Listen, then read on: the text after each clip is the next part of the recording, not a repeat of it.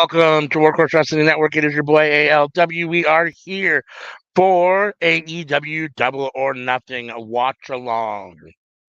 Sammy Joe should be joining us sometime. I don't know. He might not be here till 5, but or 5 p.m. Eastern. I guess that would be 5 p.m. Pacific, 8 p.m. Eastern, or 7 where he is Central Time. In the meantime, we are at the 0-hour pre-show. There have been there will be 2 matches. The first match has already happened. It was Thunder Rosa versus Deonna Purrazzo. Deonna Purrazzo got the win by cheating and holding the rope. So needless to say, Thunder Rosa was not happy. Right now, we have Tony Khan out talking with another woman whose name I don't know, and Renee Paquette on the stage live. She's making some sort of an announcement. As always, thank you for joining us here at Workhorse Wrestling Network. We got a lot of options for your watch along, so if you're here with us, we appreciate it. If you're new, hit that subscribe button, hit the like button on this video, hit the bell to be notified. We do put something out almost every day. So if you have that bell set, you'll get notification every time we put something out. So the other match on the pre-show will be. Oh, you know what? Let's do this first. That on the ticker. We'll have Billy Gunn and the Acclaimed versus the Cage of Agony. Bishop Khan, Brian Cage, and Toa Leona. That will be the second. Oh, Tony Khan just made an announcement, but I didn't hear what it was because I'm muted.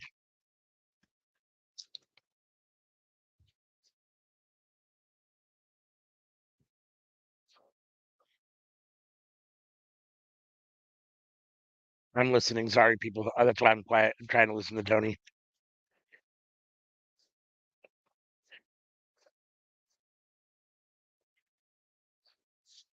Yeah.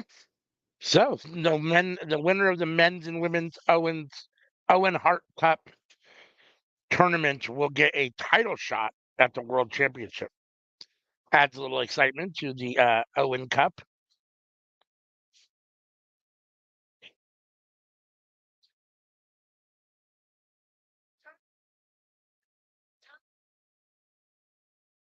Tournament finals will be in Calgary, July 16th, in Owen Hart's hometown.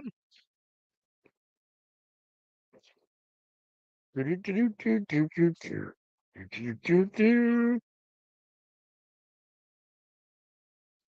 then AEW All In at Wembley Stadium.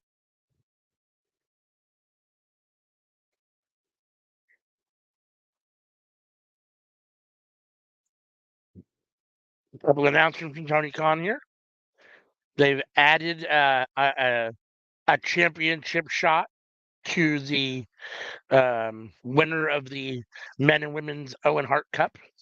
So if you win that tournament, you get not only the Owen Hart Trophy Cup, but you also get a title shot. I guess maybe they're belts, actually, now that I'm thinking about it, right?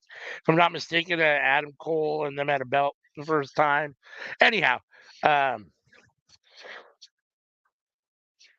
they will get a future title shot. So it adds a little more excitement to that tournament. Not that those tournaments aren't exciting already, because they do a pretty decent job of putting them together.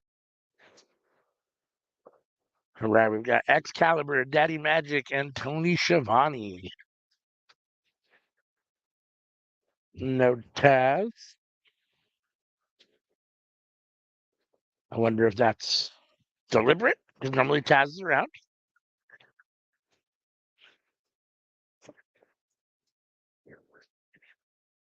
Sorry, you only get an ALW at the moment. Like I said, hopefully we'll have Sammy Joe soon.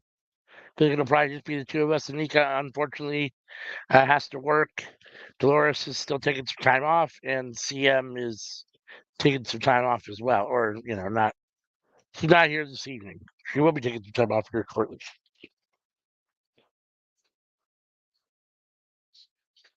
We're still in 0-hour. We're at commercial at the moment. I'm watching 0-hour on YouTube. It is live on YouTube, so anybody that has it can tune in and check it out. We did have one match already so far in the 0-hour. It was Thunder Rosa versus Deonna Purrazzo, and Deonna Purrazzo got the win. by cheating and holding the rope.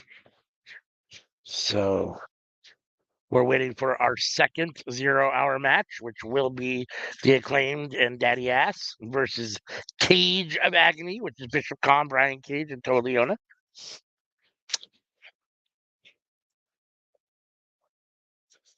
If you're here, chime in the chat. Let us know what match you're most looking forward to. I think at the moment the two matches I'm most interested in are Osprey and Strong, and probably Moxley and Takeshita for the IWGP title, because it's highly possible Takeshita can win that match. Percentage wise, I'll give Takeshita like 45-50% chance. I mean, Moxley's Moxley. He doesn't lose very often, and he's really good. And he just won that title not too long ago. But Takeshita, man, it would be perfect for him to win the title. Let's just put it that way.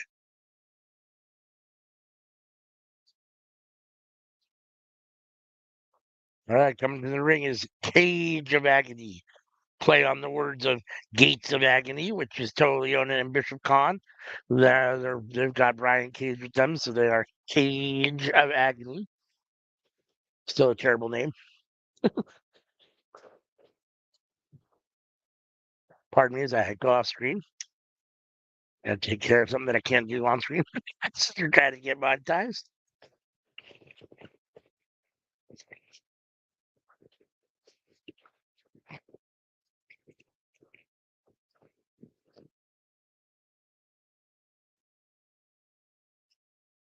All right, back you back. All right. So, Cage of Agony is in the ring. We're awaiting the arrival of the Acclaimed Billy Gunn. We'll see if Max Caster has some bars this evening.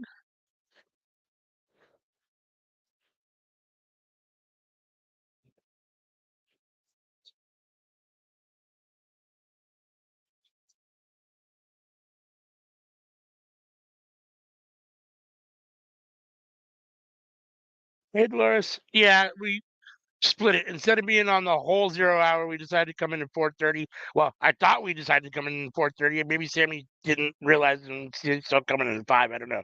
Hopefully, it didn't pass out on me and he'll be here at some point. But thanks for checking in, and thanks for letting us know, or thanks for the well wishes on a good stream. Max Caster's rapping right now. I can't hear what he's saying, but I'll have to check it out. I'll have to go back and check it out again. I like Max Caster. I know a lot of people give him um, flack for his rhymes and whatever, but I like him. I think it's funny. I think it's cool. I like it. What do I know? The Acclaimed have arrived. Scissor me. Scissor. I know.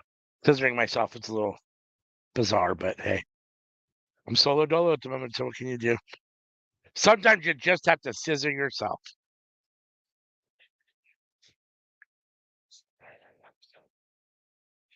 All right. We got a countdown clock in the upper left-hand window, or the upper left hand of the screen. Got about 20 minutes left until the main card. This is our second match on the 0 hour.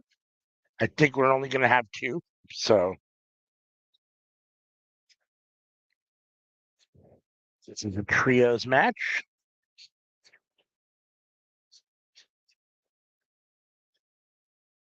Let us know in the chat if you want. Who you guys got? Whether you think it's going to be Billy Gunn and the Acclaimed or Gates of Agony.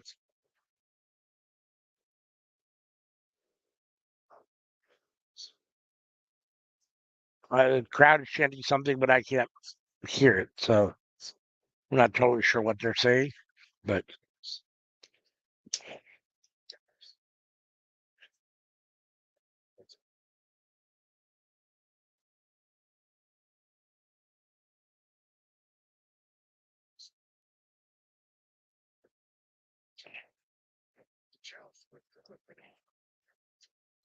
Max Caster in the ring right now with Bishop Khan.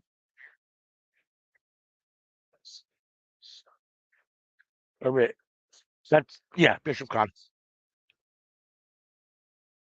It is Bishop Khan with a huge clothesline on Matt Caster. Oh, no, I'm sorry. Was that? No, it was Max. Max makes the tag to Daddy Ass, who's coming into the ring now for the first time in this match.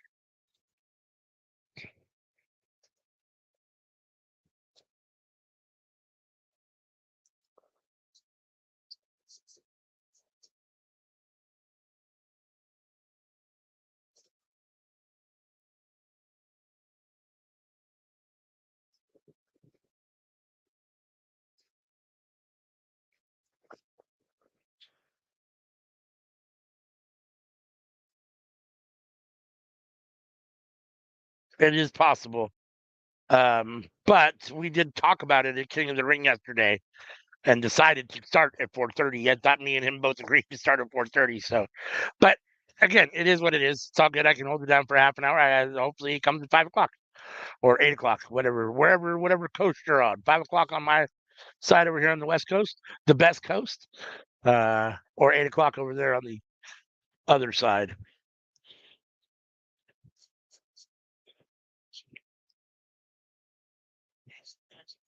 All right. So Billy Gunn is in the ring right now with Brian Cage. Couple of meaty men slapping meat. Billy Gunn's in his corner. Brian Cage is in his corner.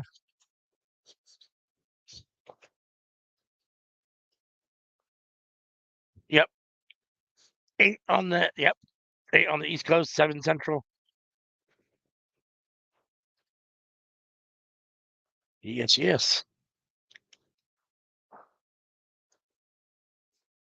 Huge shoulder tackle by Billy Gunn. Billy Gunn's a big dude. Not, I don't just mean muscular, but he's tall too. He's a big guy.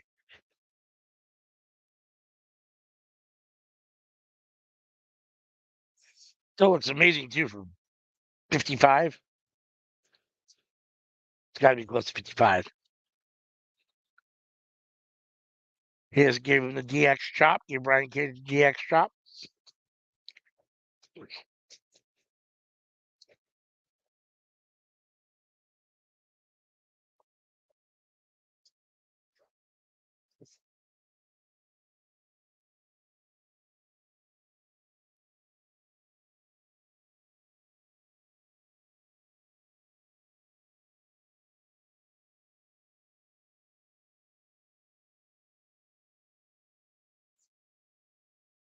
I'm sorry, I'm answering a text from my wife.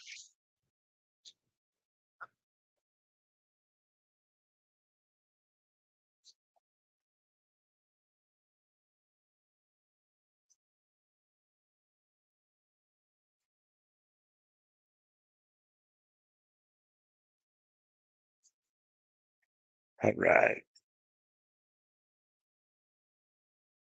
Sorry about that. Oh, oh. Both Anthony Bowens and Daddy Ass were just slammed into the steel steps, one by Leona, the other by Bishop Khan.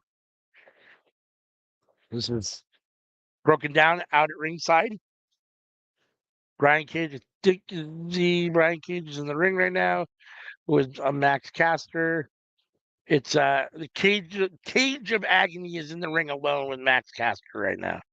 And they're all taking it out on Max Caster. It is 3-on-1 at the moment. They all did like splash type moves on him in the corner. Now they've got him up on the top rope. Khan's on the second rope. Oh, backbreaker onto the top turnbuckle. Whereas I'm resting before I produce and edit the stars for tomorrow. At least I have a handful of solid food after 3 weeks. I choose. Oh, well, I'm glad you've been able to actually chew something and eat something a little bit. That's good. Sounds like you're on the road to recovery. Glad you're resting, taking it easy. Thank you for doing all that you do. We appreciate you more than you could ever know here at Workhorse Wrestling Network. Thanks for being here in the chat. Make sure and tune in tomorrow for Seeing Stars. I believe it will be pre-recorded again. I think it's just J News alone, as Dolores is still recovering. So, but it will be on tomorrow.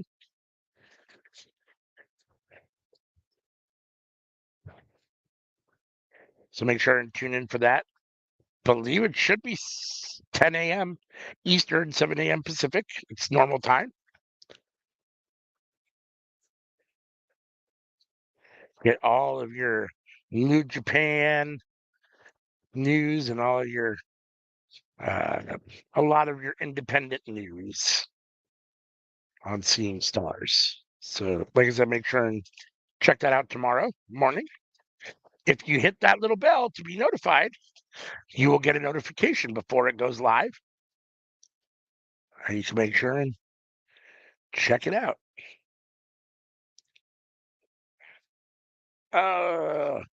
Bishop Khan choking Max Caster in the corner. Leona talks to the ref on the other side of the ring, so you can't see it. Nice double team work. Caster trying to fight his way out of the corner. Huge knee from Brian Cage. Cage beating up on Caster in the corner with some shoulder blocks in the midsection. Oh my God, a huge chop. Jeez Louise. Jeez Louise. I saw something. What did he say? I can't remember the exact quote, but Undertaker was on something. I want to say maybe Broken Skull Sessions or something. He was on somewhere and he was saying that he hated getting chopped. What did he say? He said something, he'd rather do something than get chopped. And I don't remember what it was, but I couldn't believe what he said. But just that he said he always hated getting chopped.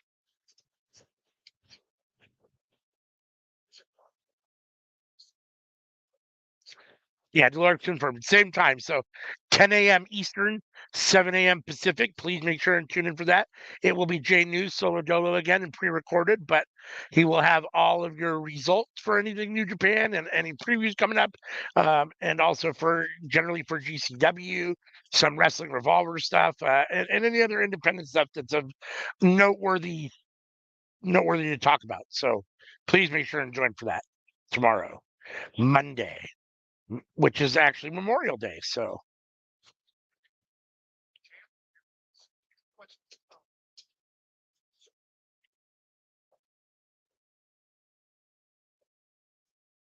Leona went for a knee from the top rope. Max Caster rolled out of the way.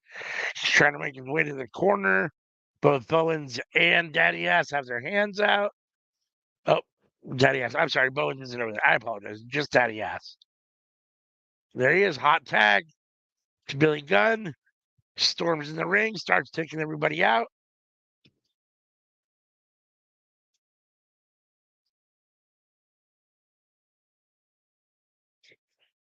Billy Gunn. Brian Cage goes over the top rope.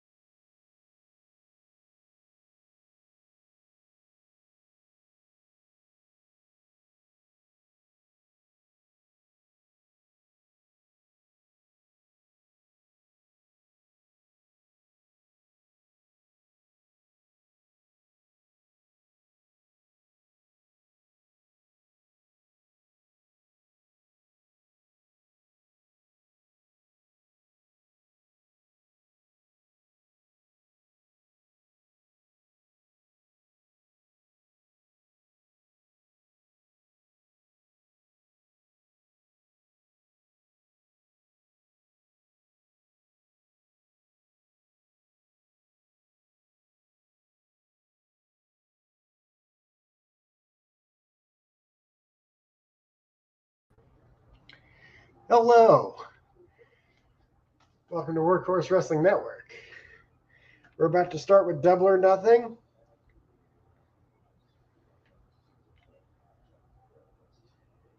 Countdown show is about to end right now.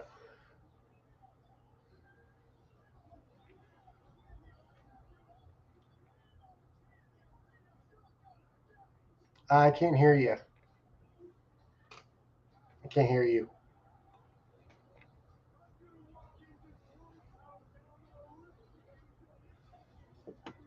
All right. A little caffeine for me. Wow.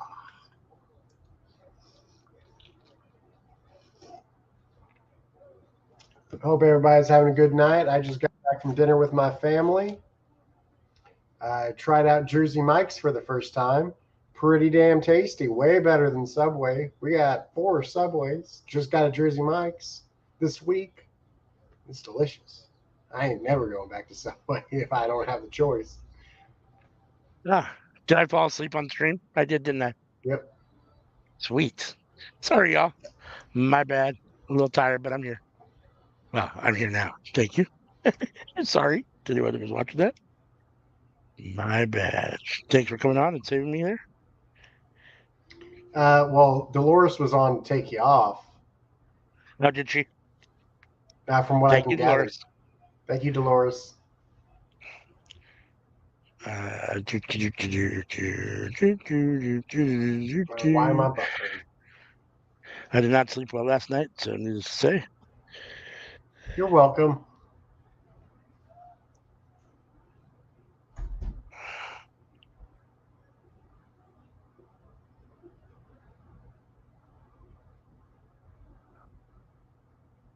All right, let me get this. Oh, stop it. Come on. Trying to get this thing going here. This stream.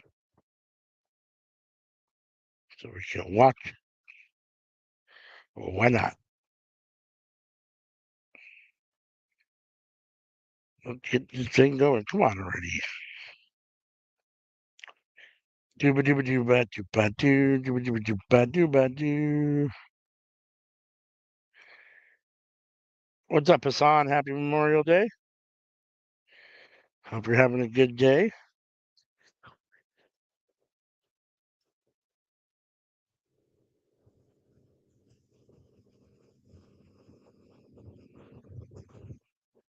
All right, we're back. Main card. Getting ready to start right now. Sorry that I apparently fell asleep on stream, y'all. I apologize. But I am back. It won't happen again, I promise. Sammy's here, so he should be back on second too. So we'll just have to listen to me talk or snore or watch me sleep. Uh, let's see. What do we got going on first?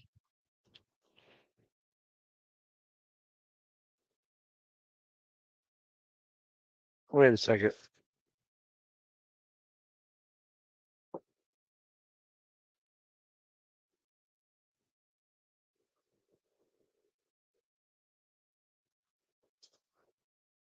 Okay, something's wrong. That's not right. Not the right one.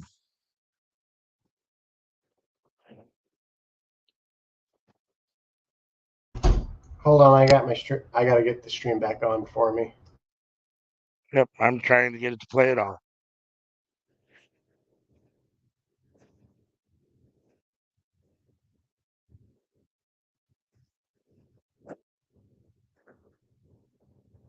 All right, I think this is the right one now. I got Swerve on the screen. They're doing a video package for Swerve and Christian.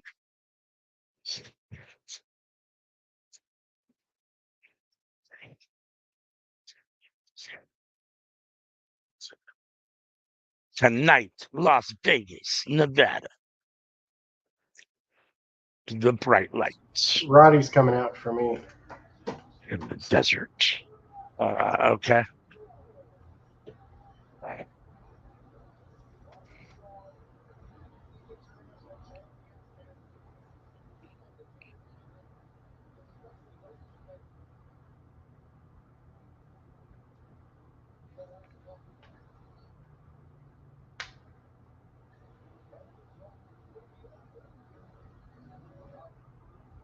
Okay. I got Roddy too.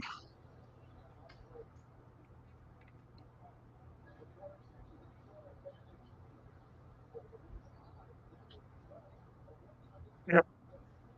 I got Roddy coming to the ring.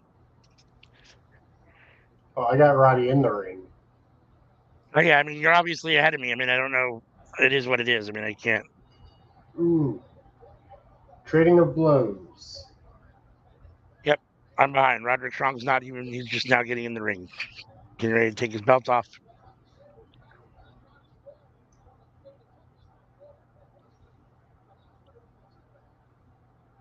So, as I was saying earlier, had Jersey Mike's today. It was really damn good. Yeah, I like Jersey Mike's. It's okay. I've never had it before. I do like it better than Subway. The only issue I have, at least the one that we get it from, or I think the two that I've had them from, they're always a little, they feel like they're, I don't want to say wet, but like they're almost a little, I can't explain it. Um, A little wet. I actually enjoy that about it. Yeah. Because, like, I hate when I'm eating a sandwich and I'm like, man, this thing's so dry. Yeah, I don't like it dry, but I don't like it when it's just like too wet or too messy to eat. Like when you bite and it just goes everywhere like that. I can't. That's too much, especially since it's supposed to be handheld food. Like if I can't eat it without making a mess, like in my like, I'm not. It's too.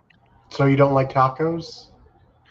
It depends. Yes and no. I mean, I tend not to make a big mess with tacos. Like Try that, not to. to me, that's kind of the joy of eating tacos. Like, I'll take a tortilla and I'll set down on the plate and eat the tacos over the tortilla. And by the time I'm done eating the tacos, I have an extra taco. Mm, Yeah. Otherwise, I'm left with eating taco salad after I finish my tacos. Yep. Ah, look Oh, who's joined the party. I was gonna say. So we might have a third person at some point.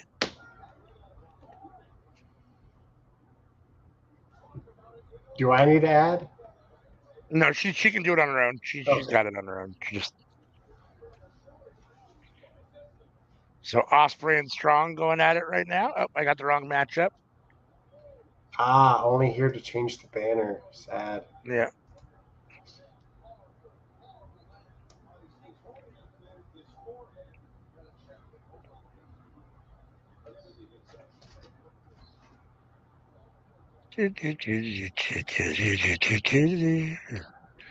Thank you for changing the banner. I was just noticing that I needed to do that. So thank you for being on the ball.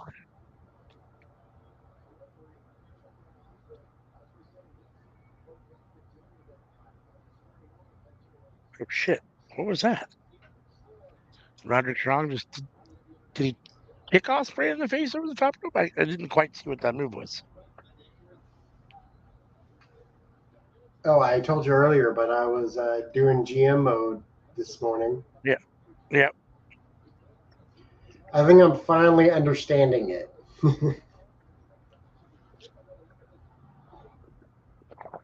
Oh yeah.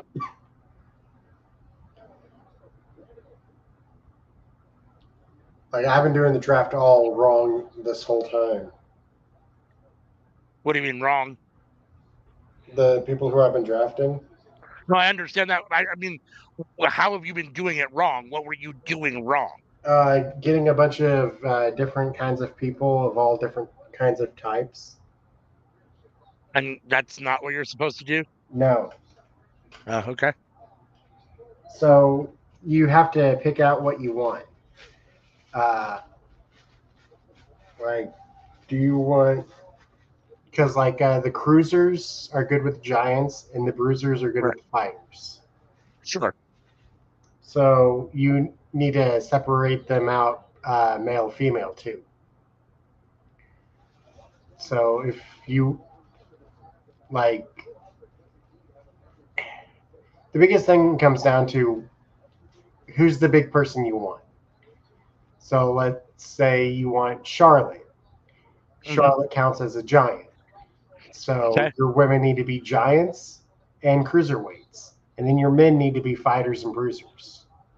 I see what you're saying. That way, like you're not left with 10 people on your roster, but you only have one giant and one cruiser, so it's just the two of them fighting constantly, and you can't do anything else with them besides them fighting each other.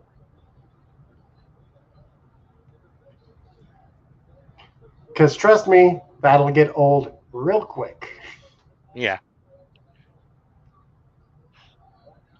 Roderick Strong in charge. He's got Will Ospreay in the middle of the ring in the label lock. Ospreay just will made his way to the rope. Great to hold. My Are you problem. surprised that this was a match to open the show? Oh no, this is a great match to open the show. Uh, my big problem with the game, though, is that all the people who I like are fighters and bruisers. So I have Yep. to choose which one I'm going to sacrifice to do giants and cruisers with. Strong and Ospreay exchanging chops in the middle of the ring. Oh, Strong with a big knee to the midsection. Oh, Strong with big right hands. Ospreay in the corner. I mean, honestly, now I'm thinking about it, my biggest problem is with the giants. I don't like the giants. Yeah, I wasn't sure who was going to ask. I didn't get a chance to ask. I was going to ask Sammy, but the card started. We didn't get the up first, so I was wondering who might open the show. I'm a little surprised. This is a great match. I'm a little surprised that Ospreay's opening the show, but We all feeling that Takeshita's going to win? I don't know. Oh, I mean, well, I don't know. I mean, I when I was talking earlier before I fell asleep on stream, I was talking about how I was gave Takeshita about 45 to 50% chance of winning. I mean, you think it's higher than that? yeah. I'm It's pretty sure definitely Takeshita's possible. going to win because it's not for the title, it's for a shot at the title. Uh, Unless I misheard that, but to my I don't know. I knowledge, thought it was for the title, but I mean, maybe it's not. Maybe it is for a shot at the title. I thought it was for the title, but I agree. Chances are good that if it's not for the title, if it's for a shot like a qualifier match, Takeshita probably gets a win. and If it's for usually the a dirty title, I think he's finish. getting about 50%. What? And probably with a dirty finish. Don Callis' family comes out, gets involved, like Powerhouse Hobbs does something. Haven and Bennett up on the ring apron to distract the referee. Wardlow in the ring with Ospreay. Oh, the ref just backed in, caught Wardlow with Ospreay between his legs, broke it up. Now he's kicking Wardlow out. Maybe Takeshita hits Mox with a screwdriver. Huh? Maybe. Oh, Strong misses with the big knee in the corner. Ospreay has him up. Oh, super kick. He was like kind of in the muscle buster position. Not the muscle buster position, but he had his head trapped in the top rope or in the top turnbuckle. His legs open. Well, Ospreay super kicked him. Ospreay up to the top rope. And Ooh, it's a good excuse to corkscrew. bust Mox open, get some color. Ospreay just took out the whole kingdom at ringside. Yeah. Oh, there's a lot of different things they could do with Mox and Takeshita. It'll be interesting to see. I'm excited for that match. That one and this one were the two matches I was most excited for. So But I'd probably say that Takeshita's got like a 65, 70%. two. Roderick Strong kicks out.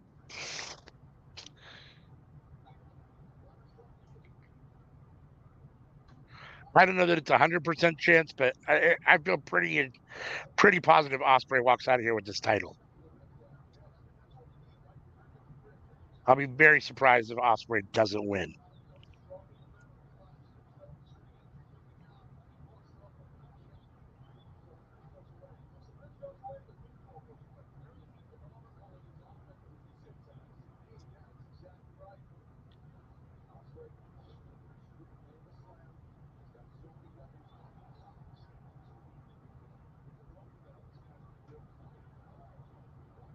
You got Osprey winning too. You think Osprey wins it? Um, I would imagine, like, the only argument I hear people have against Ospreay winning is that he should be going for the world title instead. And it's like, I mean, if you're losing for the mid card title, like, Right. Oh, kind both of makes men you up on look the bad second for going rope. for the world. Right. Osprey fighting his way out. Osprey alone on the ropes. Roderick Strong in the ring. Yes, indeed. Yes, indeed. Right. I was a little surprised too myself. Osprey with the corkscrew. Osprey with the corkscrew. Something missed. He landed on his feet, but then he was holding his knee. Super kick. Oh, here we go. Osprey, Oscutter. Oh no. Which hidden blade. Oh, went for it. Roderick Strong counters. Hasn't been a single leg grab. Will Osprey tap out? Osprey trying to get to the rope. Rolls over. Kicking Roderick. Roddy grabs his leg. Now he's got both legs. Turned him over. Full Boston Crab. The ref is asking Osprey. She's a little too close to the ropes, though. Osprey makes his way to the ropes, and the ref is going to break it up.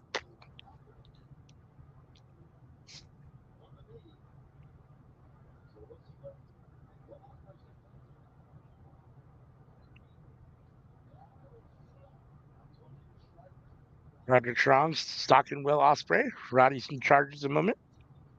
Wardlow's already been sent away from ringside for interfering.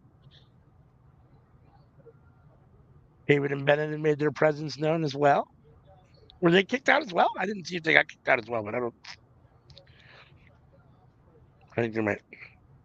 Well, I'm not sure I see anybody ringside.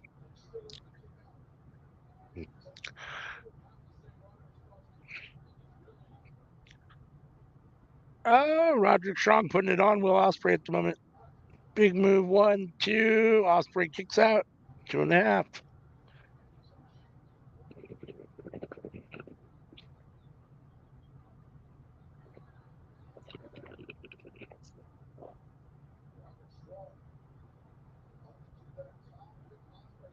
Oh, have you had Firehouse subs?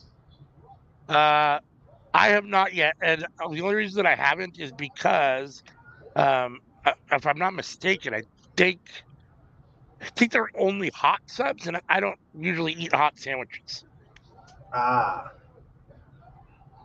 The only sandwich I like a hot sandwich is the meatball sub. Otherwise, I like cold sandwiches. So, and I think they only do hot sandwiches. So, Roderick Strong with now Jimmy hit him John's, I with the think, doesn't do hot at 2. all. So, Yeah, I like Jimmy John's. I like Jimmy John's. They're probably my favorite of like the chain sandwich places.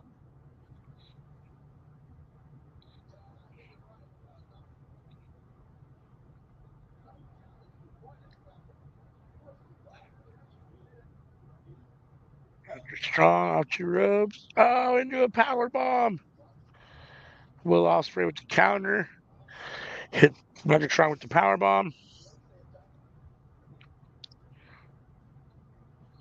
Both men down right now, so you can get up and take advantage first. That was a nice little counter there.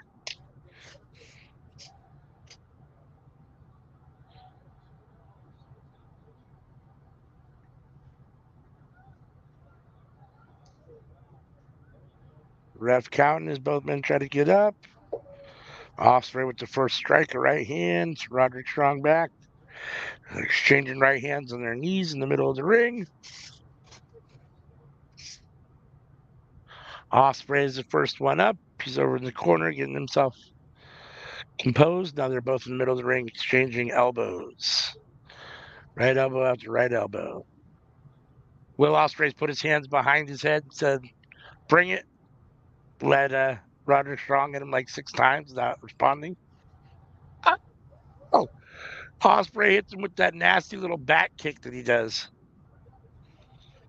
Oh.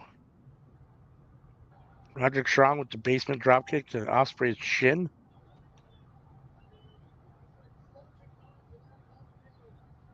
Oh, shit. What the hell was that? 1, 2. Styles Clash? Oh. It almost looked like Ospreay was going to go for a Styles Clash. Oz Cutter. Oz Cutter out of nowhere. Can capitalize.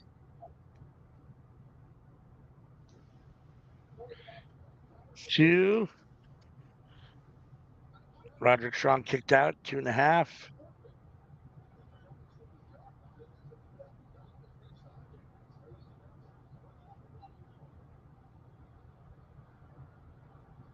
What is the ref? Oh, the ref is pushing Ospreay. The ref is pushing Ospreay off so he can check on Roderick Strong.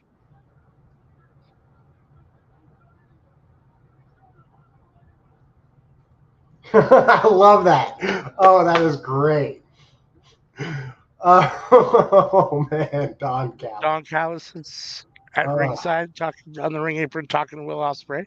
Telling him to go ahead and hit him with the Tiger Driver. He's got to go to the hospital anyways. Right? Oh, is that what he said? Mm-hmm. Okay.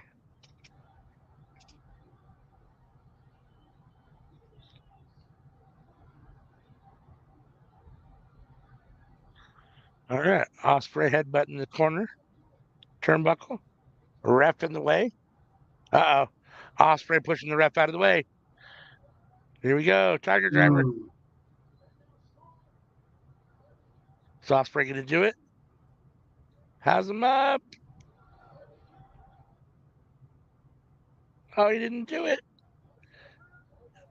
Roderick counter, or Will just can't finish. Roderick counters out. Up on his shoulder.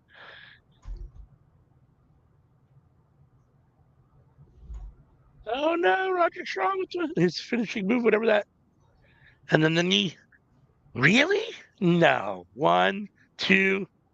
Ospreay kicks out. Wow. I thought it was over there. I really thought, holy shit.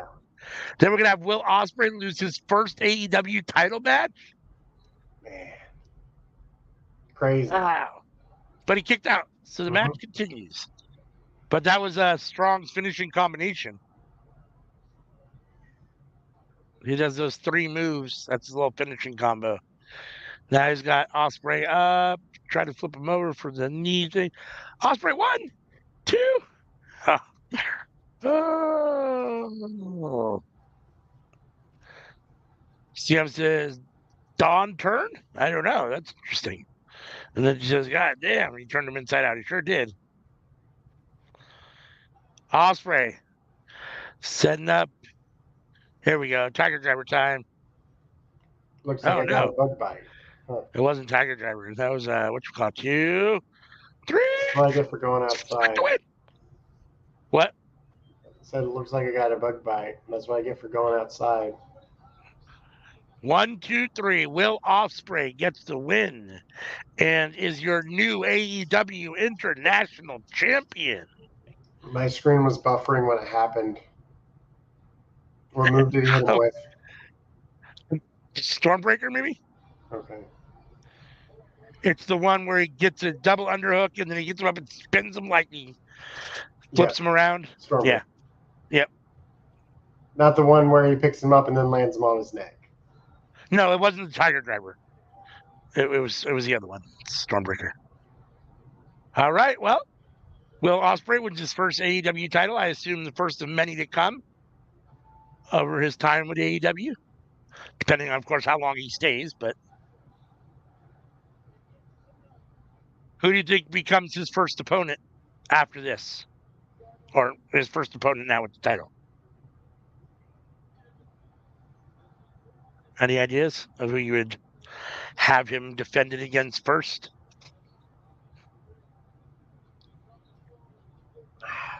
I think Jay White would be good. But I also don't want Jay White to be losing another match. Where's Adam Cole? He came back for 2 weeks and then left, and now he hasn't been back again, right?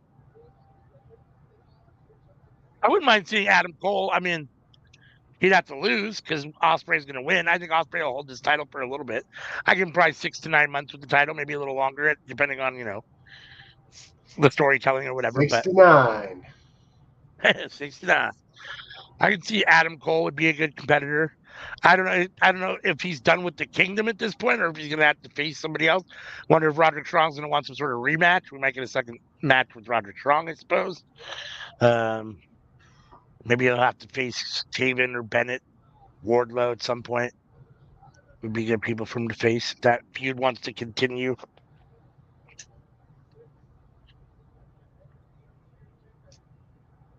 Oh, Adam Cole, Baby's music just hit. Here we go. Speaking of the devil, and the devil appears. He's right there. But he's is the Kingdom still in the ring, or is he by? I mean, the Undisputed Kingdom still in the ring, or is he by himself?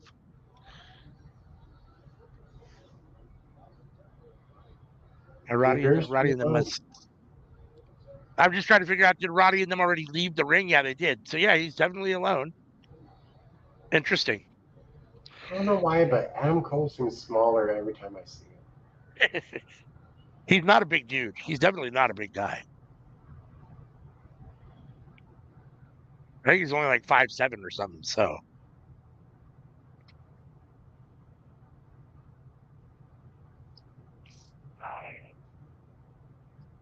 I will be right back in 2 seconds.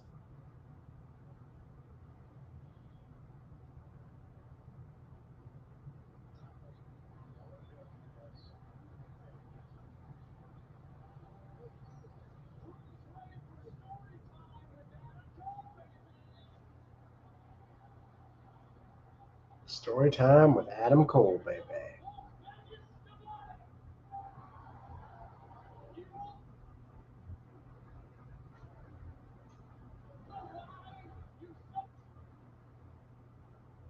What is he saying? Anything? Oh no.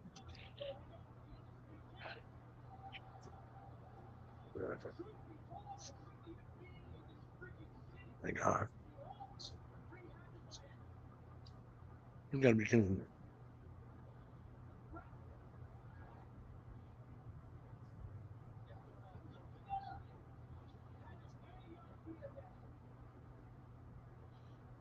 Well, he's definitely giving a heel promo, saying I shouldn't even be in this stupid city.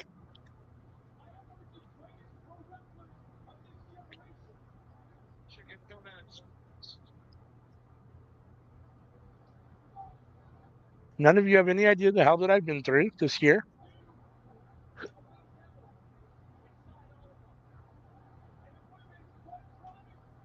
Or through the past 2 years. I would have broken anybody else. Agree or not, I'm one of the best wrestlers of this generation. Oh, Adam Cole holding the devil mask.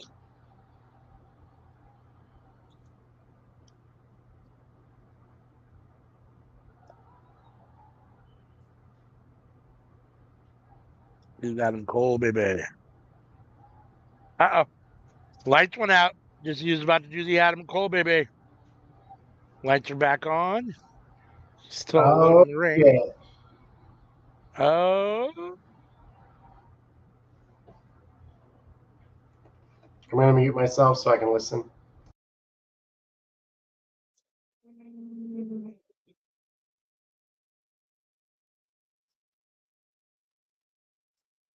Oh. Is it MJF? Maxwell Jacob Friedman is back.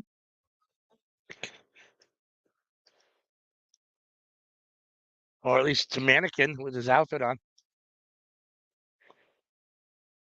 There he is. Up, holding a picture of Adam Cole and MJF together that he's ripped in half. That's it. Adam Cole looks bewildered in the ring, looking around everywhere, waiting up. And here comes MJF's music.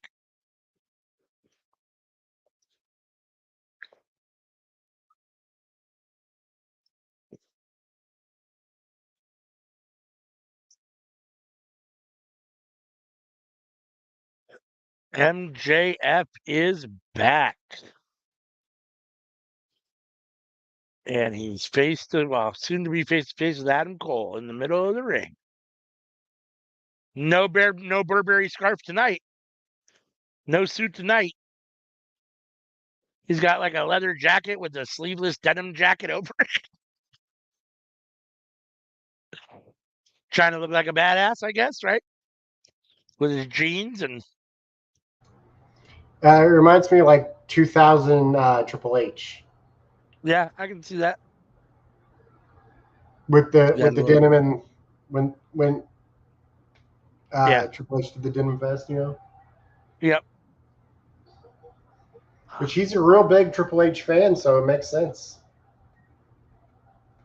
Adam Cole's got his hands out like let's hug, and MJF is like, what the fuck? I don't think so.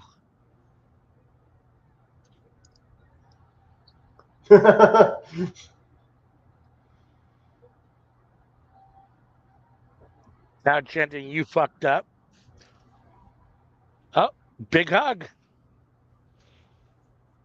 Adam Cole, MJF hugging in the middle of the ring. Oh! MJF kicked him in the junk. All right. MJF put a low blow on Adam Cole and the big smile. Got him up. Brainbuster. Oh, he dropped him right on his melon.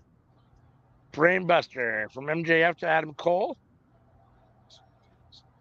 Looks like both men are back and cleared. Ready to wrestle again. Oh, MJF's got the mic. What's he going to say? What is he going to say?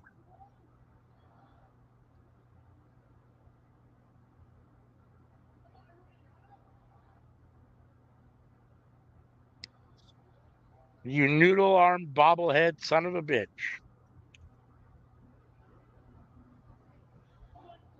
Oh, did I hurt the baby?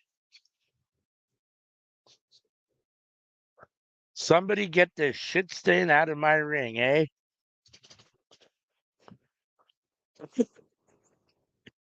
Yeah, which facts for sure. Dudes really need to wear cups at all times in wrestling. 100%.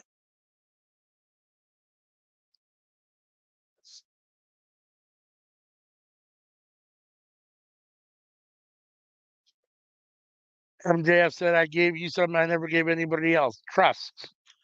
And that'll never happen again.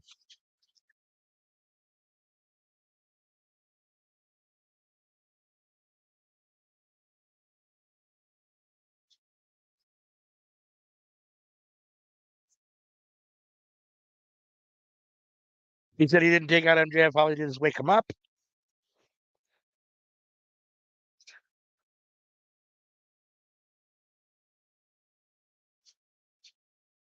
I'm the greatest wrestler on God's green earth. I'm a generational talent.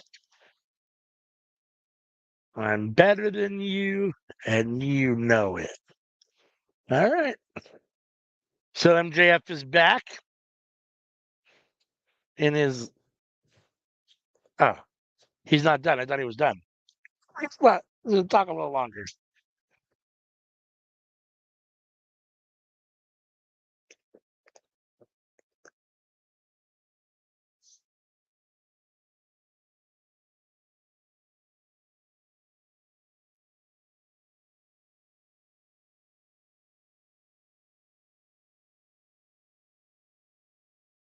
I don't need New Japan or Vince McMahon to make MJF because MJF made MJF.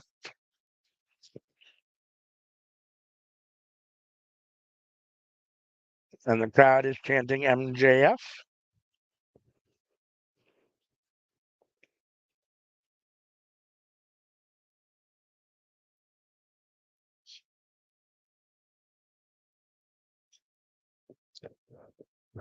No more friendships, no more kangaroo kicks, no more bullshit.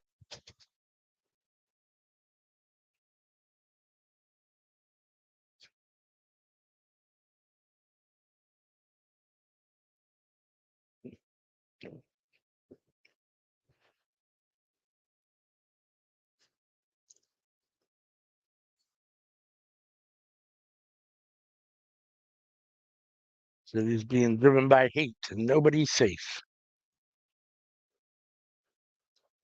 He's got the devil mask that Adam Cole had in his hand.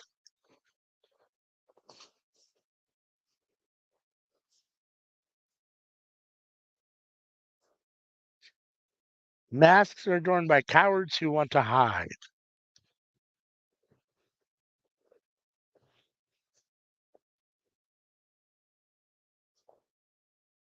He's done apologizing and being humble. He is the best.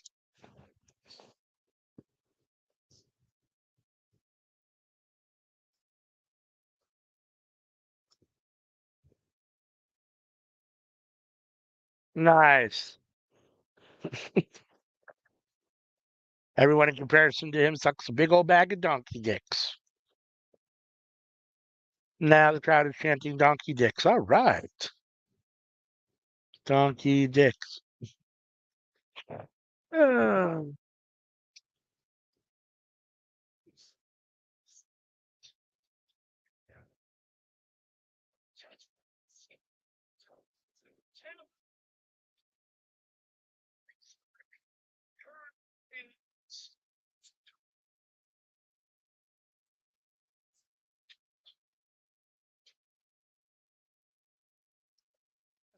Now MJF is stomping on the devil mask. He's going to give it a Ric Flair elbow drop. Yeah, he did. Oh, yeah. And then flung it out to the crowd. And he's going to talk some more. I guess he hasn't been around for a while. He's got to make up for it with a long promo. Yeah, he's been gone since World's End, right? I think so, yeah. I think that sounds right. This is his first appearance this year.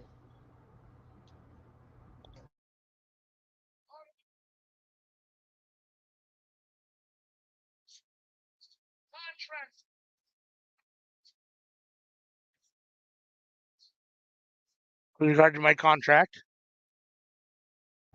He's got a new tattoo, and it's better than Cody's.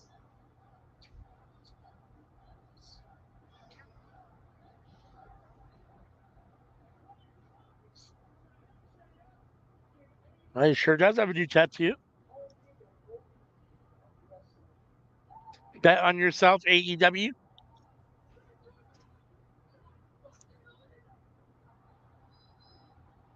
So he has an AEW tattoo. Interesting. Making a lot of Wonder sense. how that plays out when he ends up in WWE. And when he ends up in WWE in 5 years, I wonder how that plays out. He'll wear high enough boots to cover it, or pants to cover it. Yeah. Because I'm not fucking leaving. Spitting the cameraman's face and everything. All right. MJF is back and fired up. Are you happy MJF is back? Yeah. And I'd say that pretty well clears the rumors. Some people were saying that he's going to be leaving. Other people were saying he signed a new deal. He's going to be there until 2027. Well, he's going to be here at least for a little while.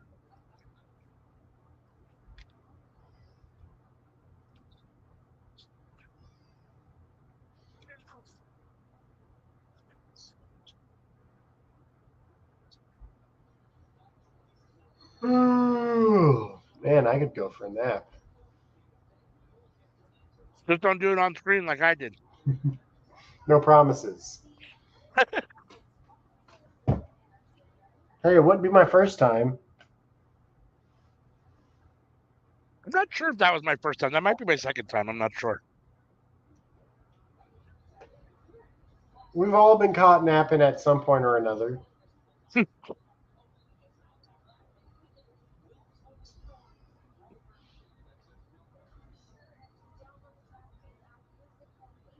New Pillars have said they're not leaving AEW. Yep. I mean, I couldn't see Jungle Boy leaving now. You couldn't or you could? Couldn't. Not now. Couldn't. Yeah, no. Like, he just came back.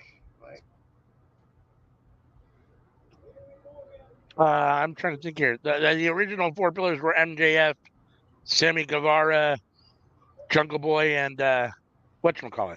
Why am I drawing a blank? No, I said Jungle Boy. Oh, Darby Allin. Darby Allin.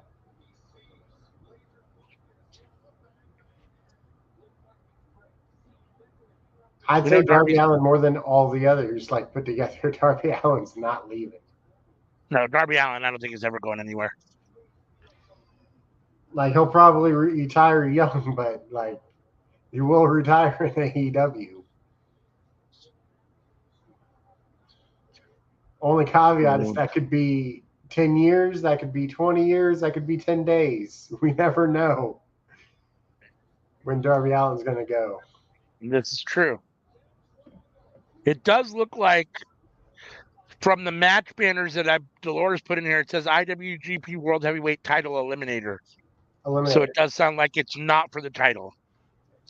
If he wins, he gets a shot. Which, if that's the case, then yes, I think it probably 90% chance Kesha gets the win.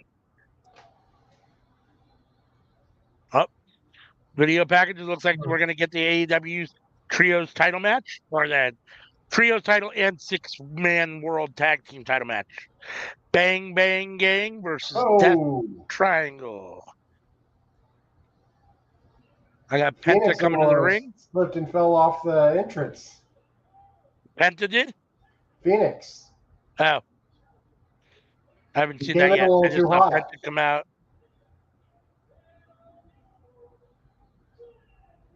Yep. CM confirms Takesha's match is definitely an eliminator. And make sure I misunderstood. I thought it was a title match. That's my bad. Make sure you're paying attention to Phoenix. You don't want to. I'm watching him right now. Yeah, I'm watching. Which is funny because right now he's in the middle of the ramp. Like, oh, you already missed it then. Oh, did I? Oh, I guess maybe I wasn't paying attention. Yeah, when he went to the middle, he slipped and it's like, oof. All right, pack the first one from Death Triangle into the ring. To be fair, that entrance does look like it would be slick. Yeah, CM caught it too. He about slipped right off the stage.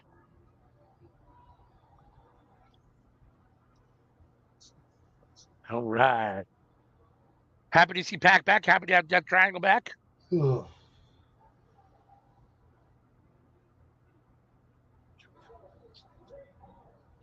What do you got here? I got Bang Bang Gang. Retain, yep.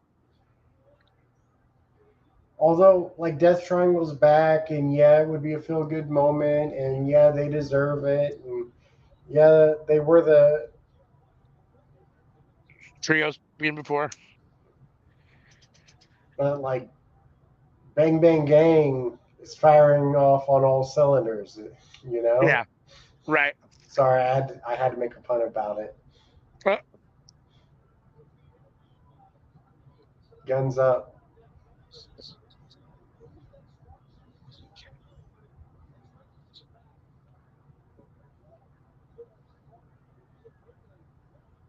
Ugh.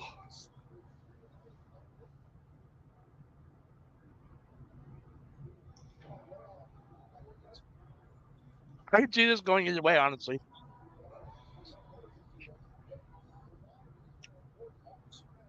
Like, I feel like Bang Bang Gang would be a draw no matter what company they were in. Yeah, I mean, I don't know. Here's my issue. Jay White is really, really good. Austin and Colton Gunn are okay. Like, if they weren't with Jay White, I think they'd be toiling at the moment. Like, I think they'd be suffering big time. I think they're benefiting from being with Jay White big time. I mean, when we did the tier list for the AEW tag teams, I came to realize that I'm a bigger fan of the Guns than anybody else is. Yeah. I mean, for me, this match, if you take the Guns and the Lucha Brothers, just the two tag teams, Lucha Brothers is head and shoulders above the Guns. And then you've got Jay White versus Pac, and I think they're pretty evenly matched. I mean, I mean, I don't think that's a fair comparison, personally. What do you mean? Like, Lucha Bros is possibly the best tag team on the roster. Yeah.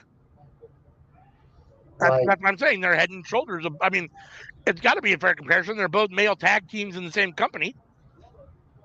You can compare and say one's really good and one's not. Like in comparison. I don't know. To me, it's kind of like if you were to compare, say, Kenny Omega to Swerve Strickland. Like, they're both great, but like, yeah, one's A tier, one's S tier. Like, of course, Bryan Danielson's head and shoulders above, but like, that's no knock on Swerve. Like first of all, you said Omega and Swerve, and then you said Danielson and Swerve. Oh, my bad. Either way, like, So Danielson and you think? Omega are both S tier. So you think? So you see Omega and Danielson on a tier above Swerve Strickland? Swerve would be A tier. Interesting.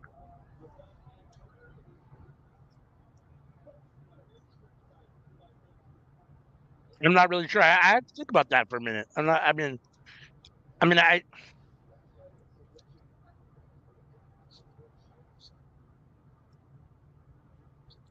I think about the very best wrestlers in the world, I think Swerve has to be in that conversation at the moment. I don't know where he goes. I mean, they're not sure.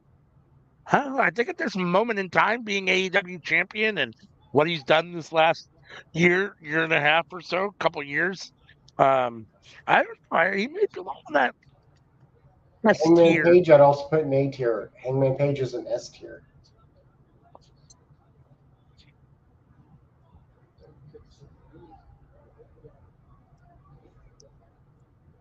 Uh, None of those are tough questions. I'm not sure where I totally land on that. Jericho used to be S tier, but now I'd say he's B tier. That sounds, yeah, I agree with that. That I agree with.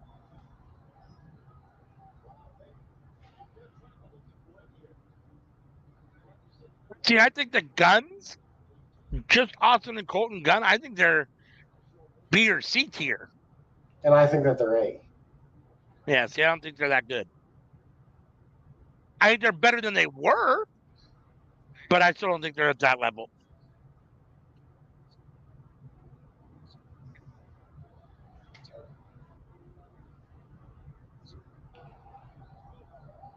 When they were champs, I would have said they were B tier. Can you hold down this fort alone for a couple minutes? Sure. All right, I'll be back. Sorry. We got Pac inside the ring, running the ropes. Cut short by Jay White. Oh. Ooh, DDT to Pac. Pac makes that look so brutal.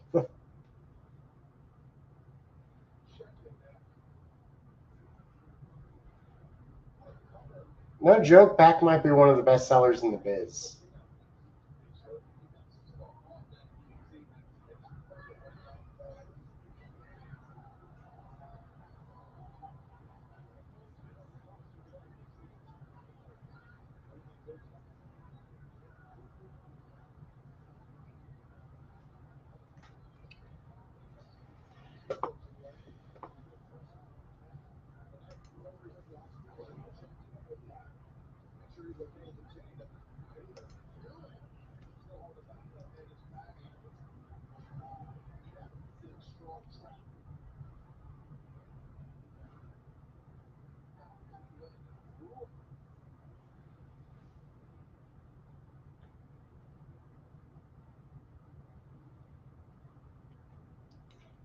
I feel like Pac does get his roses, but even then, like, he's still underrated.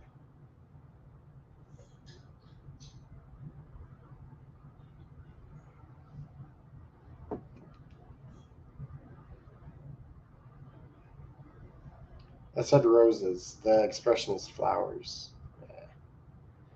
Y'all knew what I meant.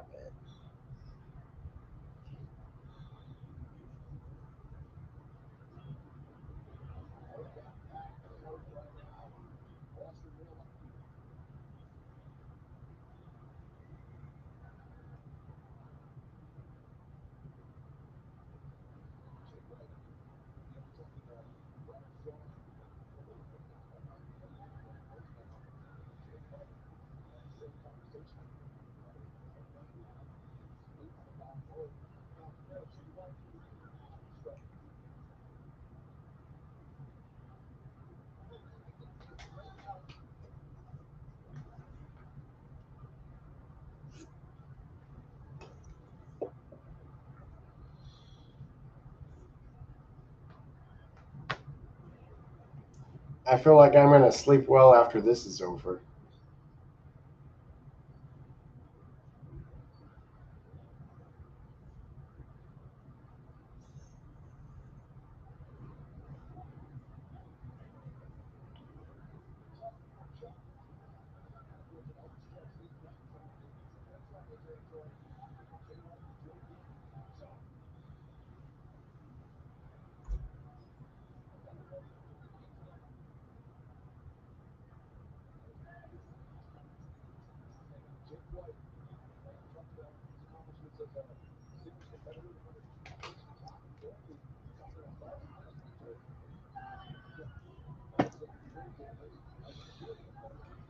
So I was just looking over and I got this Thanos here. And I was just looking at him. I was like, you know what? Kind of reminds me of JD McDonough. Y'all see it?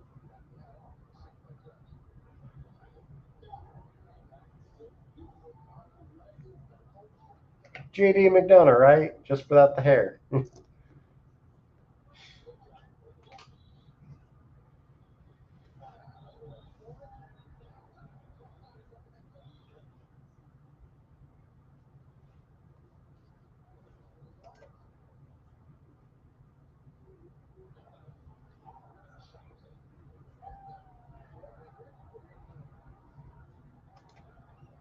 I feel that. I feel that.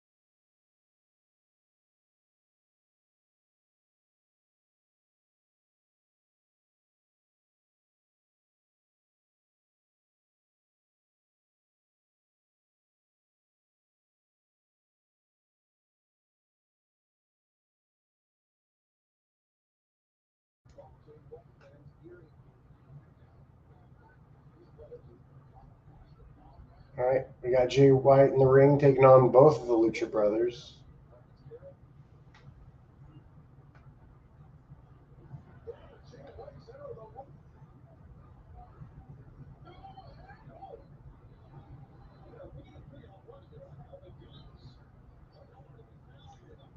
Ooh, Jay White's in a bad position now, and Pac has been tagged in.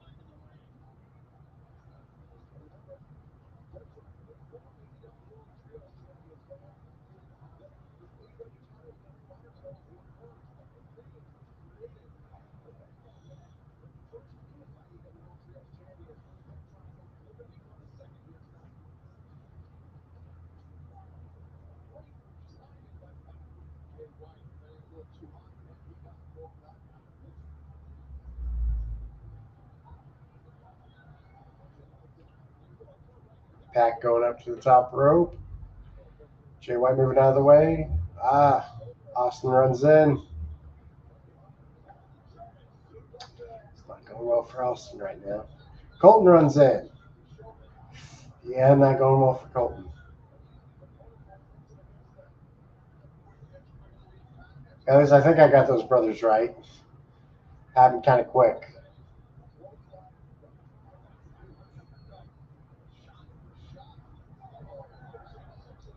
Lucha Bros setting up to finish this whole thing.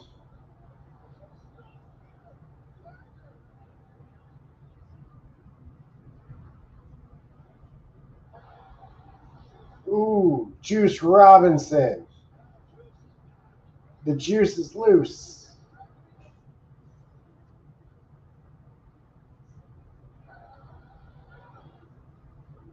Oh, man. What a turnaround that was.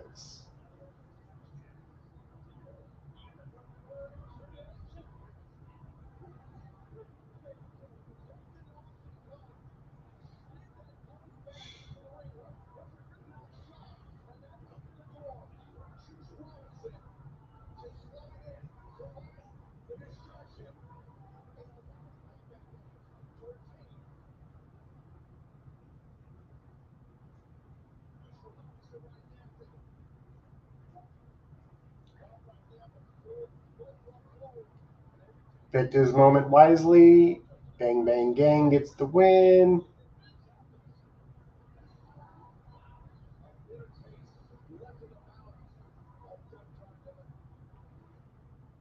Very good match. Very good match. But it's an AEW pay-per-view. Like, every match is going to be a good match.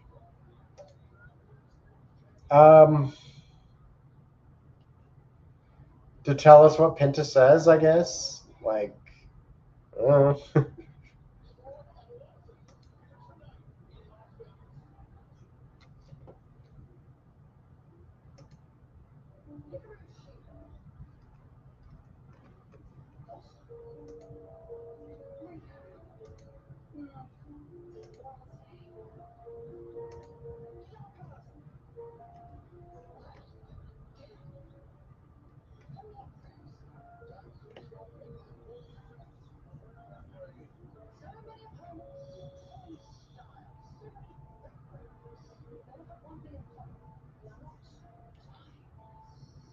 so we're getting a package of Tony Storm and Serena Deeb.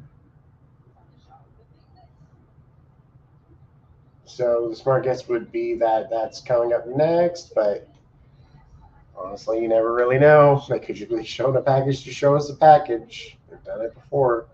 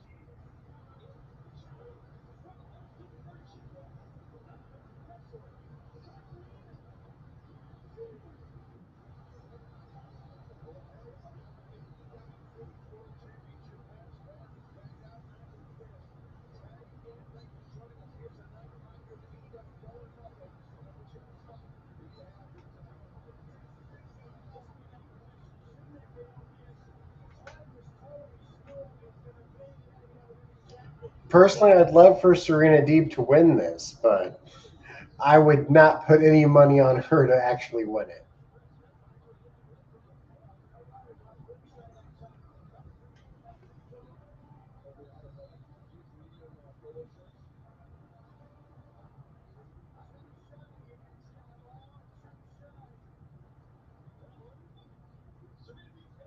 I think there's only two women that can take that title off of Tony, and neither one of those women is Serena.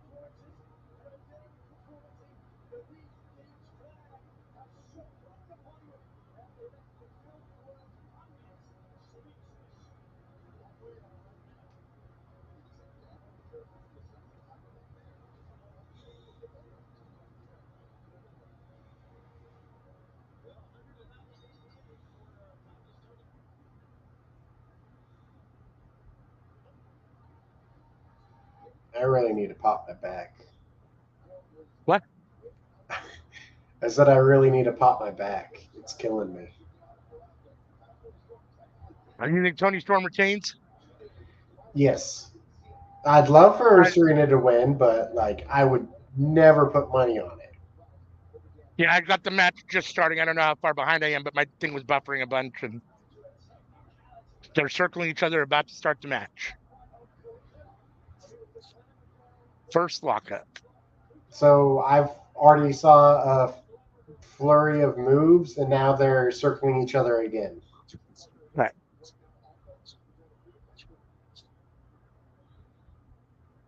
Sorry for disappearing. Hopefully, I won't have to do that again. Thanks for holding down the fort. Also, another thing I wouldn't bet money on.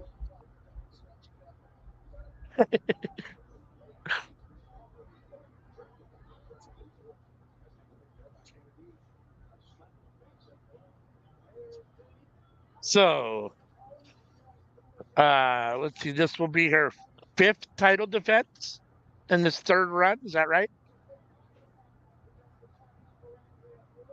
Uh, She beat. Let's see. She beat Thunder Rosa most recently. They announced it earlier before they in the opening video package. They announced it, or she went through the in her little promos. Uh, Shida, Riho. Who else? Thunder Rosa. There was the fourth person. I forget. Deanna? Deanna Praza. So my question for you is, where do you think Serena Deeb is in comparison to those other women that she's already beaten? Thunder Rosa, Deanna Purrazzo, On the Hikaru mic Shida. or in the ring? Huh? On the mic or in the ring? Both. Either one. Just overall. I'd However you say want to assess it. out of those four, she's the third best on the mic, but she might be the best in the ring. Yeah. Yeah. She's extremely talented in the ring. She definitely needs a little more work on the mic. Some of her promos are a little bland. Like, thing is out of those women, like, Sheeta's probably the worst in ring, but like, she's still really great. Yeah. No, I mean, when you just those four women and now Serena Deeb, I mean, this third reign for Tony Storm has been pretty impressive, especially if she gets the win here again. I mean, that's a nice little litany of people to beat, to retain your title against. So,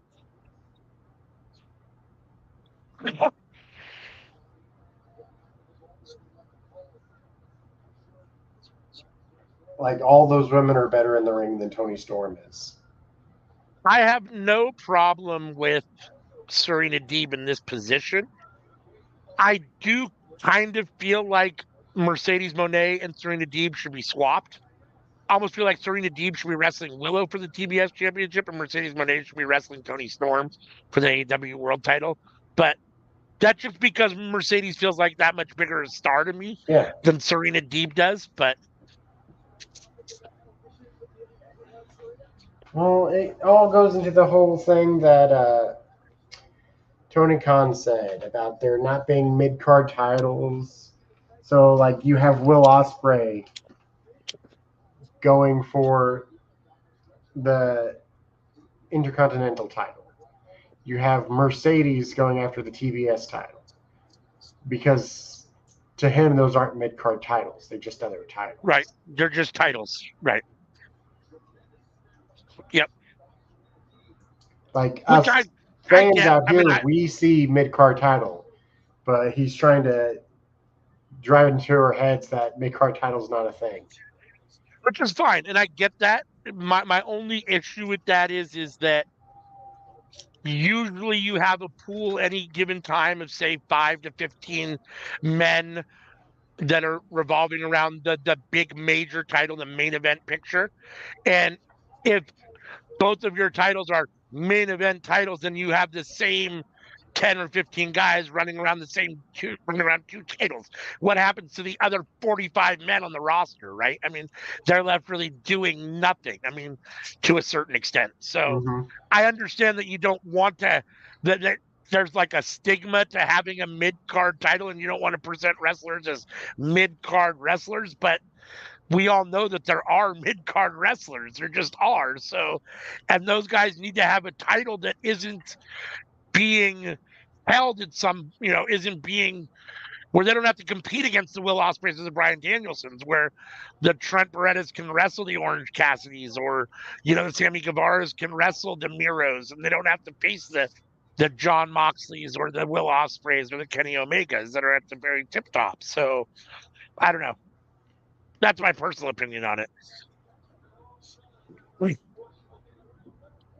I can appreciate what he wants to do. I'm just not sure that it works well for everybody that way.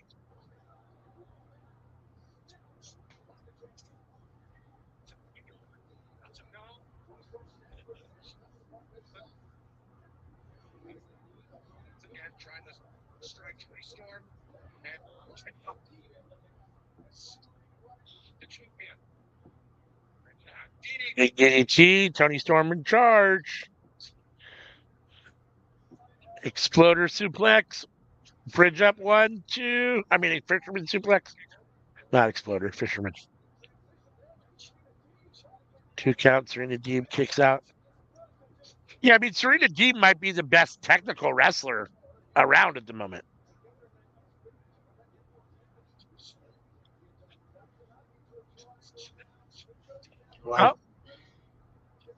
Into the armbar. Like, if we're talking about American wrestlers, it's her, it's Deanna. Yeah. And probably Mercedes number 3. Yeah, I can see that.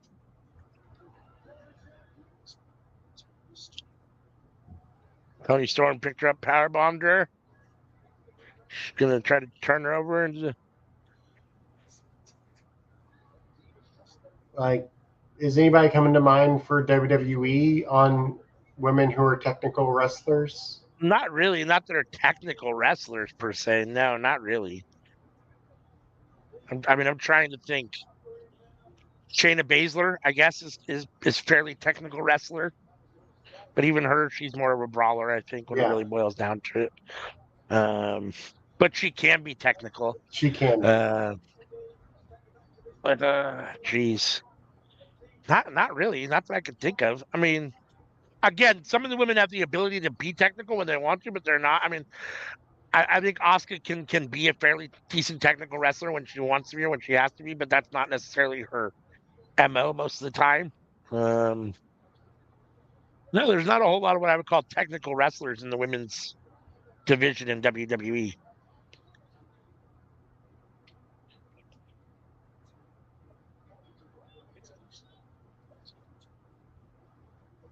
Like, for the most part, I don't think anybody at the top of the food chain for the women is definitely a technical. I mean, Rhea's not a technical wrestler. Bianca's not a technical wrestler. Powerhouse. Becky's not a technical wrestler. She's more striker. Yeah. Charlotte's definitely not a technical wrestler when she's around and healthy. She's more of a technical wrestler than all the others, though. But Charlotte's well-rounded. She's a little bit of powerhouse, a little bit of striker, a little bit of technical.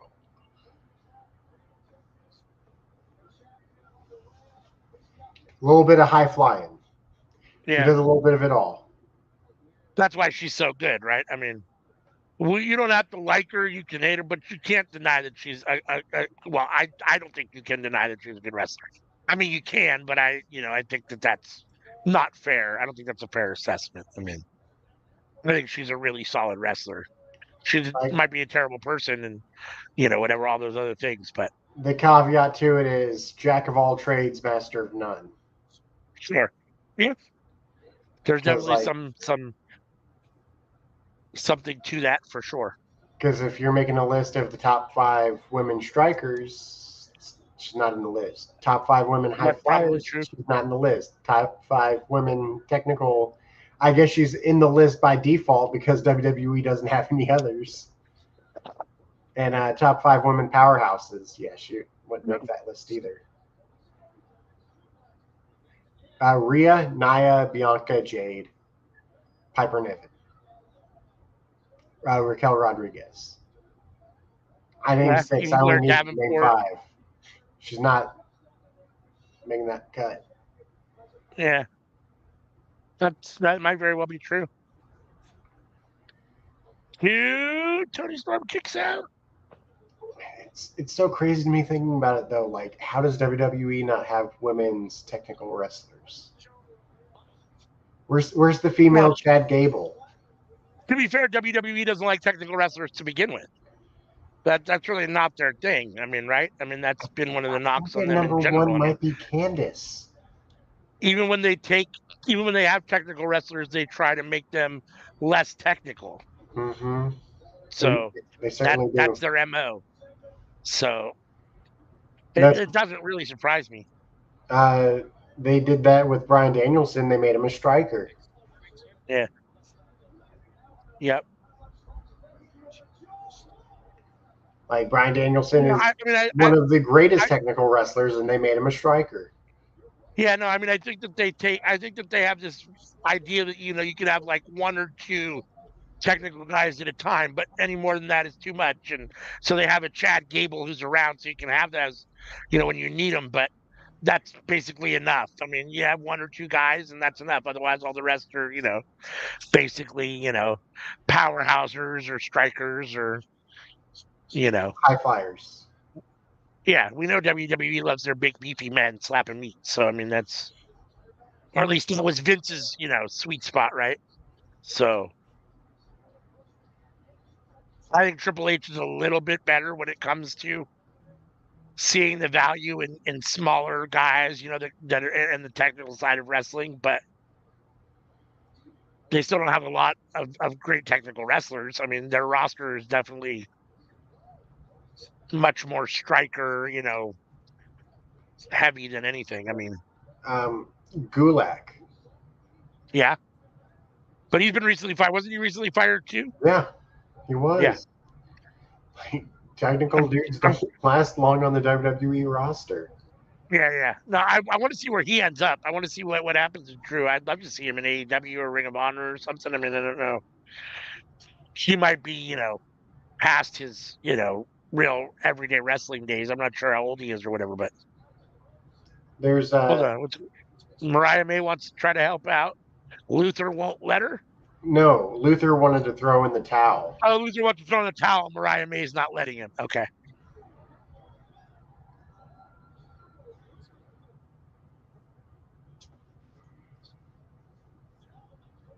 Okay.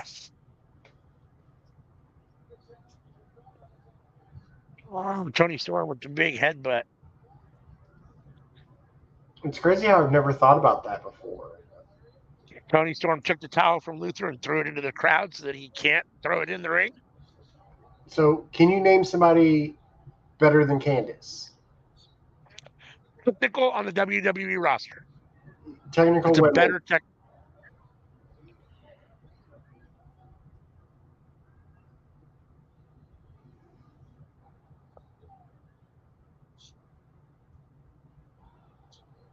I mean, probably not. I mean, I'm trying to think. I mean, I don't, and it's funny. I don't even think of her as necessarily a real technical wrestler. One, two. Um, but I guess when you start comparing her to the other women, she's definitely more technical than them. I Oh, Serena mean, Deeb kicks even out. when you compare her stuff, like, she's not a powerhouse. No. She's not a high flyer. So No. she either has to fit into striker or technical, and I feel like she's much more technical than striker. Yeah. I think I can see that. I mean, ultimately, we got to. I mean, if we ultimately have to put her somewhere, I guess that's the fair spot to put her. Um, no, I mean, I don't. Again, I mean, probably even though they don't Mm. put her that way, I mean, when it boils down to it, they let her do it. Shayna Baszler is probably the best technical wrestler in WWE. They just don't present her that way. They don't let her do that. So, well, I think the thing to it is that the women she's wrestling against don't know how to do it. well, there's that too. That might be. Who I thought it was over there. Serena Deeb face planted Tony Storm.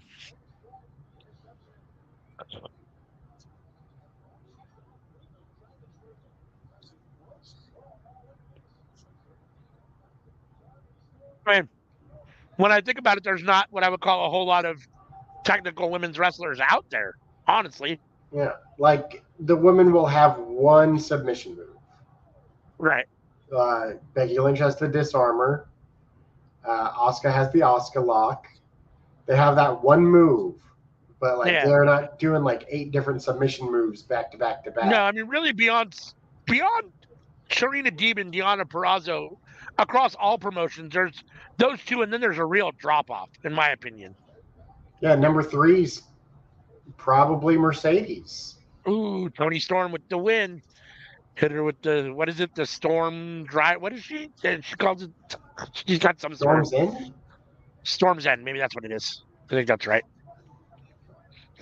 Tony Storm retains in what was a really good match. I mean, when you go into the Japanese women, you got more options. You know, you do. You're looking at AEW and Stardom, but you do, and I think that New Japan by default, not. I'm sorry, let me rephrase that. Japanese wrestling by default, at least the Japanese wrestling I've seen, by default is much more technical, usually in nature, than American wrestling anyhow. Even when you have bigger, harder hitting guys, even those guys have moments where they're technical in matches, you know, in almost every match at some point. So like, I think that technical wrestling is much more valued, it seems to be, in Japan than it is here in the States. So you definitely have more technical women's wrestlers in Japanese women's technical wrestlers than anything. I mean, if you look across the board, there's not much powerhouses or high flyers. Like, you're either a striker, technical, or both. I suppose that's true. That's fair. That's a fair assessment. It looks like we are getting Cassidy versus Brent next. Like your Zack Sabre Juniors, your Minoru Suzuki's. Yeah.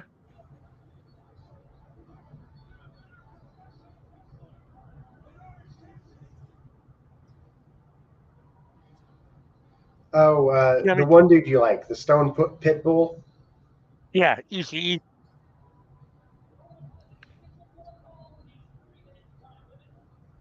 You know, what you call it? You know, there's a lot of good technical wrestlers in New Japan. Oh, I was thinking of him for Striker. Oh, for Striker. Yeah. Yeah, he's definitely. I mean, he has moments where he uses some technical moves, but he's definitely. Even though he's not like the biggest guy in stature, he might be a powerhouse in the way that he actually wrestles, because he wrestles that real kind of powerhouse style, right? I mean, super hard hitting but he's not the biggest guy in the world. He's small. I mean, he's kind of small as far as powerhouses go. Like, well, like when I think powerhouse, I'm thinking, you know, like a Braun Strowman and a Brock Lesnar. Right. Like, you're constantly picking the other dude up and throwing him and stuff. Right. He's striking him, so that's true. Being a striker. I guess that's true. I guess that makes sense.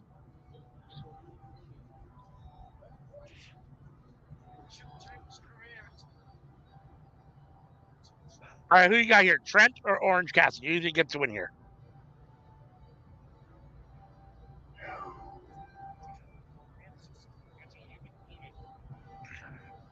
I got to go Orange. Yeah, I have a feeling Orange Cassidy gets the win too, unfortunately. After everything that's led up to this, like...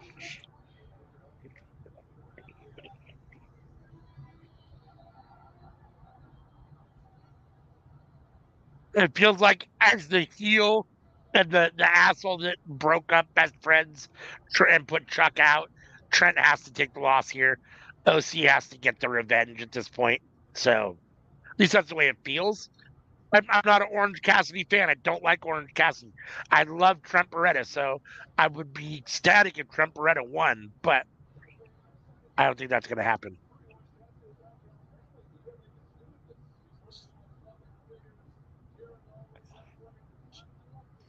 But honestly, for me, this is like the least hype match for me on the card.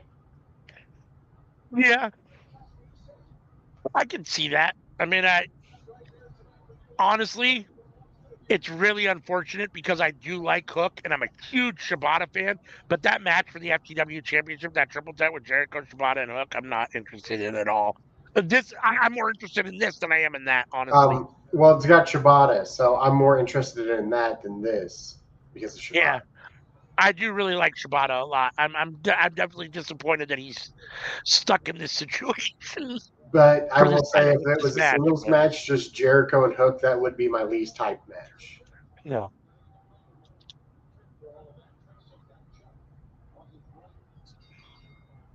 For me, the triple threat, there's one guy I really like, Shibata. And here, I'm not an Orange Cassidy fan, but I like him. Well, that's not true. I like Hook better than Orange Cassidy. I don't know. It is what it is.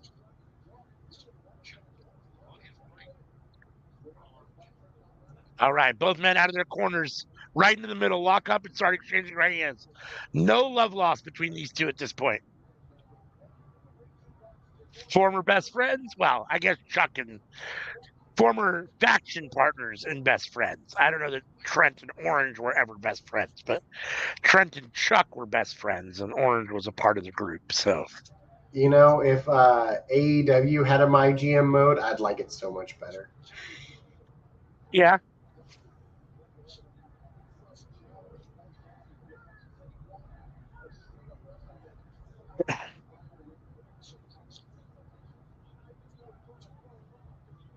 Yeah, I get a little frustrated with the GM mode because you put together a match that you think is a solid match and it only gets like moderate or average or below average. It's like, why? I mean, Mm-hmm. I paired the proper people together. I thought that they had, they're at rivalry level 2. It seems to make sense. And it's like, why is there no? Okay, well, whatever.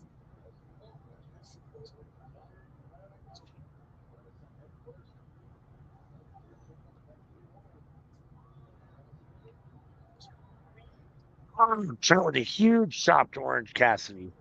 One thing I had noticed for it is that so there's an RNG on what people are available. You don't have all people available to you at the draft. I haven't done my GM mode in 24 yet, so I've done it in 23, but I haven't done it in 24 yet. But there's like times where I'm like, oh, I'm gonna draft Gargano and Champa, and then Champa's Right. not available. Or I'm gonna draft the Creed brothers, and they only got Julius and not Brutus, or just Brutus and not Julius. It's like Interesting. why you gotta do this to me? How you expect Can me you to draft draft tag teams when you only have half of tag teams?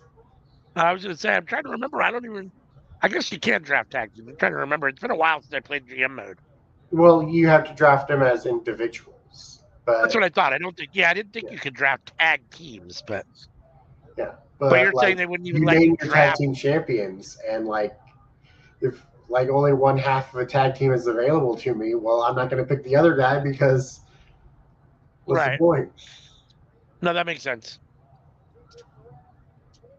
I mean, if Gargano is available, like he is fine as a singles guy. It's just like I'd much rather have DIY if I have that option available. I hear you. That's reasonable. I do like both Ciampa and Gargano as singles guys, but I do think that I think as singles guys, they're both kind of top of the pile of the mid card, low main event. You can be main event, but as a tag team, I think they're top of the pile, main event. Yeah. Uh, that's the way I feel. That like singles, like they're probably a B, but Yeah, as a tag team, they are S. They are one of the best tag teams in WWE, no doubt. possibly the best tag team in WWE. No, I mean it's definitely debatable.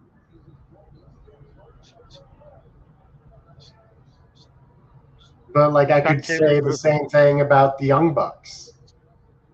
Like the Young Bucks as singles wrestlers, like they're not in title contention. No. No, I agree. I agree with that for sure. 100%. And honestly, I think there's a conversation for Johnny Gargano and Tommaso Ciampa being significantly better as singles wrestlers than either Matt Jackson or Nick Jackson. I'm not sure the Bucks are. I don't really like the Bucks as singles wrestlers. I don't think either of them is very good as singles wrestlers. Their sweet spot is tag team. They need to be a tag team. Like I'll give you Matt. Ciampa and Gargano are better, but I think that they hold their own better as singles than Jacksons do. I'll give you Matt. I don't know if I'd give you Nick.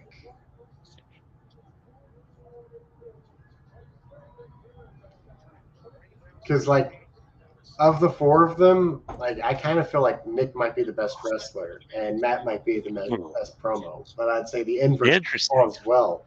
I'd say out of the four of them, Nick is the worst promo and Matt is the worst wrestler out of the four of them. Interesting. I think they're all really neck and neck, at least in my eyes.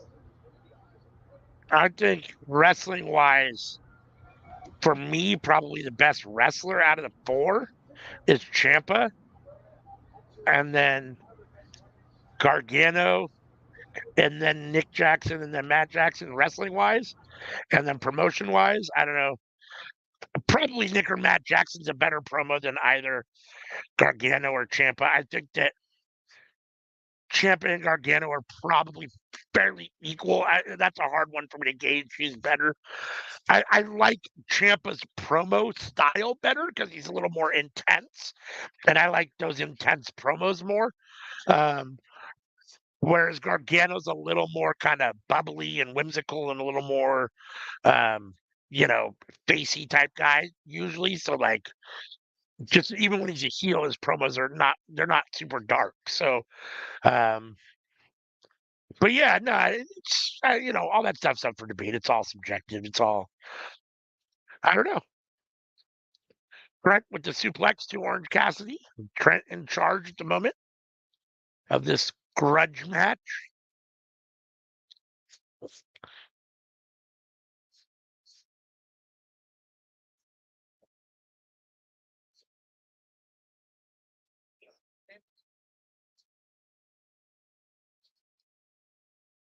Trent yelling at the crowd about Orange Cassidy.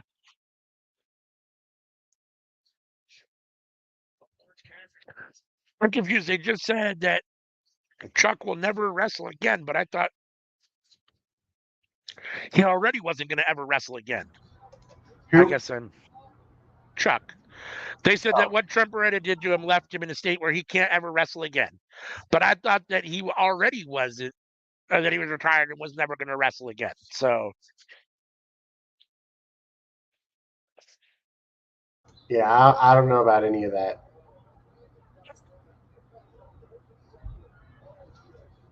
Like I wasn't online enough to hear that he had like retired. right.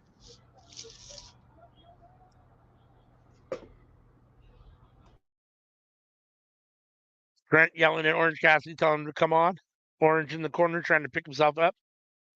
Up. Orange putting his hands in his pockets. Here we go.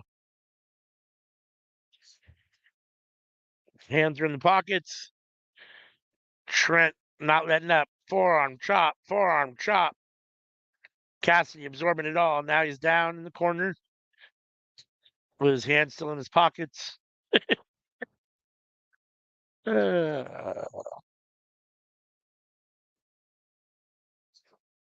CM says there was a possibility, but then missile drop kick from Cassidy. A second one. Trent in the corner. Cassidy rolls out. I had my buddy run off to Jersey Mike's for me. Cassidy kicking Trent. He started off with the doing the light kicks where he's not actually kicking, and then he built up until he was actually stomping him. Oh, another missile drop kick in the corner on Trent.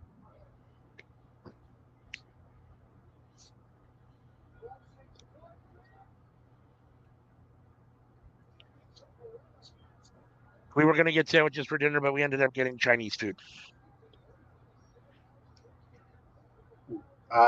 They just opened here and they're doing a special promotion. And so sandwiches Jersey are Mike. $3. Nice. And today's the last day for it. So I was like, shit. Like, if you're not going to use the last coupon, go and get me one. Trent got Cassidy up on the ring apron. Pile driver on the ring apron. Like, Cassidy. I'm not really that hungry. Like, I'm good. I could go the rest of the night without eating. But, like, $3 sandwich from Jersey Mike's, like, if you don't want it, I'm using it. Shit.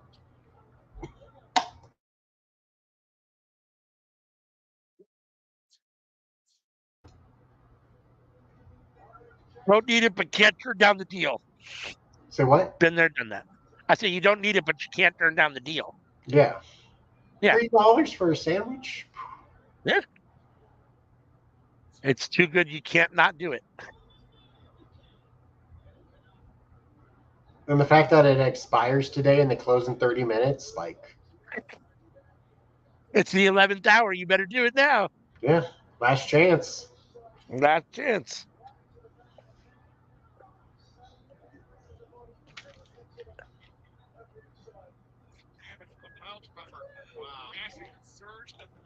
So this will be my second time trying Jersey Mike's, and it'll be twice in the same day. You had Jersey Mike's earlier today? Yeah, I had it for dinner before we started the stream. Well, before I got on the stream. Right. I was eating it while you had started the stream, though. Okay. Before I fell asleep on the stream. Probably during. Right during.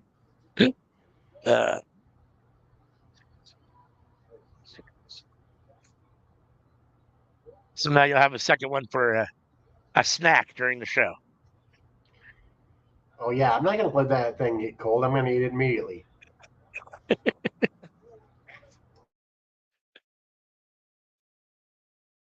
I'm not going to let it get cold, so it must be toasted. You like hot subs?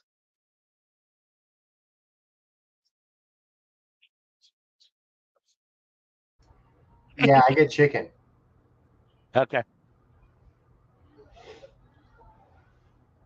Now, like, if it was, like, lunch meat, I definitely want that thing cold. Yeah.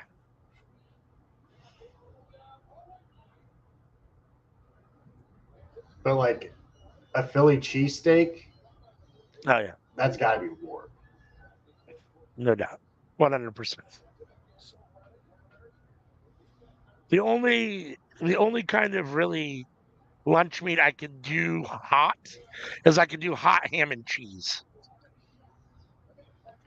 Like, like a grilled cheese sandwich with ham on it, essentially. That I can do. But other than that, I'm not a big fan of hot lunch meat. My wife will eat fried bologna sandwiches sometimes, and I'm good. I can't fry my bologna. With onion. I don't like hot bologna. So, fried bologna sandwich with grilled onions, a slice of tomato, and a bit of mayo. That's doing a lot. Yeah, she just usually goes mayo with the bologna on the bread, and like I said, I don't eat hot bologna, so that's absolutely not true. That's 100% not true because there have been times in my life where I've actually put bologna like in eggs for breakfast. So I have eaten it hot before, but as a general rule, I don't eat hot bologna sandwiches. I don't like fried bologna sandwiches. I definitely take fried bologna sandwich with a sunny side up egg and a slice of American cheese. And a slice of American what? American cheese. There you go.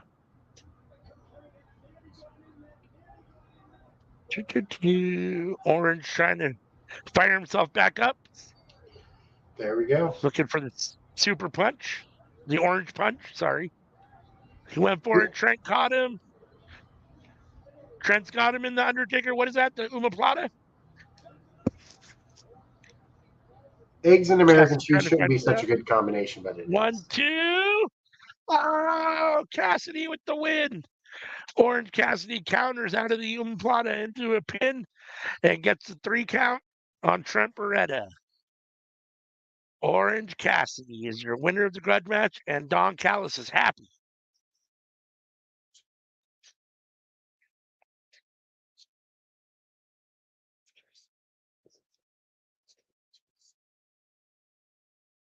What do you think of this relationship with Don Callis and Orange Cassidy? You think there's actually legs there? You think that he joins the Callis family?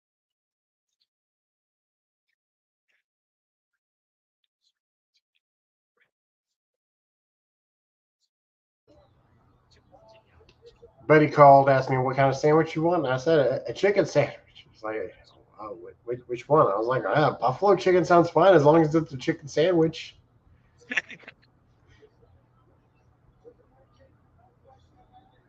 Here's my question. What do you think of Don Callis and Orange Cassidy? You think Orange actually joins the Callis family?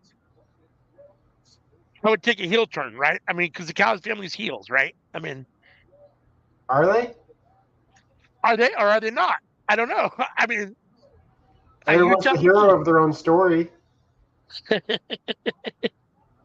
I think everyone thinks of Don Callis as a heel, and so his the guys that are under him, his team are heel guys. But Is Will Ospreay a heel?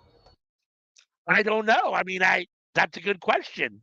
What we just had, whatchamacallit, on Dynamite. It was a tag team match where it was Ospreay and Strong. No, Ospreay and versus Strong and I'm And drawing a blank, but it was what? Don Callis, though, during the Will Ospreay match, go ahead and hit him with it. He's got to go Yeah, to the hospital anyways now.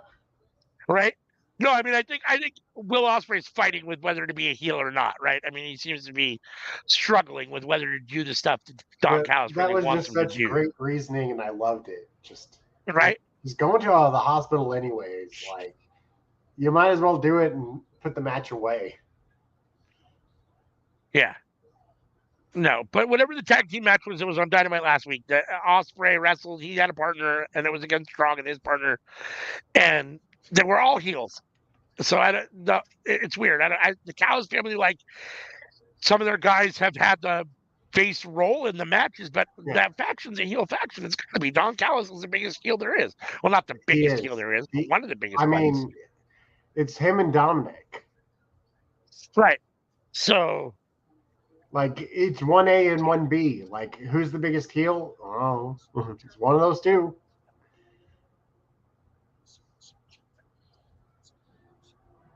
No one gets boos as loud as those two do. yeah. All right. So that match is over. This match is over.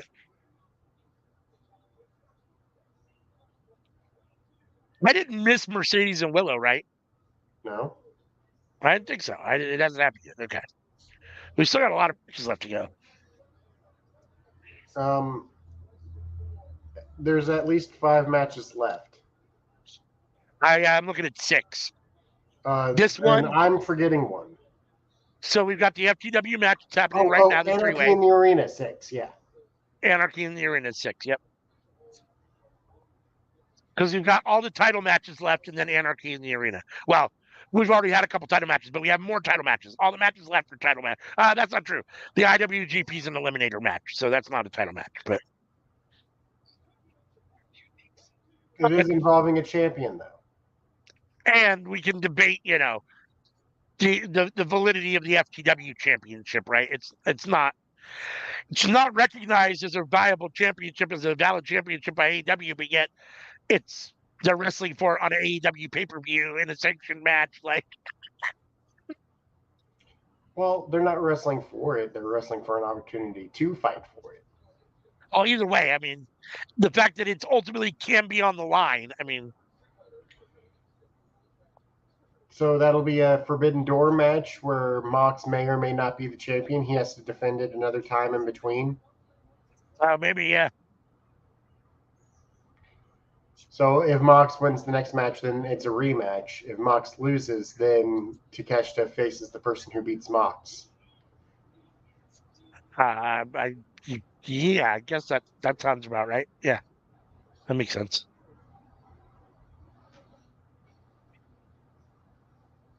What's with the 36 days? Oh, he's been before the world champion for 36 days. For the world. That pisses Taz off so much. He's all, it's never been for the world. You all, everybody knows what it's for.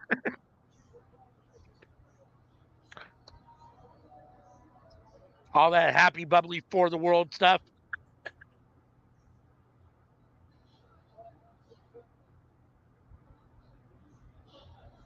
Who do you think wins here? Who you got?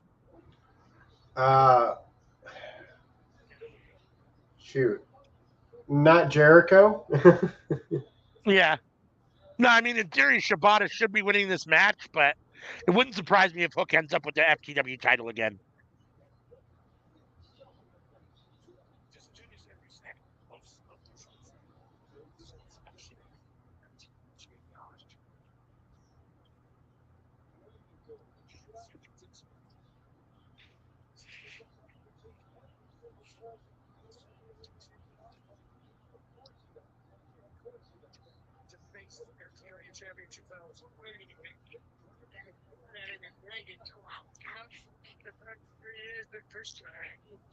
What do you think of the FTW title? Do you think it should be a sanctioned belt? Do you think they should just make it one of their titles and just, I don't or see do you why like the not. way it's not? I mean, do you? You already got like 12 titles. Like, what's one more? I mean, they essentially treat it like a title anyhow. I mean, other than saying it's a non-sanctioned title, they treat it just like a regular title, like every other title. So for the most part, I mean,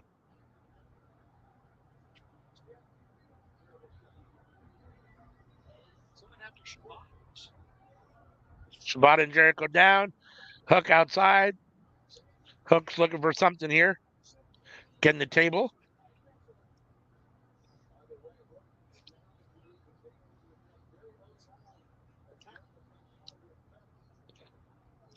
So FTW matches, are they always no DQ because their Uh, FTW title is no DQ, or is it just because it's a triple threat? it's a triple threat. Because Okay. I'm pretty darn sure Ricky had matches that weren't. So yeah, like Mox has to be winning his next match, right? I mean, tonight against Takeshita? Well, no, I'm talking about the one after. I don't. I mean, who's it? Do we know who it's against already? Yeah, Evil. Evil attacked him Ooh. after his match with Shota Umino. Oh. Defaced the title. Hassan's going for Hook. Um, Like he's got to be winning, man. right?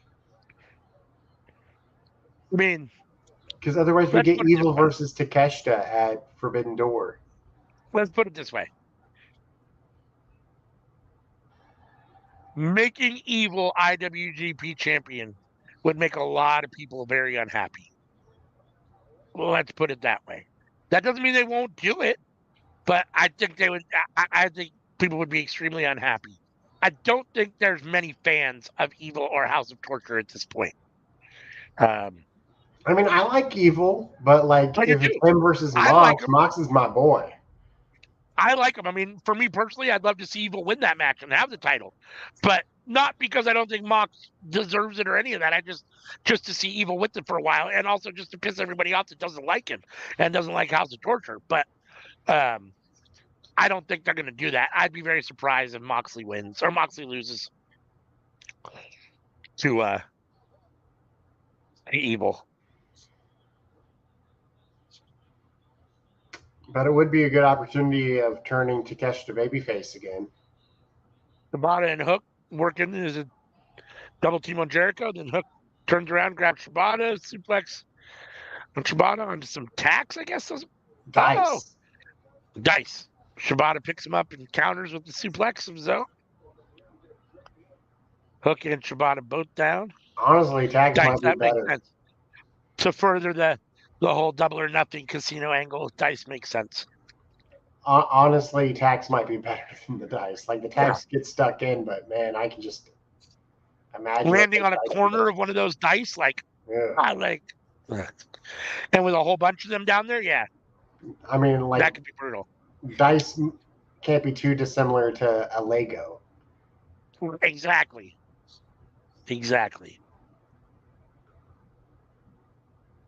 Shibata's got 2 kendo sticks. And Hook has a kendo stick.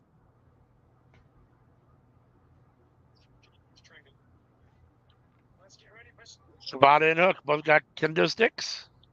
About to have a little kendo stick battle here. Lightsaber fight. Jericho has one now too. All 3 men have sticks. Wait, doesn't Jericho has, a black kendo stick or something. Oh, he hits both Hook and Shibata, and they look at him like, is that all you got? Neither is hitting back yet. Now they're both just teeing off on Jericho at the same time. Hook and Shibata blasting Jericho with the kendo sticks. Beating him like a government mule. There you go. How many mules does the government have? I have no idea. Probably not much anymore, huh? Probably not much anymore. Now, I think that's an old statement, right?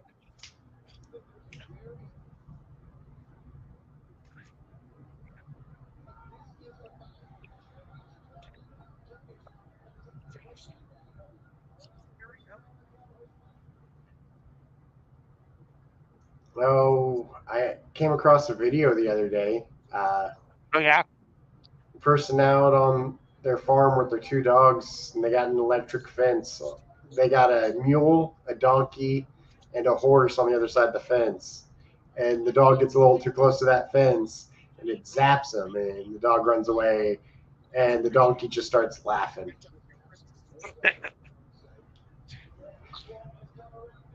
Oh, Shibata's setting up a table. Donkey was just like, yeah, it hurt the first time I did that too. I'll learn you. Oh, setting him up for a power bomb, it looks like. On Jericho breaks it up.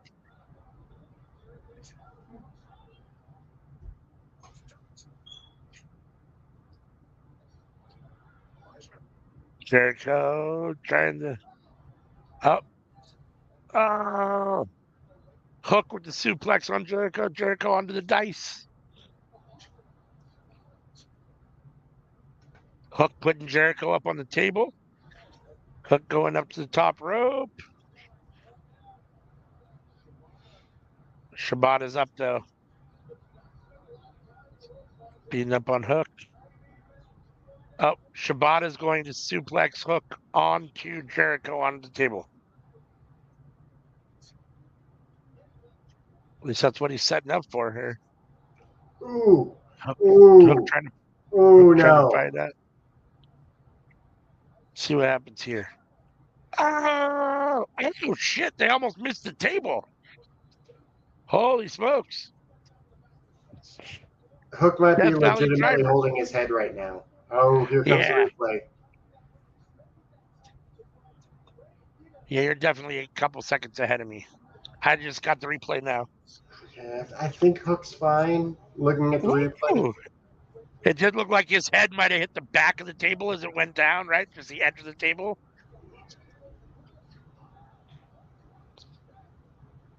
But looking at the replay, I think Hook might be fine.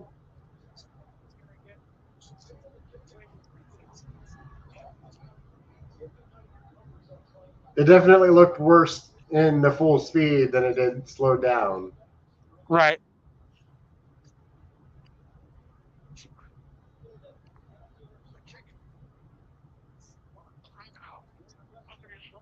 Ooh, neck chops.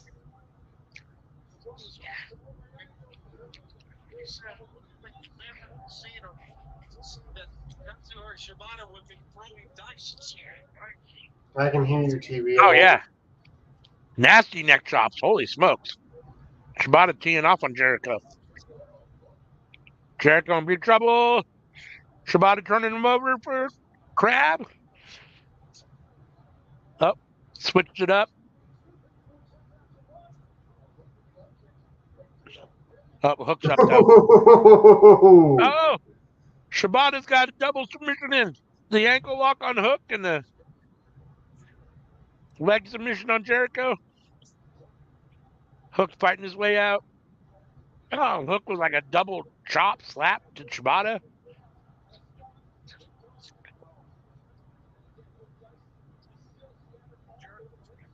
Hook pushing Shibata out of the way, rolling over, taking advantage of Jericho's down.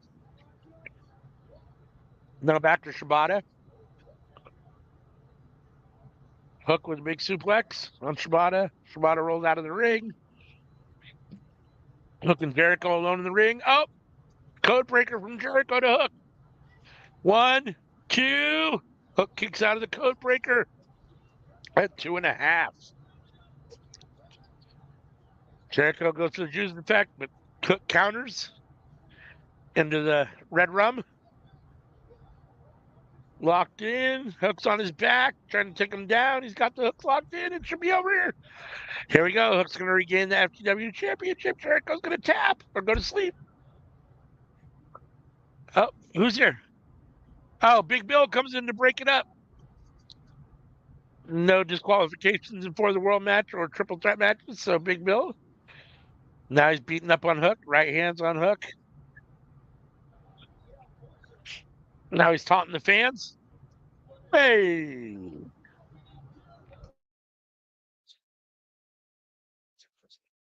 Tell the guy what he thinks of him. Now, what's Big Bill going to do to Hook on the ring apron? He's got Hook on the ring apron. Choke slam. Oh, no. Hook fights his way out. Hook fighting back. Oh, the ring apron to the table.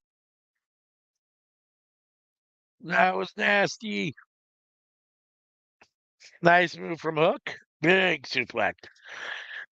Hopefully that takes Bill out of it. So now you've got Shibata and Jericho alone in the ring while Hook recovers from this. Jericho's got Shibata in the walls of Jericho.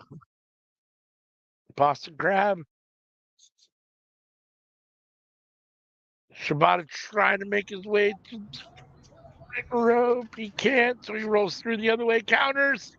He's up. Figure 4. Shibata's got the figure 4 on Jericho in the middle of the ring. Hook's back though. Now Hook's got the red rum on Jericho. Here we go.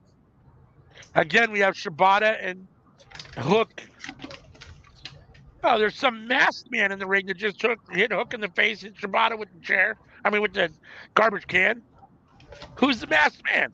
He's put the can over Shibata's head. A swanton on the can that's on Shibata. Who's the man in the mask? Who is it? Mask comes up. Oh, it's a bounty hunter, Brian Keith. Brian Keith made himself in this match. Oh, Hook attacks him, pushes him out of the ring. Jericho with the juice effect on Hook. I have an issue I'd like to address. Jericho over Shibata. 1, 2. Jericho goes over, gets the pin on Shibata, who was still down in the garbage can from Brian Keith's attack, and gets the win. Jericho retains the FTW championship with the help of Brian Keith, I guess. Because we didn't attack Jericho, we only attacked Shibata and Hook. So I have an issue I'd like to address. address it. Let's hear it.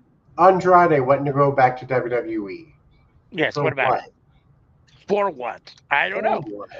We ask that same question about some people doing certain things all the time. Like, I mean, don't get me wrong. I mean, when you compare Andrade to Naomi, Naomi's getting a much bigger push and much more camera time. But I still wonder why Naomi went back to WWE. So, I mean, I think it's very similar. I mean, I'm not sure. Hook trying to go after Jericho, security coming out. Now Hook suplexing security, destroying security, trying to get his hands on Jericho.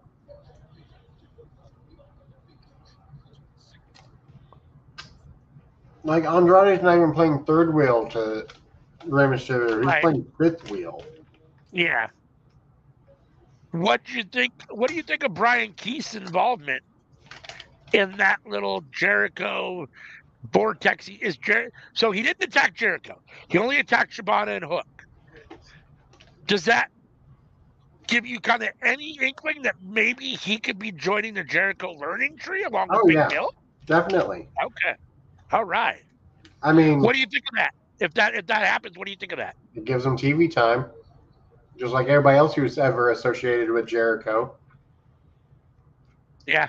I mean, I do think that Jericho sucks up all the attention in the room when he's there, the life in the room. So I do think that everyone else is kind of fighting for it, especially with your teammate. But it does get you more exposure. And there are two guys that I want to see get exposure. I like Big Bill. And whatchamacallit. I really like Brian Keith. I'm really big on Brian Keith. So if he gets on TV more and, being with Jericho gets him a bigger push and a bigger spotlight, I'm here for that. Mm-hmm. All right. It looks like we might be getting Jon Moxley versus Takeshita next. Mm-hmm. That's coming up next. Moxley versus Takeshita. World title eliminator match. So, to be clear, if Takeshita gets the win, he gets a future title shot at Jon Moxley or at whoever the champion is at that time. But let's be real, we'll be surprised if it is Evil. What you said Forbidden Door, is it already set for Forbidden Door? Do we know that for sure? Yeah. Okay.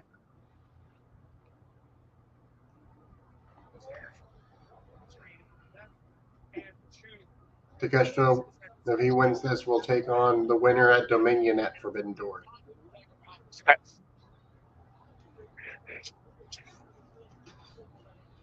And it's Moxley Evil at Dominion. So.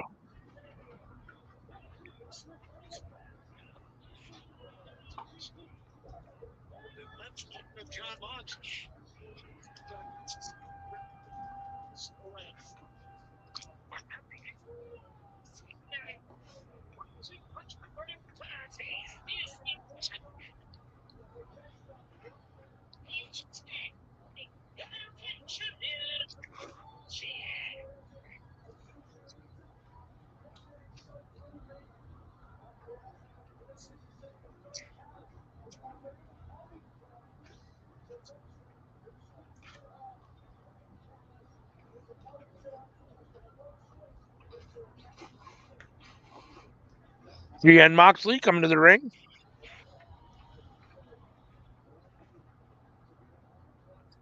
It never ceases to amaze me, even with what I think was a fairly solid career as Dean Ambrose, just how much more impressive he is as Jon Moxley, Mm-hmm. and how much better his career is as Moxley than it was as Ambrose.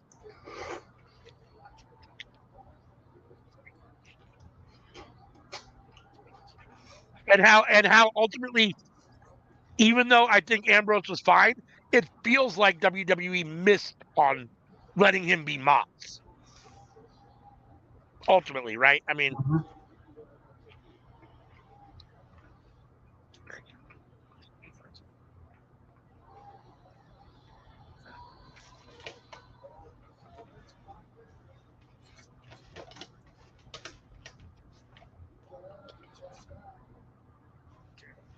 I mean, the thing that people say is that Mox is more similar to Kevin Owens than he is to Dean Ambrose. I can see that.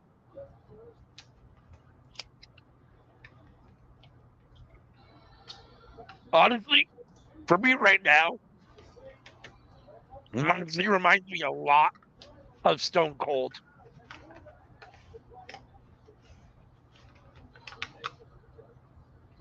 I think Moxley's a better wrestler. He's got more moves, and I think he's more fluid in the ring. He's a little bit more athletic than Steve Austin was when he was Stone Cold at the prime of his career. But Stone Cold already had bad knees at that point too. So, but they just remind me very much of each other. Very straightforward, very hard hitting, stomp a mud hole kind of guys. Very, you know what I mean? Like Stone Cold was a rough and lot more tumble. jokey. Huh? Stone Cold was a lot more jokey. And A Stone lot Cold more was also a jokey. lot more for talking. Yeah. Like Mox doesn't do much talking. When he does give solid promos. But Yeah. No, he definitely doesn't do a whole lot of talking. Moxley is that guy just is ready to fight.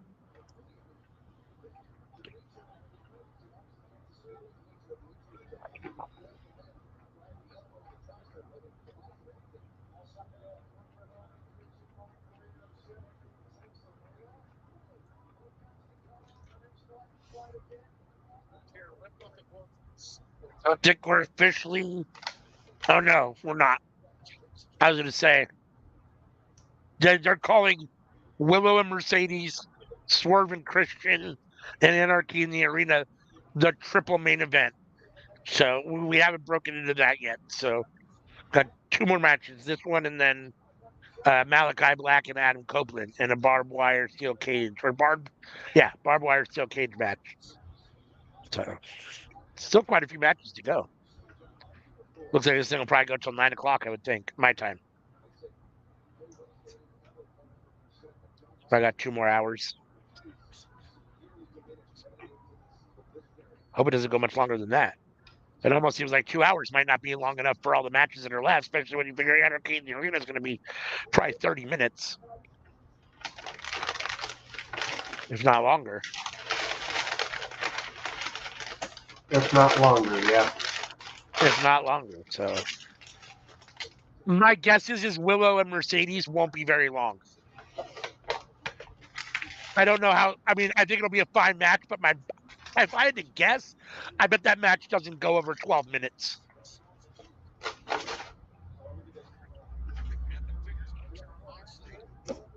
That's still a sizable match. Yeah. But I bet, well, Adam and Malachi Black will go longer. And I think Swerve and Christian will definitely go longer. Mm-hmm.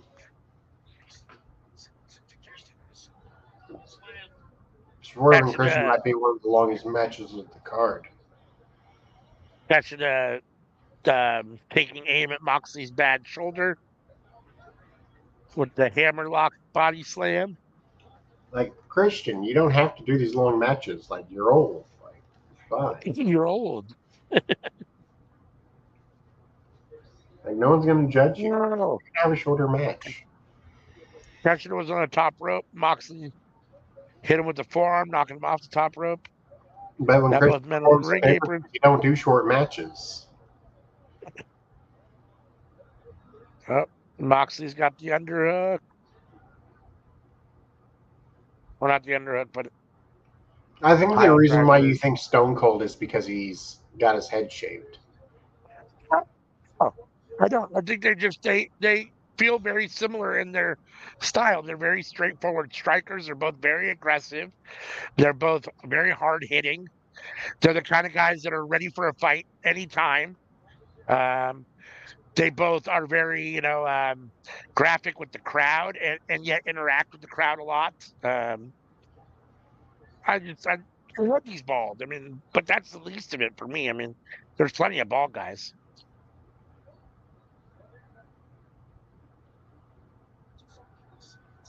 Yes. I mean, he wears the fucking leather vest to the ring like Stone Cold. I mean, For me, I get more Stone Cold vibes off of LA Knight.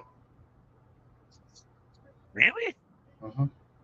interesting. See, I don't get any Stone Cold vibes off LA Knight. Honestly, the vibes I get off of LA Knight, Attitude, the snark. the closest the closest comparison I feel to LA Knight, honestly, and this is kind of a weird comparison, for me is Mr. Kennedy. But the attitude, the snark, the one-liners, also very straightforward, striking. Even the crowd interactions and the fan chanting and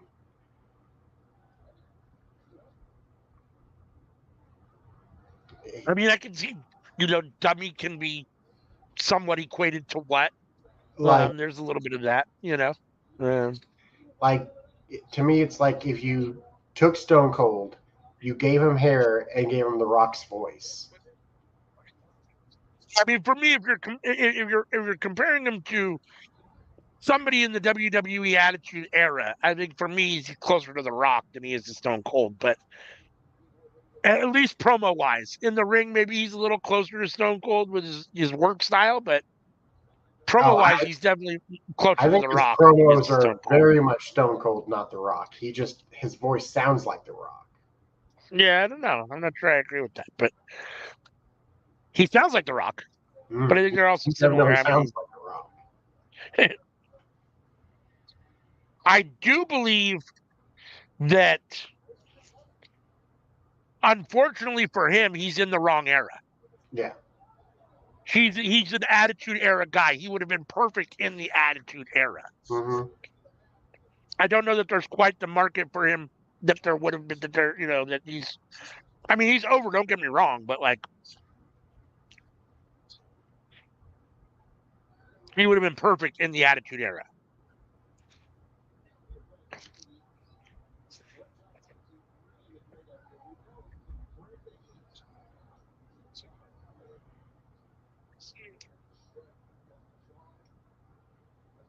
So yeah, like when LA Knight's doing a promo, it sounds like The Rock is doing a Stone Cold promo. Just the catchphrases are changed. That's funny.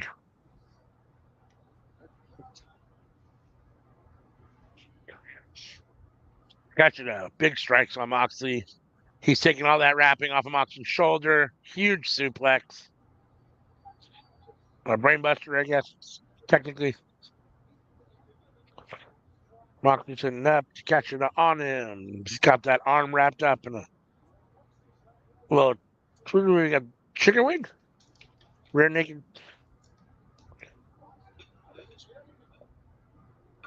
They're calling it a crossface. It looks like a chicken wing.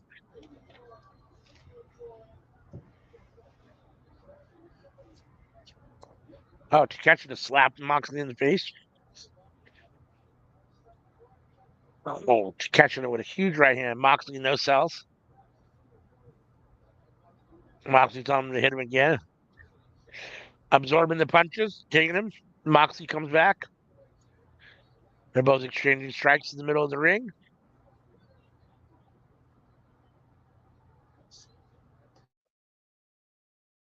So, Takeshita obviously was he in New Japan before he came over? Is he in New?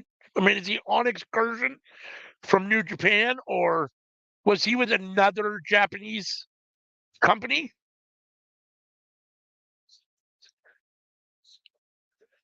Do you know?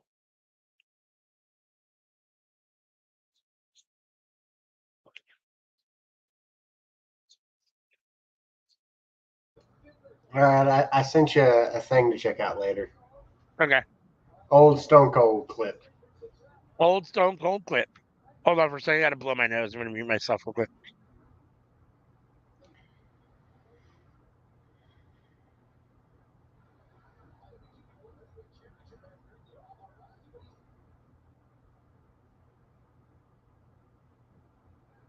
Allergies are kicking my ass.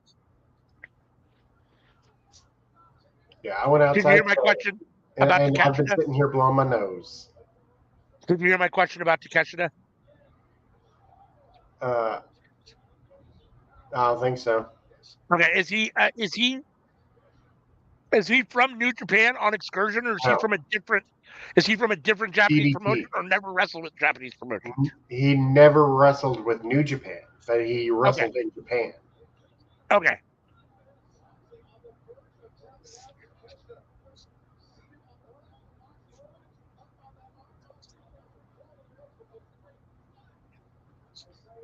Well, Takeshita has basically salt of the earth. So he That came armbar. to AEW as like a talent trade thing, come here on excursion, and then he was set to go back. And when he announced that, like the fans were like, "No, no, So was he with Dragon Gate or Tokyo Joshi Pro or DDT." DDT? Okay. Uh, Tokyo Joshi Pro's women. Oh, okay. Shows you how much I even know there. So Dragon Gate is where Pac used to wrestle. heard of Dragon Gate. I've heard of DDT. I've obviously heard of Noah. Oh, to catch it, a gouge in the eyes, John Moxley on the second. Got his neck draped across the second rope with his Takeshita's got his leg over Moxley's neck and then gouging his eyes.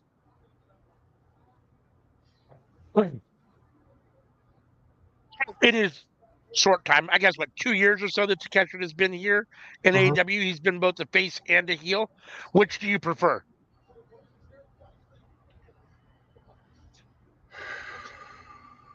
You like him better now with Don Callis, or you like him before when he was a face when he first came in?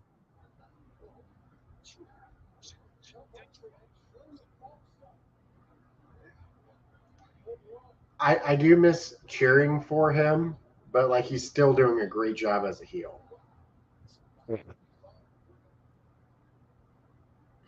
I think he's done a good job as both. I mean, I, I think he benefits from being with Don Callis because Don Callis is on TV a lot. I think it gets him more exposure.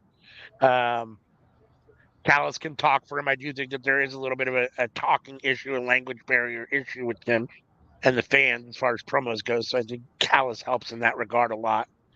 Um, but yeah, no, I mean, I do miss cheering for him, and I do think he was a great babyface, and everybody loved him when he first when he first came into AEW and had those first few banger matches to begin with, and But DDT has some names, you know.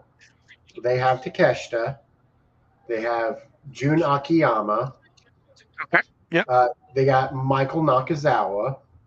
yep, They got Mike Bailey. I know you know Mike Bailey. oh yeah, um, they got Sanshiro Takagi, not oh Shingo, but Shingo, not Shingo, but Shinshiro. yeah. Oh, to catch it with a huge German suplex. Second move of a combo there from Takeshita to Moxley. Moxley is down. Takeshita, oh, right into a DDT. Takeshita coming with the knee. Moxley counters into a DDT. Not a Death Rider DDT, but a DDT nonetheless.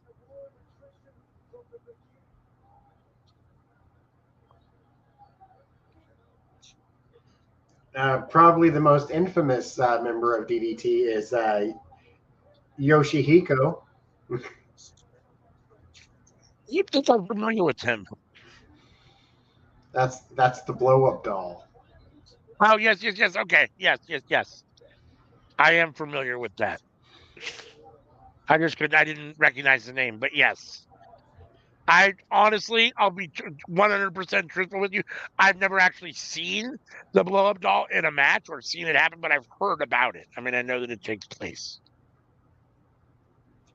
I've but I've only never actually ever seen seen the clips. I've never watched a full match of Yoshihiko. it. All right, both men in the middle of the ring exchanging blows. Right elbow from Takeshita, kick to the leg from Moxley.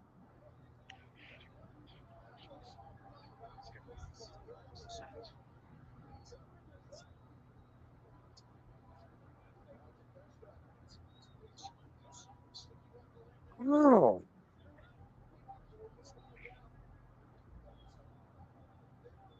Takeshita with the windup and a huge right elbow. Moxley is down. Takeshita waiting for Moxley to get back up. Measuring him for a finisher. Big knee from Takeshita. Takeshita falls on top. 1, 2. Oh, Moxley kicks out.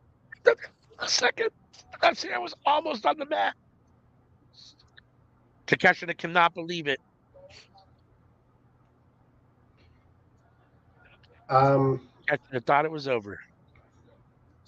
A DDT match to check out would be Tetsuya Endo with Konosuke Takeshita versus the Golden Lovers. Okay. You're familiar with 3 of the 4 names. Yeah, speaking of Golden Lovers, where is Kota Ibushi? Oh, no idea. Well, he left New Japan. He did some independent stuff. He was around for a minute. At not this year's WrestleMania, but last year's WrestleMania. He was the big deal at WrestleMania weekend, and then he disappeared again. Do you know? Did he get hurt? You don't know. I don't know, but I can Google it. I mean, I guess I could Google it as well. So, I think, what? I asked Jay News this on Seeing Stars. I think he said he's injured again.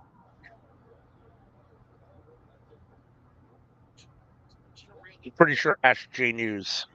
Ankle surgery. There you go. Needing 6 months to a year to recover. Ooh, yeah. Hassan got Takeshita winning this match. That's a very viable pick. Oh, huge right elbow from Takeshita. Moxley's taking a beating tonight. As we know, though, Moxley can take a beating and still keep on ticking. Up, Takeshita hit him with his own move. Takeshita hit Jon Moxley with the Death Rider DDT. 1, 2. Oh, Moxley kicks out the... Can't get any closer to the mat. Holy shit. Yeah, it's not great when 6 months is the optimistic. The intestinal fortitude of Moxley is amazing. Able to withstand punishment. Such punishment. Move after move. He's taking a lot of punishment this match. Takeshita going for something. Got a chair. Takeshita throwing the chair into the ring. A second chair into the ring. What else are you looking for? Are you looking for more chairs? 3 chairs into the ring. So 3 chairs in the ring.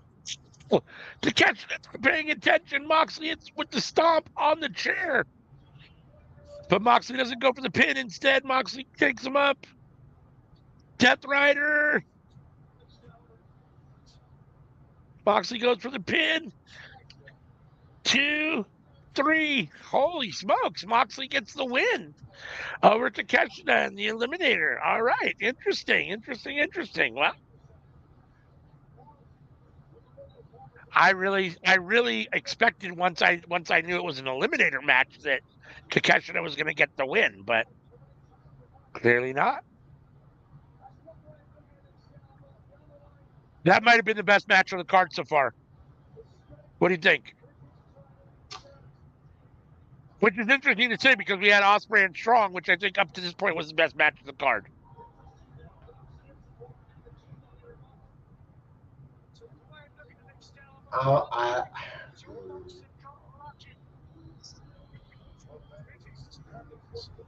I liked it better than the FTW match. I liked it better than the Orange Cassidy match. Oh, yeah, okay.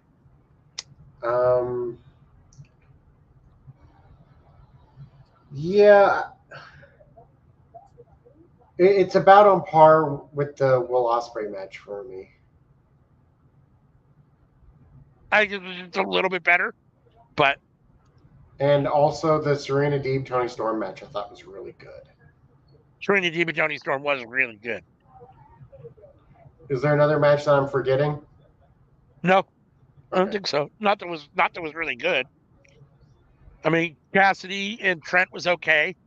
I think Hook Jericho, Shibata was okay. I thought those were the two worst matches of the night so far. I agree with that. I would agree with that. And like they weren't bad. No, which leaves the other four match or the other ones that you talked about. So yeah, you hit them all. The commercial now. It's hard to pick a favorite out of those three so far. Like I'm hoping like one of the upcoming ones will like blow those out of the water. Yeah, I think we're into our final four matches here. I think we've got Copeland and Malachi in the steel cage, barbed wire steel cage. Willow and Mercedes for the TBS title. Swerve and Christian for the world title, and Anarchy in the arena. So, four matches left, I think. Man, that was a tasty sandwich.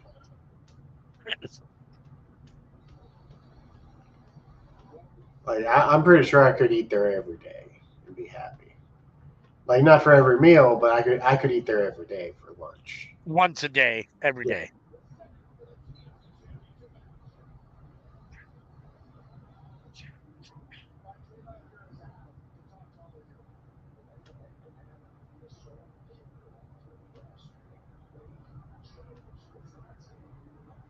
All right. As we see the barbed wire steel cage descend from the heavens to surround the square circle, we are getting Malachi Black versus Adam Copeland for the TNT title in a barbed wire steel cage. Who do you got here? You think this is where they finally put a fucking belt on Malachi Black? Besides the trios belt? I really wish they would. I really He wish hasn't they had a would, but singles I don't title think since he's been so. in AEW, right? I mean, he's never had a singles title in AEW. So for me to eat at Jersey Mike's once a day, every day, would cost me about $350 a month, I think. Uh, It's a lot of money for just one meal that a is a day. lot of money. For one sandwich a day? Yeah.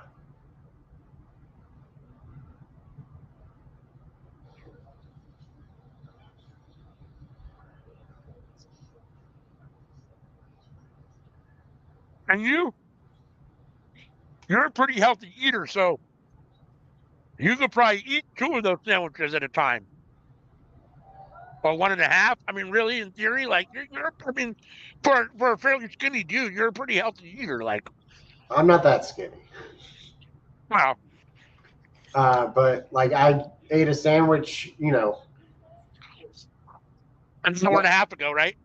2 hours ago. 2 hours ago. Now I ate another one. Yeah.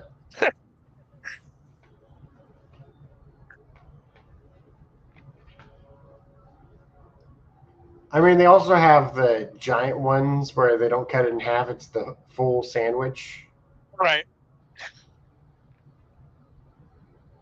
Which those things are longer than a foot. Hassan's voting for Edge.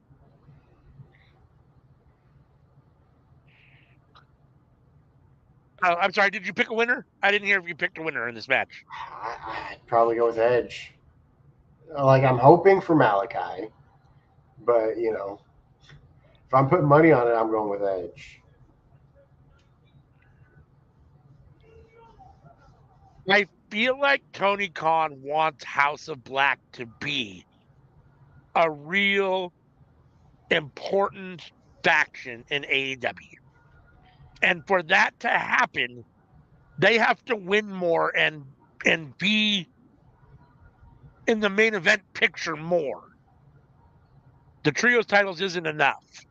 And they don't even have them now. So I think Malachi has to win here for House of Black to continue to really have any kind of credibility for all intents and purposes. I mean, so math wise, if instead of going for the regular, I went for the giant, where they don't cut it in half, right? It would be about $600 a month. Damn. The question is, could the giant serve you for 2 days? It would be a meal. It would be one meal. Yeah. It would just be a big meal instead of a. like the regular's lunch, but the giant, that's dinner.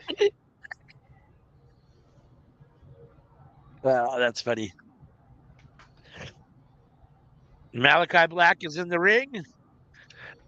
Rated R Superstar Music hits. So for $950, Oh, I wait a could sec. eat Hold on. nothing but Jersey Mike's.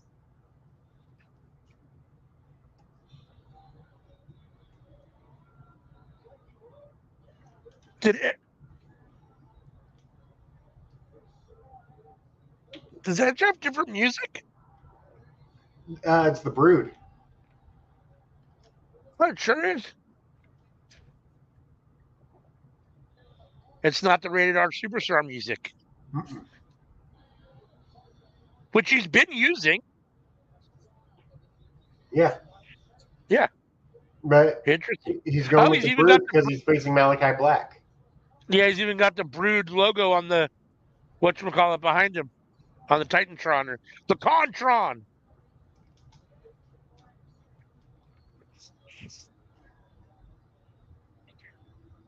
On the Contron.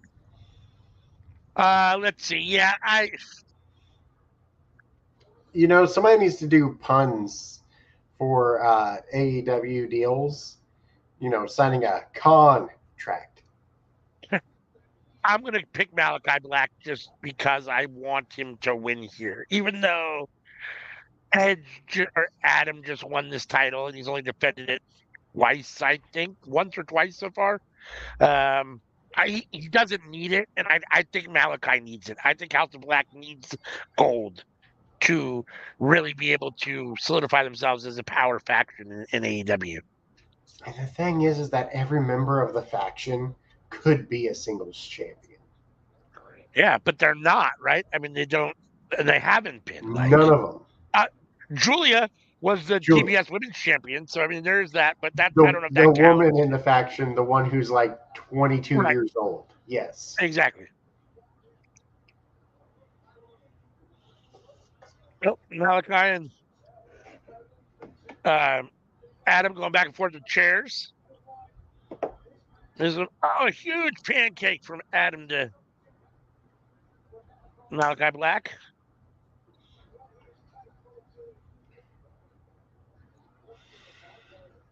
I feel underwhelmed with House of Black overall.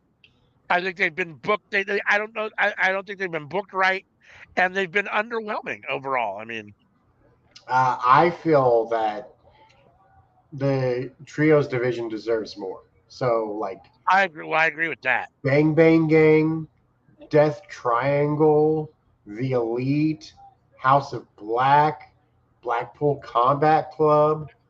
Like, you got some real heavy hitters in that trios division. Like, why is that not like a bigger focal point on the show?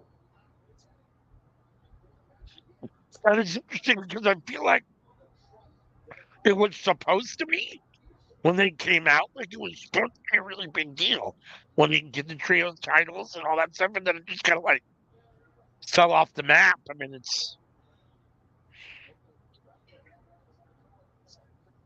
Like, the trios division feels like the biggest thing in AEW.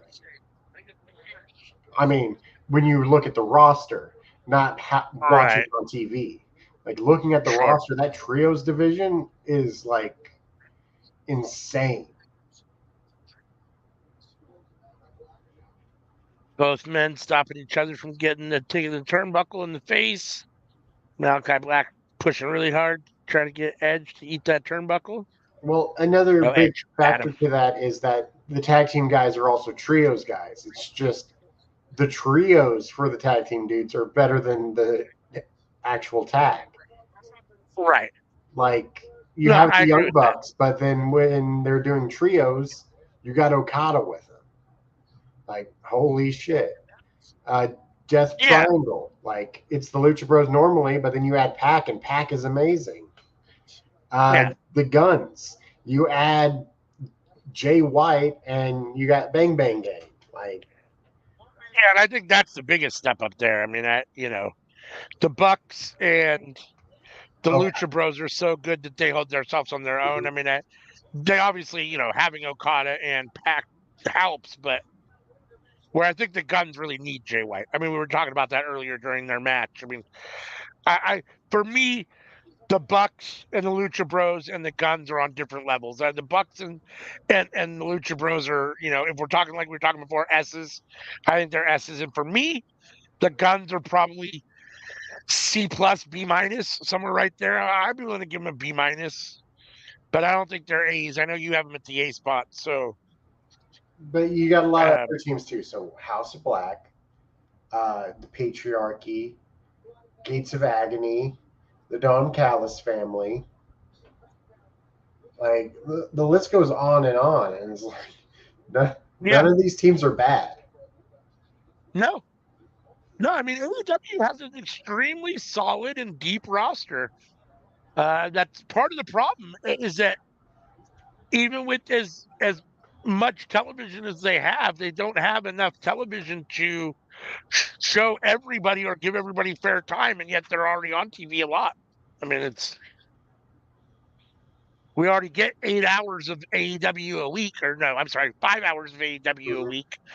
So um, I don't know how much more you could rationally do, and yet you have a lot of guys that don't get any time. It seems like, or don't get enough time. I mean, regularly. So no, it's one of those tough issues where like it's nice to have all those guys, and at the same time, it's almost like too many toys. The Can't play ble- with them all. the blessing of it though is that if dudes get injured, you have plenty of Oh people to yeah, pick up the slack. 100%. No, I agree. I mean, I think But the even problem though, is, it's to the point to where you got so many people injured that like it's almost like a thank God now somebody can get some more time, yeah, absolutely. which And I don't think you that there's don't a want to huge feel. fall off. I mean, for me personally, I don't see a huge fall off. I mean, the next kind of set of guys step in, and they're almost equally as good as the guys that went down with injury in some respects. So, Like you got um, 5 dudes out injured, and it's like, yeah, they're not missing much. I don't. It doesn't feel like AEW is missing a whole lot with those guys out. Which like for WWE, like stuff like So that's it'd be a massive. huge deal. You notice when one guy's missing, especially one guy from the main event roster. I mean, you notice that right away. Like the moment a Cody, a Seth, a CM Punk is gone, like the show feels it. Hold on for 1 second. Be right back. The only one that you don't feel is Roman because Roman's never there to begin with.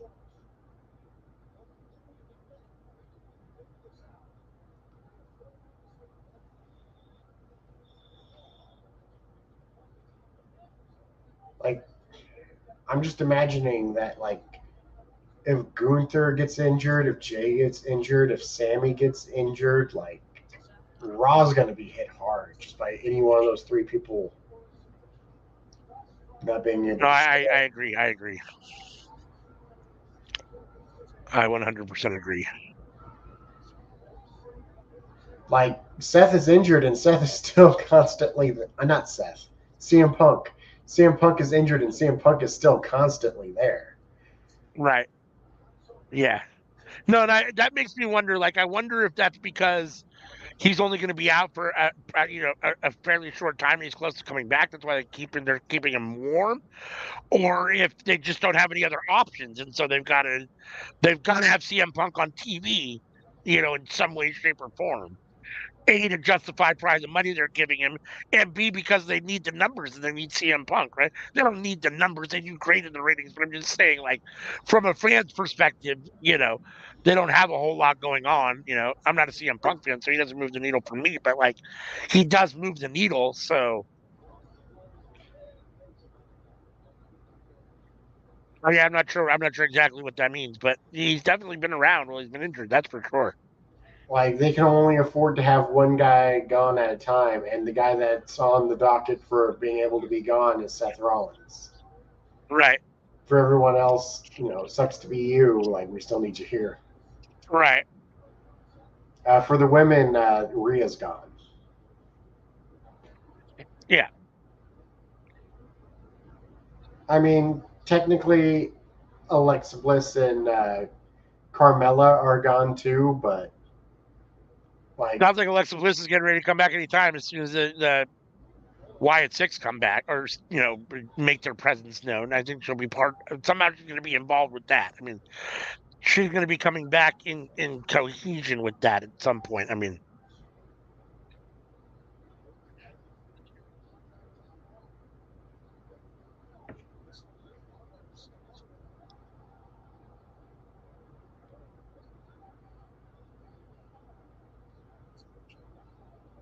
so the more and more they advertise them coming and debuting, I assume she's obviously got to be ready to come back. So both men on the top rope, holding onto the cage. Oh, the sunset flip onto the table? Or was that? I'm not sure exactly what that was on the top rope, but Adam Copeland just hit Malachi Black with some huge, sunset powerbomb flip off the top rope through a table for a 2 count.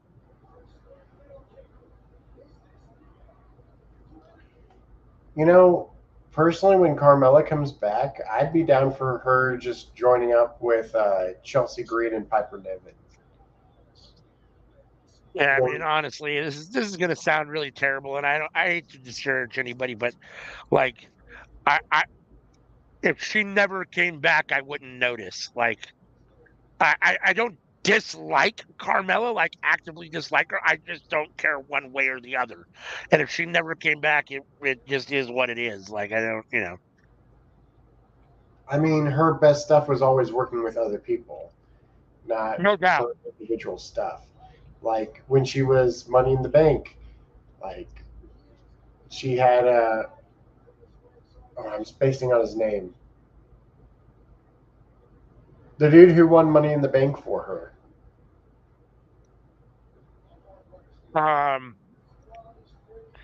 Was it the weird looking dude? Yes. James. Ellsworth. Yes. Uh, James Ellsworth. and then after that, you had her with R-Truth. Right. And after that, you had her with Selena Vega. And after that, you briefly had her with Chelsea Green, which I thought might have been her best work yet, but then she immediately left. Adam Copeland hits a pile driver on Malachi Black. Sorry, not to interrupt. Just trying to. Yeah. No. Yeah. No. I think you're right. In real life, she's with Corey Graves. Is that right? Yes. That's what I thought. Are they married or just together or? I don't know if they got married, but they are definitely together.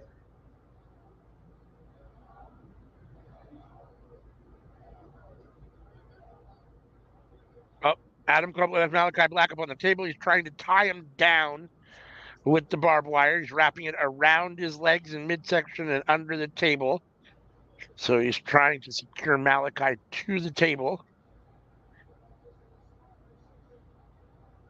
And then he's going to go up, I'm sure, to the top rope and come down on Malachi Black with some sort of move and to the barbed wire. There's a whole lot of barbed wire laying on top of Malachi Black at the moment. Who's on top of the table. Adam Copeland's going up. Is it just the top rope, or is he going to go up higher on the cage, maybe? Oh, he's going up to the top of the cage. Adam Copeland's a madman. Cope's going up. He's on the top of the cage. He's going to jump off the top of the cage onto Malachi Black through that barbed wire, through that table. Have you seen it already? Because you're ahead of me. It just happened for me. It's about to happen right here. He is up there, perched up. He's gone. Oh, was that a stomp? It almost looked like a coup de grace. I mean, it definitely wasn't like a splash. It looked like he landed with his feet on him.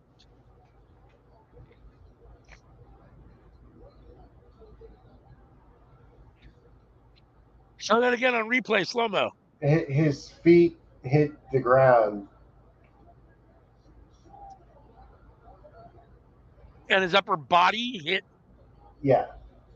Yeah, okay. So his feet hit the ground and his upper body, almost like an elbow drop in a way. Mm-hmm. It was hard to tell from the first At first, it looked like a coup de grace. It looked like his feet hit his chest and took him to the table. And you gotta be careful doing shit like that. You'll Right? pull, Even young guys, but you guys are old, both of you guys, but like, especially Edge. was it Cody who jumped off the cage under Wardlow and broke his foot? That sounds like, I think so. That sounds right.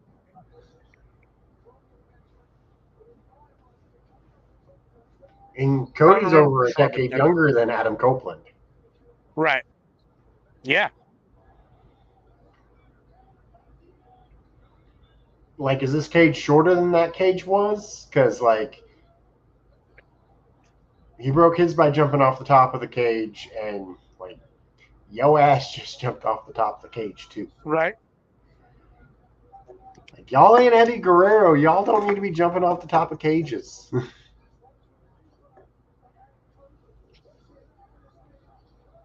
Or Mick Foley.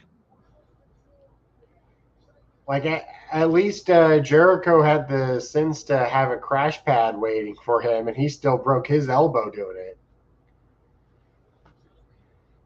Jericho's not much older than Edge is. Like, No. Yeah. he was like, what, 2 years older when he crashed after Blood and Guts? Yeah. I think so. Something like that. And Jericho's, I don't know, what, 54, I think, and Edge is 49 or 50. So Jericho might be 56. I'm not sure. He's not 56. I was thinking 53. Maybe he's only 53. I guess we could Google it and find out for sure. I'll do it. I know Adam Copeland was 49. He might be 50 now. His birthday will be in like October, I believe. I can check that too. Chris Jericho is 53. I was correct. Okay. Adam Copeland, October 30th. Yep, October birthday. He'll be 50. I know my facts. So his birthday's on the day before Halloween. He'll be 50, huh? Interesting.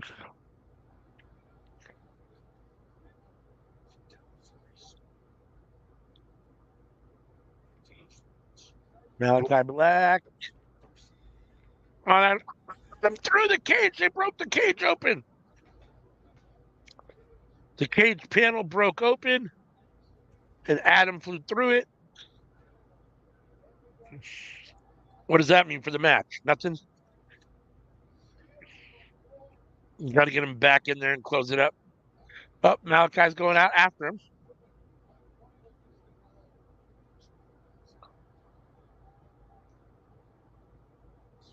Oh, spear! Edge with a spear out of nowhere. Both men laying on the ground outside the ring, Here come Tree outside the Monsters. cage. Here come the tree monsters. Yep, here they come. Here come the tree monsters. Buddy Matthews and Brody Lee, sorry. Brody King, I apologize. Wow. That was Brody King. I said it right the first time, then corrected myself to wrong.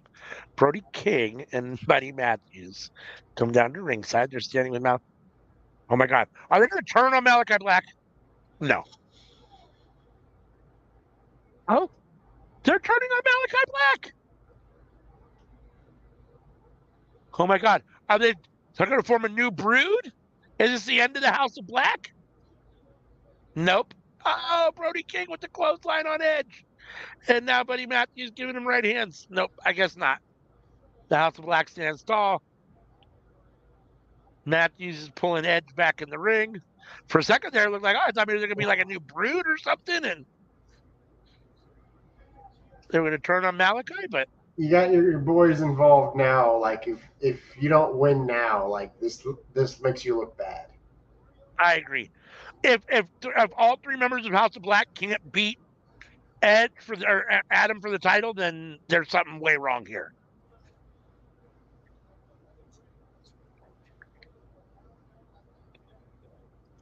Is anyone going to come down to help Adam?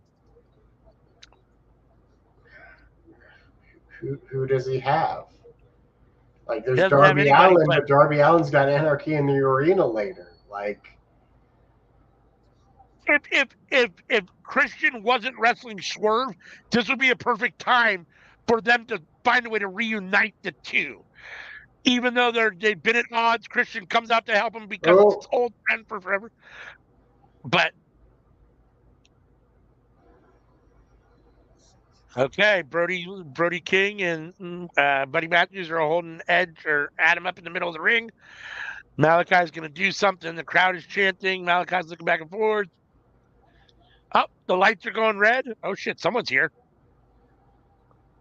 They're not out though. holy Lights don't go out. shit. They're red.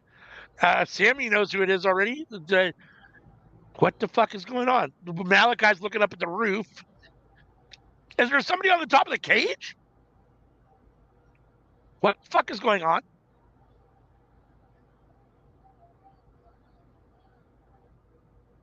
Holy shit, Gangrel just came through the bottom of the fucking ring?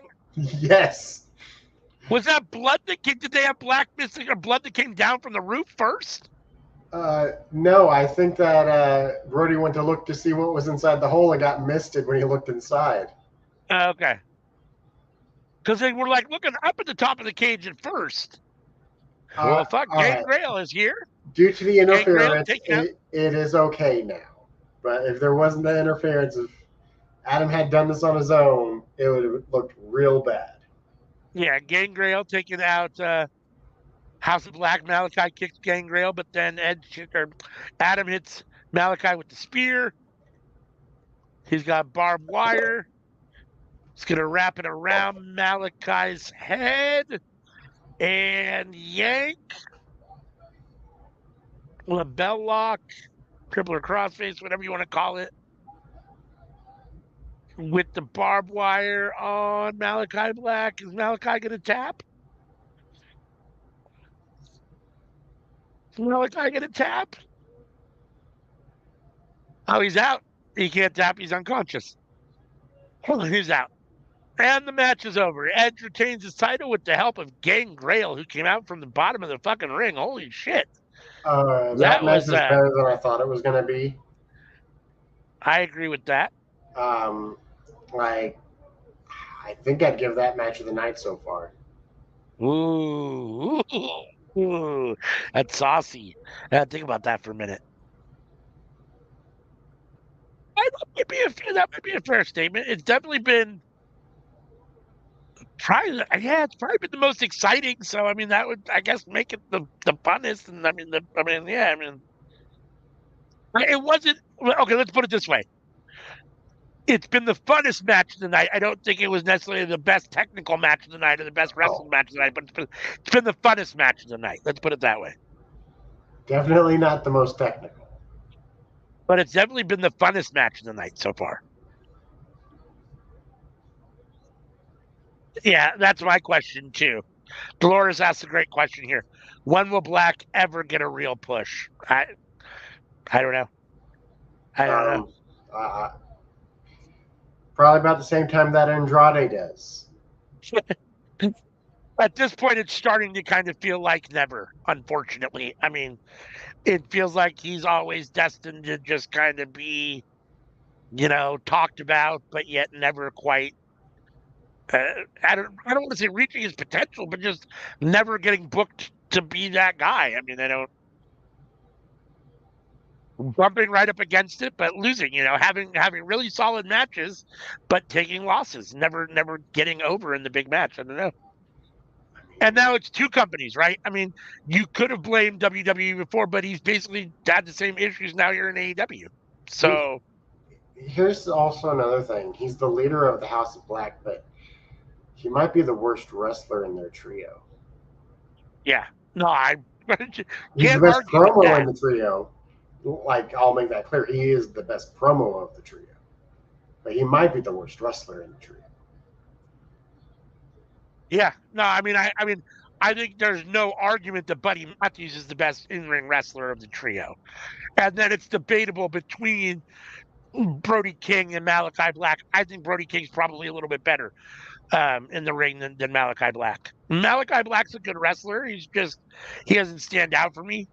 Buddy Matthews is special, and Brody King's pretty amazing. I sometimes feel like AEW is giving me 90s WWF flashbacks.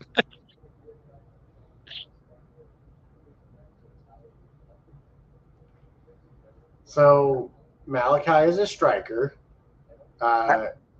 Brody is a powerhouse. And I don't know whether to call Buddy technical or a striker.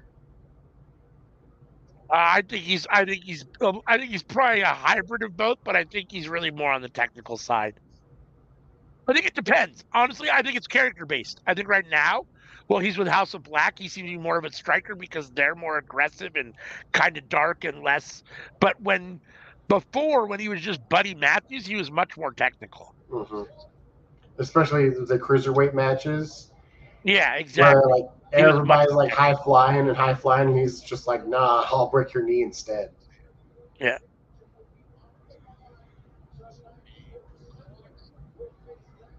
Can't jump if you can't feel your knee.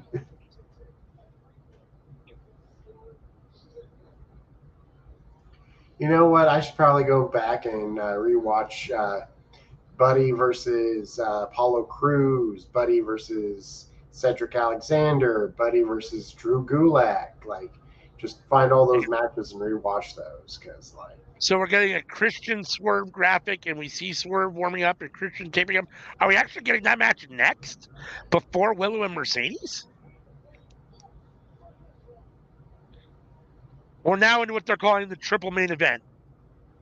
I hate it when they do that. You can only have one main event. That's why it's the main event. But I think we're getting the women, and then it does look like we're getting the women first. It does. And then we'll get Swerve versus Christian, and then we'll get Anarchy in the Arena. Yeah, that's what I initially thought. It just seeing Swerve and them getting all warmed up, and then the graphic, it looked like they were getting ready to. It's been a really good show. Had some big comebacks or some big returns. Adam Cole's back a second time, but it seems to be back. MJF is back for sure. Juice Robinson came back and made himself known and helped the Bullet Club Gold get over and became their unified or whatever they're calling the trios and the 6-man titles.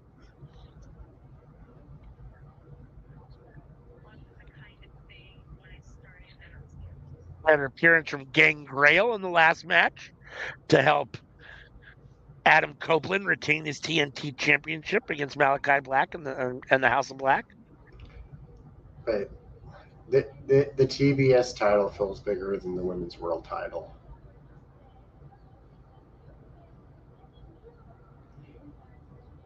Is that because Mercedes feels like she's the biggest star at the moment out of those guys? I mean, I felt that way a bit with Jade too.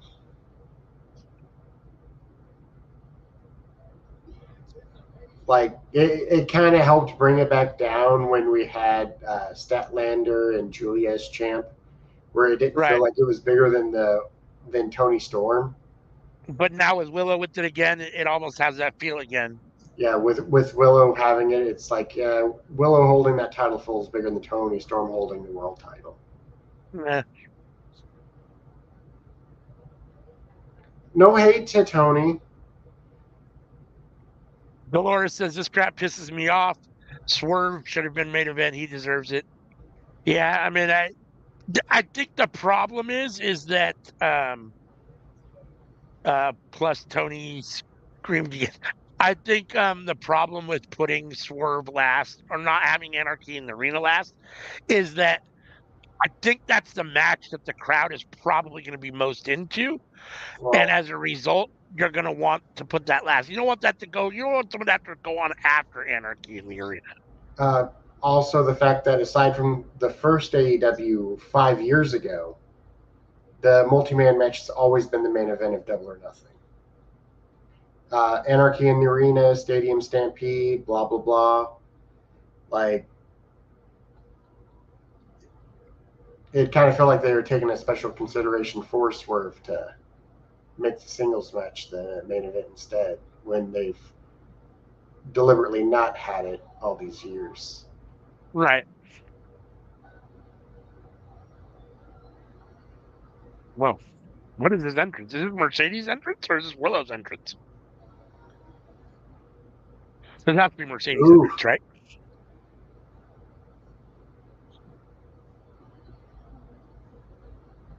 I mean, they still call the other stuff main events too. You know, like Right. Yeah, this has to be Mercedes' entrance. Yep. CEO, CEO, CEO, CEO.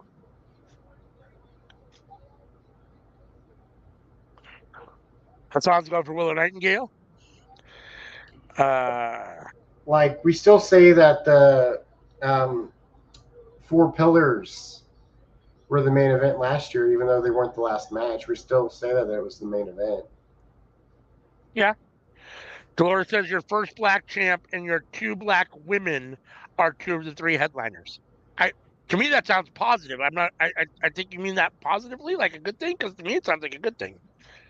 Um,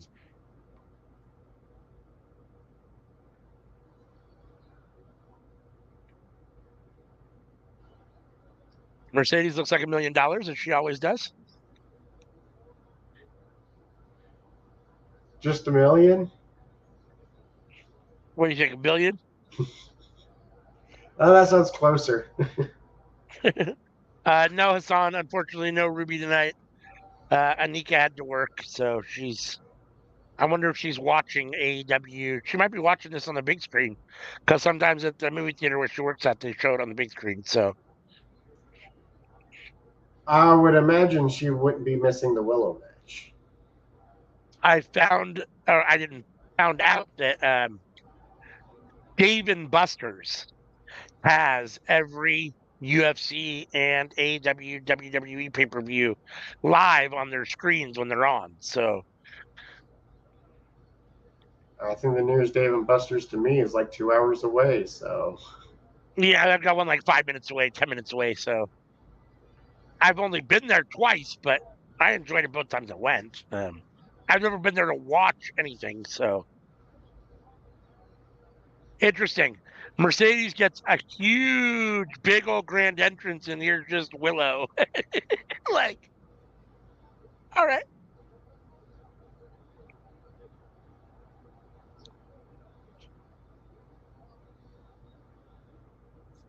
okay. Laura saying meeting someone could have been the last match because they are incredible talent. Yeah, no, I mean I agree. I mean I think that either this match and or Swerve versus Christian could have been the main event.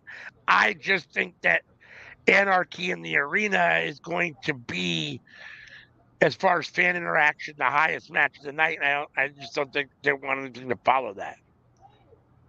I feel that if it came on earlier, there would be some people who would leave out early. Right. Well, there's that. Yeah.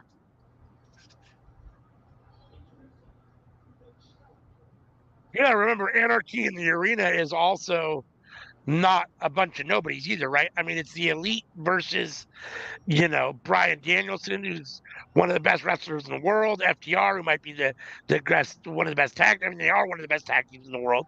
You know what I'm saying? And Darby Allin, who's amazing. So, like,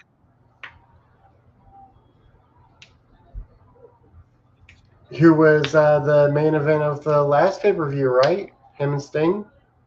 That was the main event, was it uh, not? was it? Was it? Yeah, I guess. Was that the last pay per view? Oh, No, was oh, it? there was also Dynasty. Sorry, I forgot about Dynasty. I was like, yeah, no, I think there was a pay per view in between. Yeah, but Sting's last match, yes, that was the main event. That was it. That was What the pay per first view was time a that at? tag team match was the main event. Correct me if I'm wrong. I I'd have to look at that. I don't remember. I don't remember well enough to know if that's true or not. But I'll take your word for it, and then I'd have to look it up. Um. What do you think? You think who do you think? Pick a winner here. Willow or Mercedes? Willow retains or Mercedes wins? I'm going Mercedes. Yeah, it sucks. I'm going to pick Willow just because I want her to win and I'm trying to will it, but I have a feeling Mercedes gets the win here, unfortunately. Um, Flora says, "How many multi-elite matches do we need? You need fresh blood." I mean, I can't argue with that. I'm always arguing for fresh new guys and not recycling, the same people over and over again. So I get it. I definitely get it.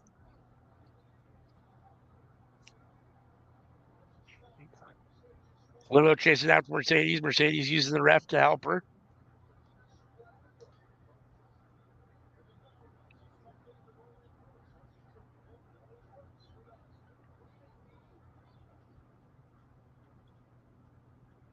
If Willow loses, do you think she suffers any decline or fall or dissension where she is in the ranks? Do you feel like she goes back to kind of maybe where I think Willow's a main event superstar. My question is, does she stay in that main event bracket if she loses here, or does she fall down to kind of where those other women, potentially mid-card women, would be? I mean, No, no. Dolores is finally on board. Holy smokes, Dolores wants Willow to win over Yeah. Mercedes Moné. Holy smokes. I've heard it all now. Dolores is finally on board. She's on the Willow train. Let's go.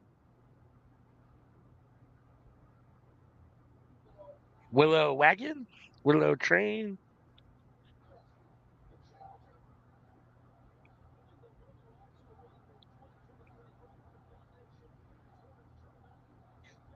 What do you think? Do you have any input on what happens if Willow loses? You think she stays in the main event picture? You think she?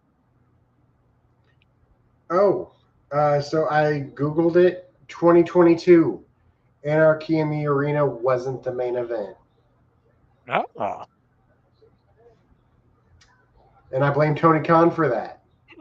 Because it blame should have Tony been. Khan for that. It should have been the main event. God damn it, Tony Khan. Uh, He'd be hard pressed to blame anybody else since he's doing the booking. Well, you know who was the main event? Who? CM Punk, where he won the Yeah, title.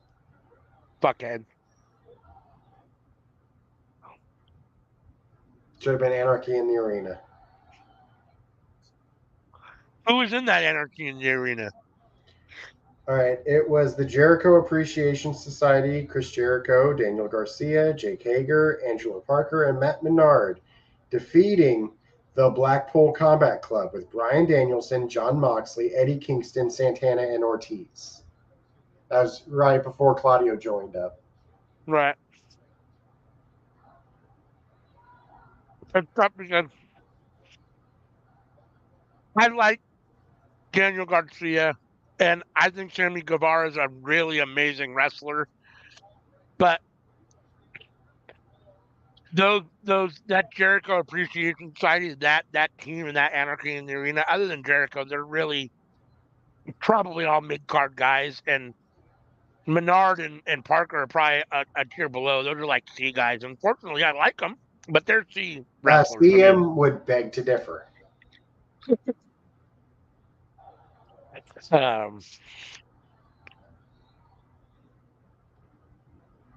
Willow does. Statlander, if she loses, goes into a dark hole named Rampage. Yeah.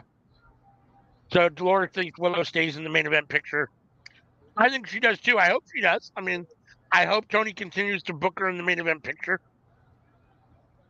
I'd love to see her versus Tony Storm for the title.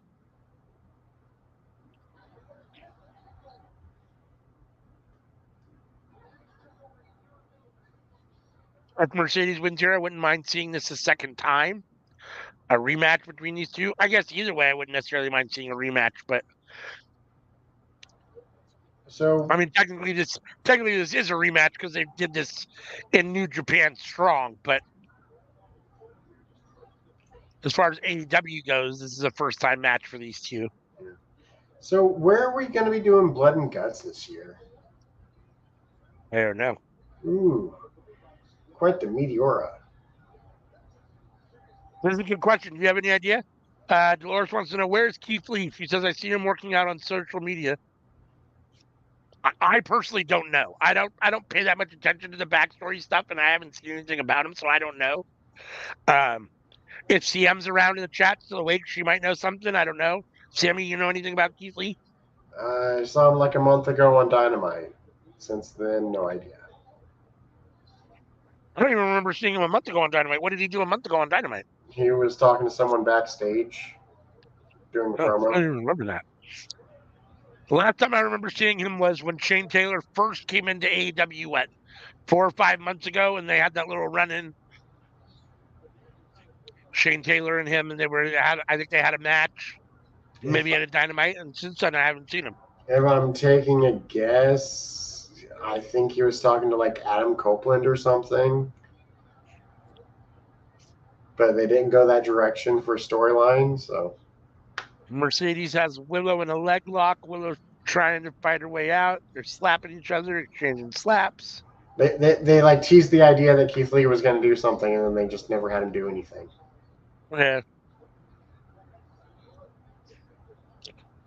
He's one of those guys. I wonder where he's at. Miro. I wonder where the hell Miro's at. I assume if Miro could be there, he would be there. I'm trying to think. There's a couple other people whose names I'm trying to blank on now, but other guys, I'm like, where are they at? I don't. And not the ones that I know that are injured. I mean, obviously, I know there's some that are injured, but other guys that just seem like they are never on TV. I'm trying to think of who. There's a couple other names. I'm drawing a blank on them right now, but like I when I assume think one about or two things for Miro not being there. One, he's hurt, or two, they offered him a story and he didn't like the story. well, here's the thing. I understand being involved in your creative, wanting to be involved, wanting to have a say, and all those things. And if you don't want to do something, you shouldn't have to do it. But you should also know, and I think it's fair to say that if I was a booker or if I was a member of creative and I went to a wrestler and I said, I've got 1, 2, 3 ideas, or even if it's only one idea at a time, but over the time that you've been there, I've pitched you 5 ideas and you've said no every time, I'm not going to pitch you any more ideas. I mean, what do you want me to do? I can't, you know what I mean? I've got other people that say yes. I'm going to move on to somebody that says yes. I mean, what do you want me to, I mean, there's only so much you can do, right? Like, if you don't want to do this, Miro, I'll go ahead and give another segment to Willow. She wants to work. Mean, Dolores says Miro looked okay. He returned and got divorced. Yeah. And then he says Miro wants to leave. That might be true. Leave and go where? I mean, I guess he did get better. At this point, he did have a better run in WWE as Rusev than he's had as Miro in AEW. Really, I mean, Rusev Day was over. I mean, Rusev Day was hot. I mean, Russo as TNT champion was over. It was hot. Yeah.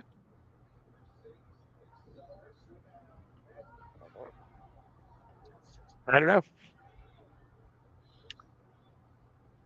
There are certain guys that just seem to. Andrade is another one of those guys that just seems to like. I mean, he's not gone, but like, I don't know, like, just never quite. I felt like Tony gave Andrade a lot. Get booked the way that he should, or that he never quite gets to that level that, like, I don't know. I felt that Tony gave him a lot, having matches against Cody. Like, he was main eventing matches, and he was having great matches. And gave him a faction, hired his buddies. It was like, here, what storyline you want? You don't want to work with Vicky? Okay, Vicky's gone. I sent her to be off with Nyla Rose instead. You don't have to deal with Vicky anymore. Yeah, and still, he's still not happy, right? So, and he still leaves and goes back to WWE. So, and starting fights backstage. Yeah, I mean, it's one of those things, right? So you can't please everybody, and you're, like you said, bending over backwards in some regards and then you get shit in return. So yeah, why would I continue to do that? I mean, I wouldn't as a boss. Not when you have guys that are more than happy to probably do whatever it is you pitch them. You know what I'm saying? So like,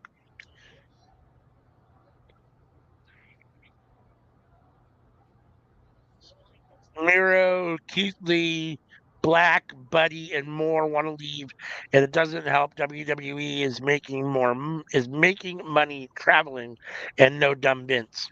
Yeah, I mean, I've said this. I think since we started this podcast, I've said it a lot to a lot of people over the years. As good as AEW has been and is becoming somewhat of a competitor for all intents and purposes, they're the second biggest, wrestling promotion in the States at the moment.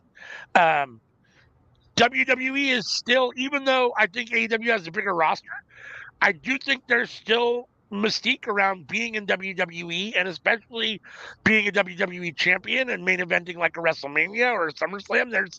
Those are things that wrestlers still really want to do, and it still, I think, feels in some regards like the pinnacle of what you can do as a wrestler. So, Of those names, Miro and Buddy, I don't think will do better in WWE than they are in AEW. yeah, Black, I feel, could, and Keith Lee will hopefully at least get put on TV, so that'd be better than he is now. yeah. Like, do I think that I they mean, book him any better? Keith Lee, No, but he might get more TV time. even without Vince, I Hopefully. have no faith that they know what to do with Keith Lee. I still don't think that they know what to do with Keith Lee, even without Vince around. Um, for me personally, I think Rusev was bigger and got more time than Miro's ever gotten in AEW. So if he can go back and be Rusev and have that same kind of position, then I think that's better than what he's done as Miro. Um, Malachi Black, I think he's probably going to get the same thing that he had. And, I mean, Malachi Black is basically the same as Aleister Black was in WWE, in my opinion. And Buddy, I don't understand. Buddy's one of those guys I don't understand. For a long time, I thought it was that WWE just didn't like technical wrestlers. Or guys like Buddy, kind of the cruiserweight guys. That's not really their thing. But he hasn't really thrived here either. I mean, he's had some good matches and stuff, but he hasn't like thrived in AEW either. So it's tough, and he's so good. I'm not sure where the disconnect is. I don't know if he's hard to work with. I don't know I don't know what it is. I don't know, but it feels like he deserves more. Like, there's other guys who aren't great at promos and they get pushes. Like, I don't see what the issue with Buddy is. Like, I don't think Buddy's a bad promo. I mean, I think Buddy's a fine promo. There's people that are far worse. I mean, I don't know. I don't. Again, I say this all the time. I can't remember a Buddy promo for the life of me. Yeah, no, I don't. I mean, I can't, but I don't remember promos really ever anyhow. So I mean, take that for what it's worth on my end. But no, I don't think he's ever had what I would call a memorable promo. But that doesn't mean that they're bad promos either. I mean, you can have decent, average, good, somewhat decent promos and not be memorable, right? I mean, so like when I think of like promo segments with Buddy, it's somebody talking and then you see Buddy in the back just brooding like he's like Chris Benoit or something. Yeah, I mean, well, that tends to be more his personality for sure. That brooding kind of quiet guy, which can work and sometimes doesn't. I do think in wrestling you do have to talk a little bit more than that. I do think he can talk more than he talks. I don't know why they don't let him talk more. I don't feel like he's a bad talker. I don't feel like he needs someone to talk for him. I've never had an issue with his promos. He's not the greatest, but he's definitely not the worst. I mean, so he was the disciple of Seth Rollins. He knocked on Malachi Black's door. And he dated Rey Mysterio's daughter. That was his. And Roman Reigns thought that he was trying to murder him. Those were his 4 storylines in WWE. Right. In what, like 5 years or In 5 years. I mean, it was Yeah, there those for 4 no. storylines.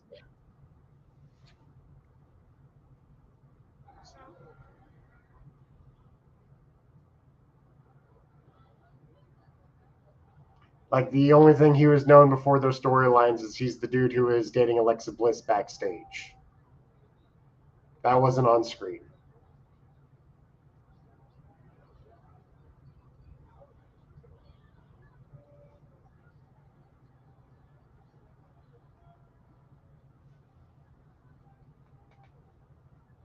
Ooh, Stat got pushed.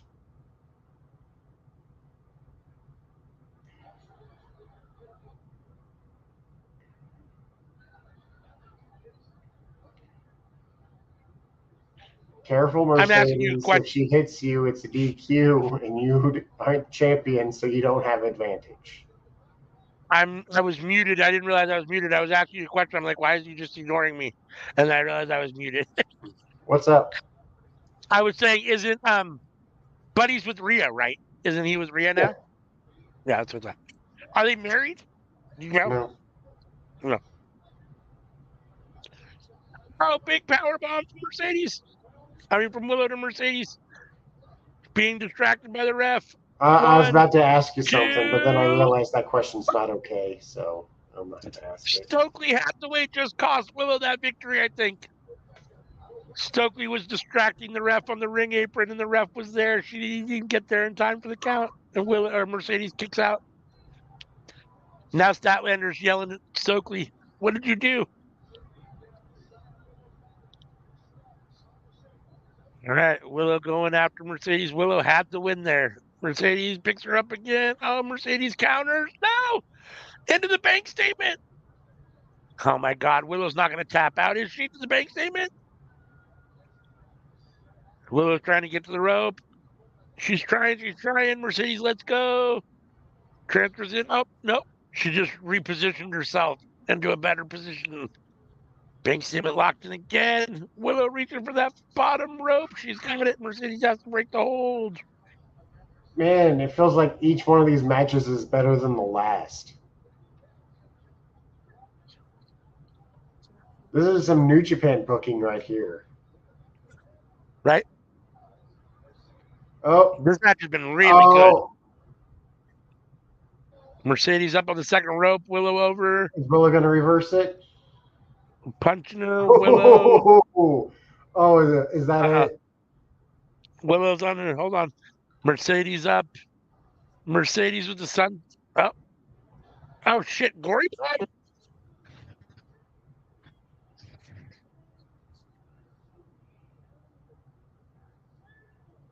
Holy shit. Is it over? One, two, three. Oh, no. Damn it. All right. Mercedes Monet is your new I, AEW TBS Women's Champion. I am shocked. I was like, can Mercedes hit this on her? Is this just to set Willow up to reverse it? Like, Right? but Nope. She no, got her up and she did down. it. She got her up. She hit it, and one, two, Yeah. three. One, two, three. The She's CEO is your new TBS champion. Mercedes is stronger than she looks. Yeah.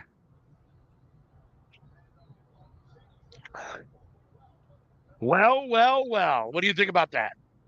What do you think about Mercedes getting the win? I am I mean, you happy. picked her.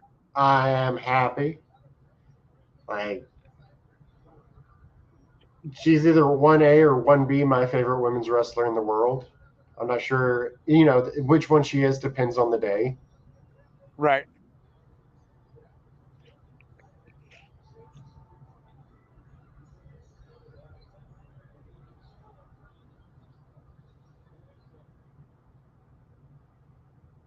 I'll say since she won the TBS title tonight she'll be my 1A.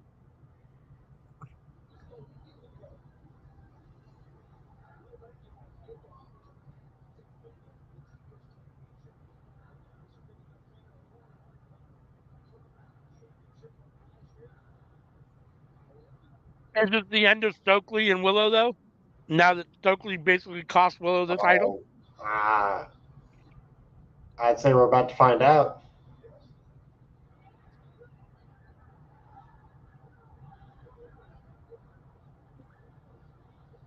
Stokely in the ring talking to Willow and Stat right now. I think Willow's going to attack Stokely. Fuck him up, Willow. Fuck him up. I mean, I love Stokely, but he deserves to be slapped or something right now.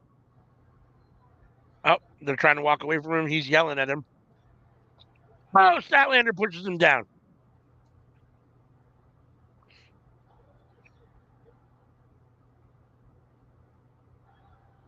Holy shit. Holy shit. Holy shit. Holy shit. Without the crowd is chanting. Oh, shit. Holy shit. Holy shit. Now I get it. Chris Statlander turns on Willow Nightingale. Gives her a huge clothesline while Stokely is laughing in the middle of the ring. Oh. Oh, huge spinning clothesline.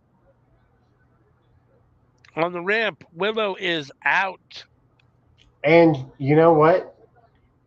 Statlander as a heel makes sense to me. I agree with that. Like, I think she'd be a good heel. And, like, I'm here for it. So now we obviously are going to get Statlander versus Willow. So I was asking what's next for Willow. Well, now we know. I mean, come on. We ain't got no women's tag division. Y'all don't need to be friends.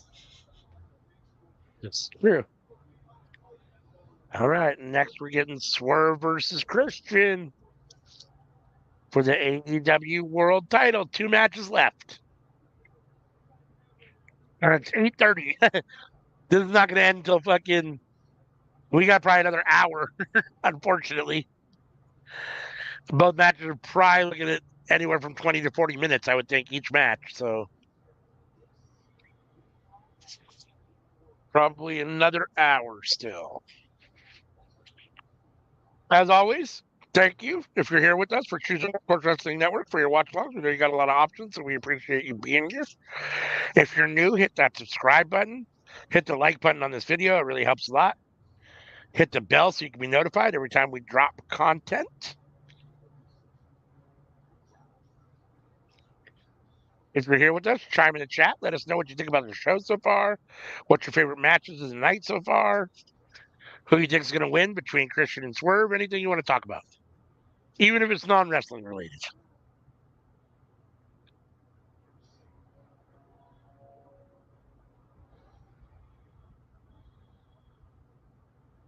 So you said earlier that Dom and were the best heels, right, in wrestling? Is that what you're saying? Don and Dom. Don and Dom. What about Christian? I think Christian's better than both of them, honestly, at the moment. I think Christian's the best heel in wrestling at the moment. His ability, sure.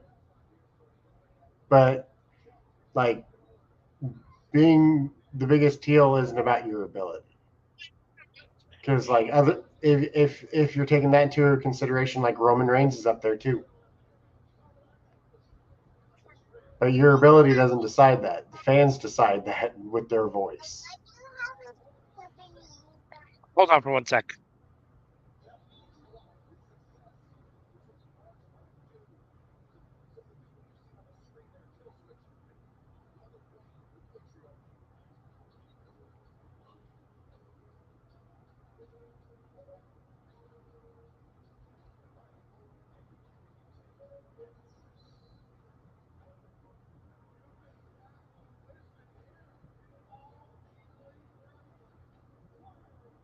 Sorry, my grandson was in here talking to me for a minute. Okay, so I'm sorry. Make that statement again. So, if you're talking about ability, yeah, as far as in ring work, like I guess I'm not sure like what you mean. mic work. Like Okay. Roman Reigns is a better heel on the mic than Dominic is. Yes, yeah, I'll give you that. I'll give you that. but it's about the pop. Like, Yeah, I mean, I mean, I'm not. I often have my volume down, and I haven't been to an AEW show at all, let alone an AEW show with Christian. So I couldn't tell you what the pop is like, but I imagine he's got to get a pretty good pop. I mean, everybody despises Christian. I mean,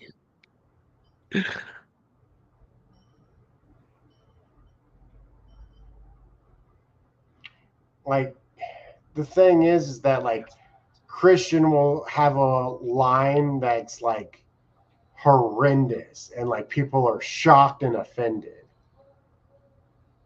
With Dom, like they don't even give Dom the chance to speak. not true.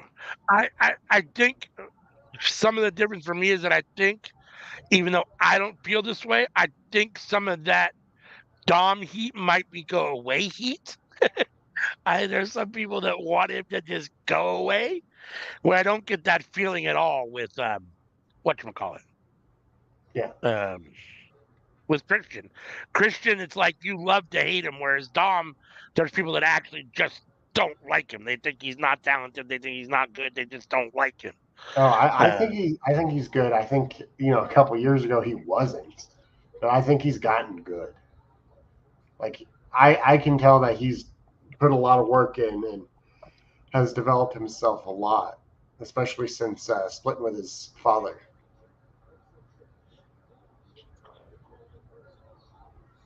I mean, I definitely think he's one of those guys that is extremely disliked. He's one of the most disliked wrestlers at the moment, which if you're a heel, that's your job. So I mean, yeah, in that respect, I mean, he's doing his job.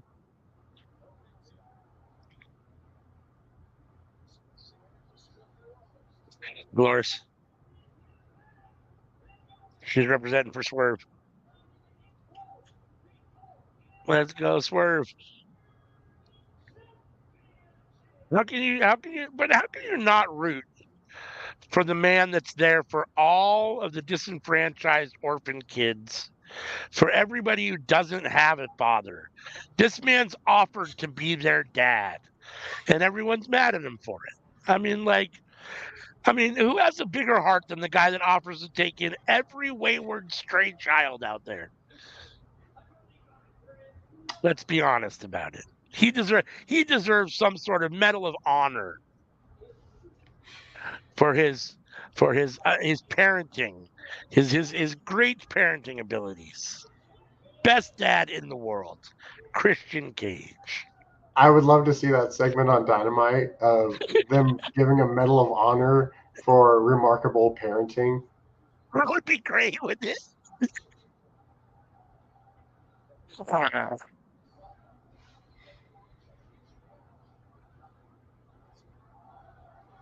Everyone's the hero of their own story. This is true. This is very true.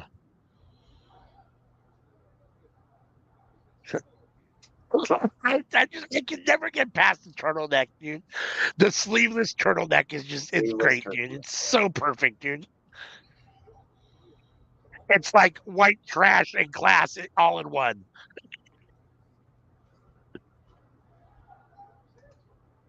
Um, I mean,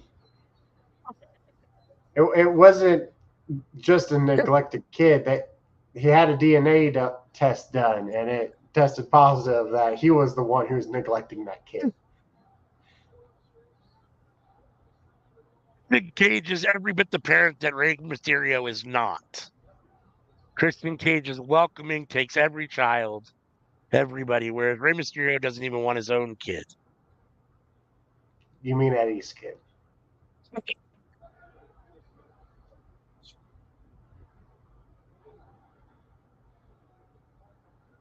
Swervy Christian, let's get it on.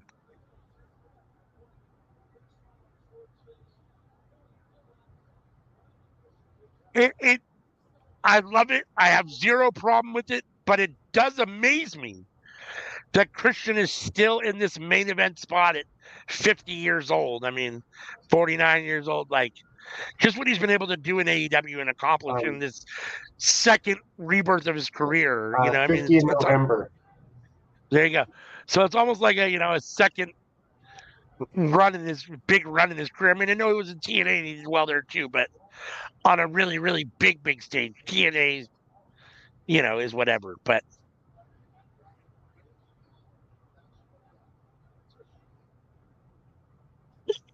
well, there is that too. Taz lets his son get his head beat in as he talks about it 2 feet away. Yeah.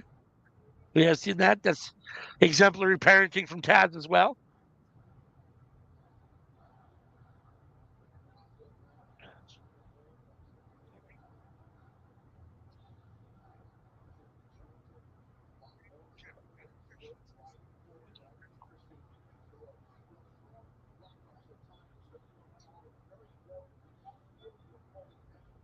Does it surprise you to see Christian in this spot? Or just because he's as good as he is that it is? I mean, it's not a surprise to you. The thing that surprised me was Christian coming back. But with Christian coming back, him being in the spot doesn't surprise me. That makes sense. Hassan's going for Swerve? The caveat was Vince, because Vince thought he had like an ugly face, and because he had an ugly face, he didn't want to book him well. Which is funny because really, like, you booked Edge well, and Edge is way uglier than Christian, in my opinion, in the face.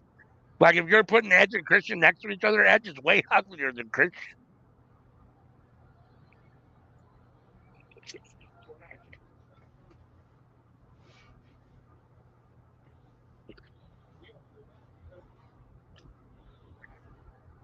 With all due respect to Adam Copeland, if he listens to the show, he has not aged well. Christian has aged much better than Adam. Adam's face looks old. He looks old and weathered. Like,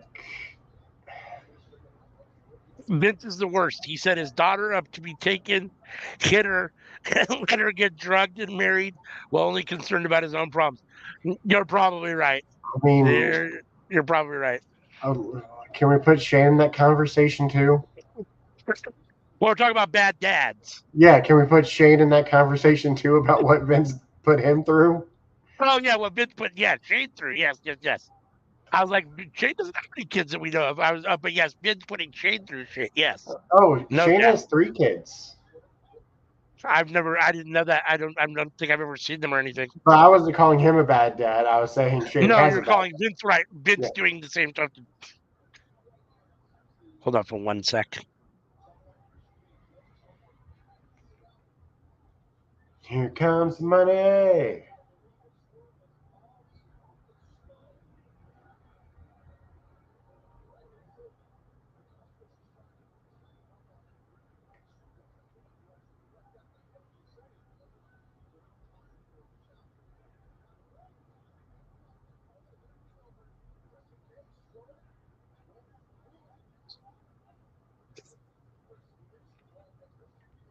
Oh yeah, much better. Thank you. Sorry, my wife got to turn the air off. I had to tell her to turn it back on. I was getting hot back here. Oh, Christian misses big splash off the top, Swerve rolls him over and do some sort of, what the fuck is that? Some sort of weird little arm submission thingy, but he was next to the ropes. Swerve had to break it. Christian rolled out. Let's see. Shane's oldest is a college football player, but Shane's kids has danced him out.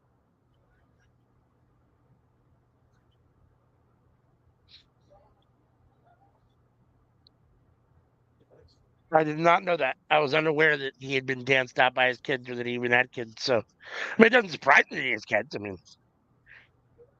I just was unaware. So, but no, I should have realized you meant Vince and the way he treated Shane. Yes.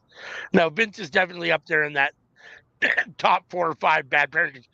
Here's the difference. Vince is a bad parent in real life. Mm-hmm. Like, I don't think Rey Mysterio is really a bad parent to Dominic Mysterio in real life. I'm sure they have a great relationship, and they're probably, he's probably a really good dad. Christian's probably a really decent guy. Vince is really a piece of shit and a bad father in real life. So that's a little bit of a difference for me. Like, can you imagine? Hey, Dad, there's a promotion. It's called UFC. We can buy it and make a lot of money off of it. That's a stupid idea. Hey, how about we take the wrestlers who are in training and make a developmental brand around them and put it on TV and make money off of it? That's a stupid idea. We're just going to remake ECW instead. Like, Shane has had quite a few good ideas over the years. And like he had one idea that wasn't good, and that's the one that Vince decided to do. And I think the only reason he did it is because it was a bad idea. And that was Raw Underground. That's the only Shane idea I can think of that they actually went along with.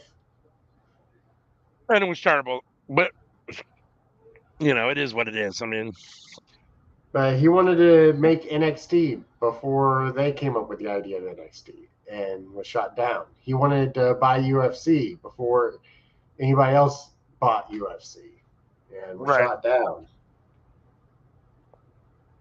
Nope. I mean, we all know Vince is an asshole. So, I mean, it doesn't surprise me that he treats his kids in real life like shit, probably. I mean,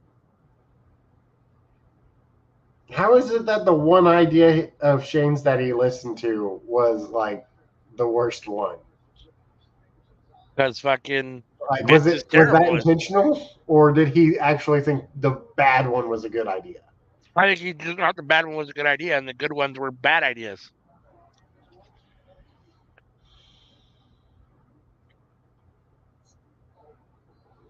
Dolores wants to know: do Nick Wayne or Luchasaurus / Killswitch turn tonight on Christian? What do you think, Sammy?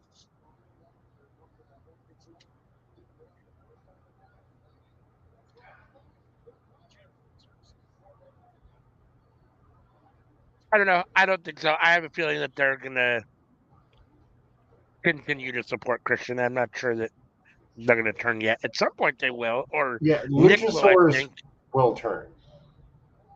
You think so? Not tonight, but Luchasaurus will turn at some point. Yeah, at some point. Do you think he turns before Nick turns?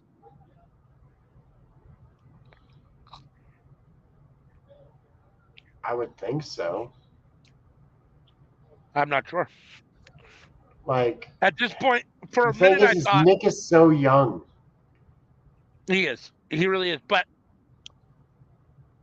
for a minute, I thought this is going to be really, really good for Nick Wayne to be with Christian Cage. Unfortunately, Christian, not in the negative way for me that Jericho does, but Christian has that same kind of personality that Jericho does, where he's so good that he takes all the light. So unfortunately, Nick Wayne has really not done or been able to shine at all while he's been under Christian. So I'd like to see Nick get away from him and actually start to build his own little career. The thing that I say is different is that Christian involves Nick. Yeah.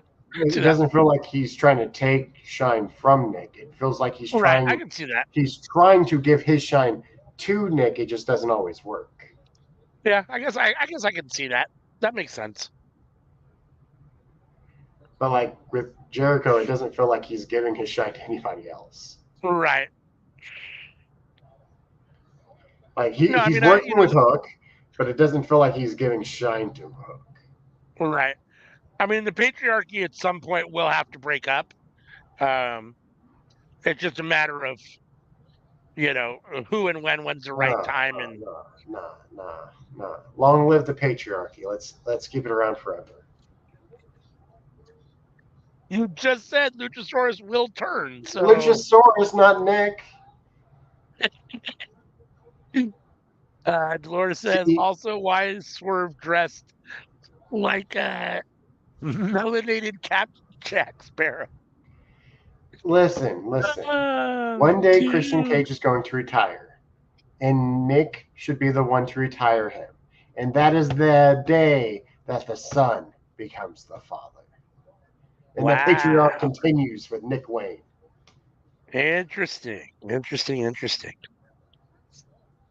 Although I don't know how Nick Wayne will look in a turtleneck.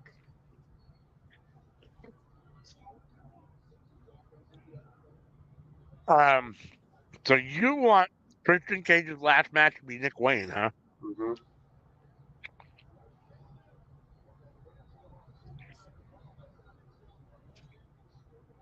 Interesting. I have to think about that for a minute. Because you want another run with Edge and Christian. Most definitely. But that doesn't mean that couldn't have another run with Edge and Christian and still have Nick Wayne be Christian's final match. I mean, you could do both. I mean, but for me, ideally,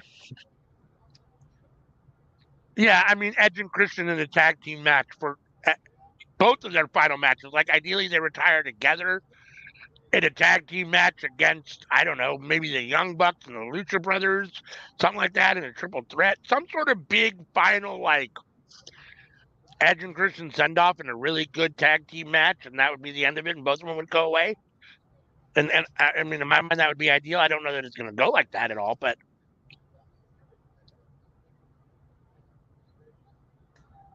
or the Bucks and FTR and Edge and Christian, or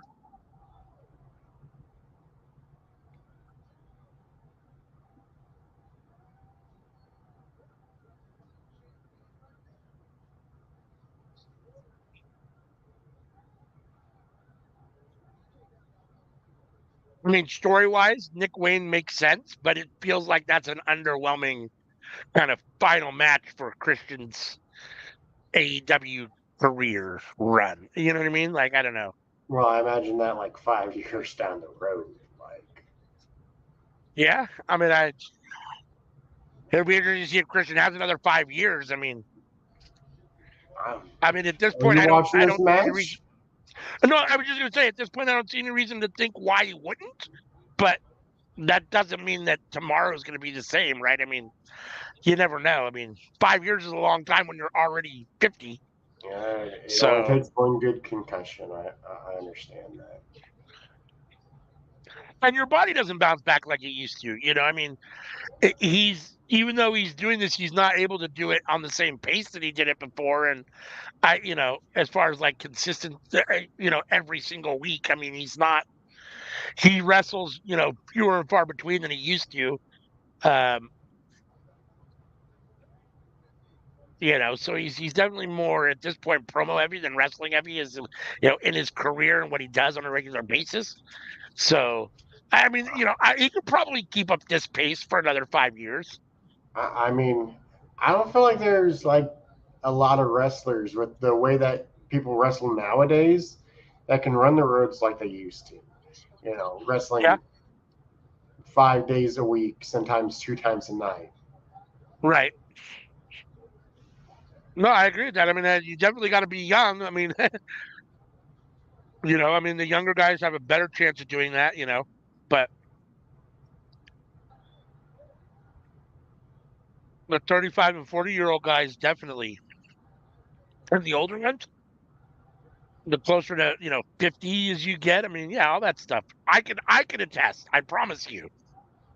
But At almost 50, you're slowing down. I don't care who you are. but with the AEW method of wrestling once or twice a week, like yeah, Yeah, it's not very bad. no, it's not terrible. So Nana just got thrown out from ringside. So now Swerve is all alone while the patriarchy remains at ringside. The only problem is the dudes who can't wrestle once a week that want to. Right. Like at the very least, AEW allows them to go other places if they're not booked. Sure. All right, patriarchy beating up on Swerve now. Like Kill it's not switch, Nick Wayne. WWE would do, where like they would pay people money just to sit home and do nothing, Yeah. just so they didn't go anywhere else. Swerve says beige privilege. Damn, they lied on a black man. Poor Nana. The innocent black man getting railroaded.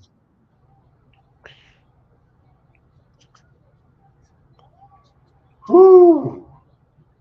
I'm buffering, so I don't know what happened there. Let's see. Uh, Buffer. Come on. I got Luchasaurus up on the ring apron and Christian holding Swerve, but oh, you're almost there. oh, Swerve moved it. Luchasaurus hit Christian with the headbutt. Yeah, Swerve over the top with a stomp on Luchasaurus on the ring apron.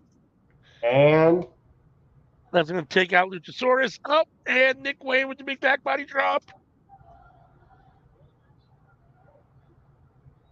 Big back body drop, Swerve up to the top rope. quite the Buffering sequence, again. huh? Deserving of a What's woo, going isn't it? Woo! Swerve up at the very top. Swerve misses the stomp on Christian. Christian with the spear. 1, 2. Oh my God, I thought it was over there. I thought we had a new world champion. Holy shit. I thought Christian Cage was a new world champion. That was close. Swerve barely got that shoulder up. Holy smokes. It's amazing to me how well timed some of those 2 counts are. How close those guys let the referee's hand get before they get their shoulder up. I got buffering. Why are we looking at Mama Wayne? Buffering. Come on, what are we doing here? So I'm pretty excited for the Owen Hart Foundation Cup. Yeah. You see they added a world title shot for the winner, Mm-hmm. which I do think it makes it a even bigger deal. Title shot for Wembley too. Yeah. Come on already. Why are we buffering? I don't understand. It's like it's on for like 30 seconds, 2 seconds, and then it goes back to buffering. It's on for like 5 seconds and then back to buffering. It's buffering right now. Come on. Nick Wayne up talking to the ref. Kill switch, trying to do something again. The ref turned around and saw it. Christian let Swerve go. Come on, stupid. This is going to piss me off. What time is it? Oh,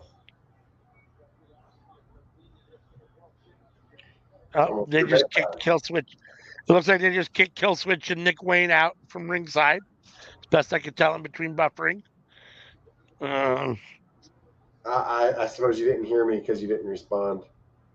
I didn't hear what you said. No, sorry.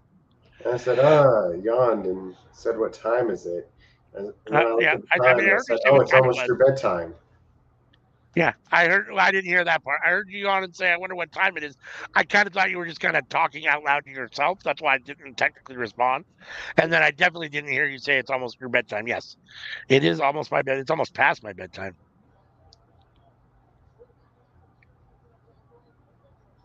But I have buffering, so There's only one more match after this. You gonna make it?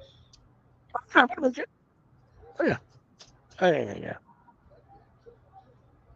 I'm not totally sure what happened earlier. Why I actually? Well, I do know why I fell asleep. I'm too high at the moment, but After this match is over, I'm gonna get up. I'm gonna walk around a little bit, grab me a drink, go to the bathroom, and I'll be a bit more alert in time for Anarchy in the Arena. give me back my feed, you stupid piece of shit. All right, I exited out and came back on, so hopefully I won't have buffering. See if that helps at all. They just sent Mama Wayne to the back. I don't know where you're at in the match, but I just saw Mama Wayne get sent to the back. Christian now That and was Swerve like are in the a middle of the ring. long time ago for me. Was it? Okay. Oh, so I guess I'm definitely not live. It appears that Christian is trying to take off the padding to the turnbuckle, and Nick Wayne just attacked Swerve, threw Swerve back into the ring, and hid. Okay, yeah, I clicked live, but it didn't jump ahead at all, so I'm not totally sure what's going on. And I've got buffering again, so my feed is fucked at the moment, apparently. Near fall, 2 count.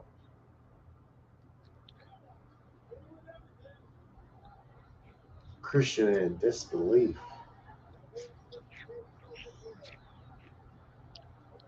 Can't understand why he can't put Swerve away. Oh, Prince Nana Is back? chasing He's after already Nick kicked Wayne. out.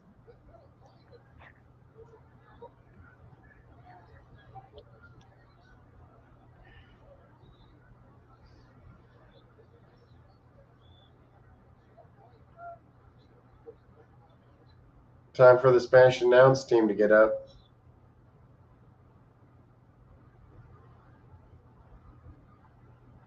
I got Christian about to put Swerve through the announce table. Kill switch on the announce table. Oh, are you Swerve heading counters. me? I I'm don't just know. getting to the kill switch now. Oh yeah, Swerve counters and Ooh, Swerve hit to stop. stomp on Christian on the table or on the announce table. The table didn't give way.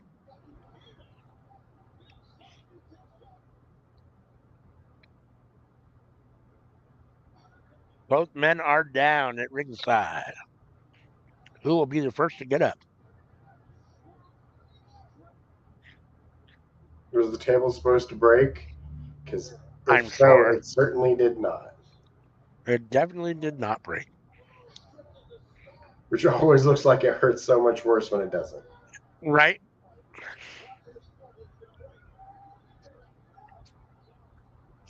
It's funny, like the impact of the table breaking looks really cool, and when it collapses like that, and you're like, oh, but you know that like it hurts more when it doesn't.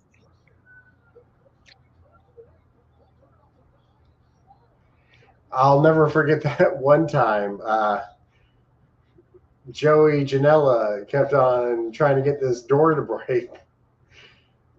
Flipped the dude like 4 times onto it, and it just would not break. It just wouldn't And then he break. just started throwing himself into it. Joey Janela just jumping on it, whipping himself into it, flipping onto it, and then finally it broke. And it's like, man, Joey, I think you just hurt yourself more than your opponent has this entire match. That's funny. But Joey wasn't going to have it. He was like, that table was supposed to break. Like, Right? I don't care if it wants to break or not. That table's getting broke right now. That's hilarious. Swerve up to the top, go for the stomp again. Christian in the ring, kind of half sitting up, having his back. Swerve hits the stomp. Now he's setting up for. There it is. I don't The understand it Swerve. with the tables. Like, how is it that some of them break like they're made out of paper, and then other ones, like, no matter what you do, they don't want to break? Right?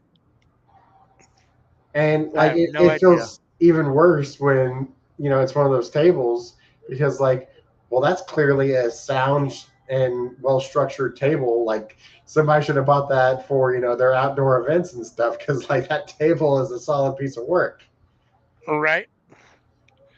Like, I feel bad for anybody who like buys one of those tables and then as soon as they set their potato salad on it, it just breaks in half and is like, what the crap? Needless to say, Swerve hits a house call for the win. 1, 2, 3 on Christian Cage. Retains his AEW World Championship. We have one more match to go. Anarchy in the Arena.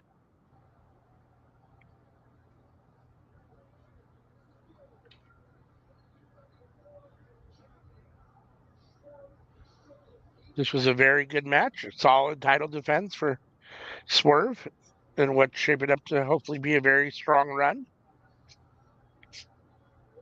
with the belt. I would assume until All In, All Out, something like that. All in, all out, all in, all out. I mean, I'm fine if they want to keep him on it longer than that. Like, shoot, let him be champion until Full Gear, Which is when? November. October? November? Yeah, It's probably I'd be okay with October. that. I'd be okay with that.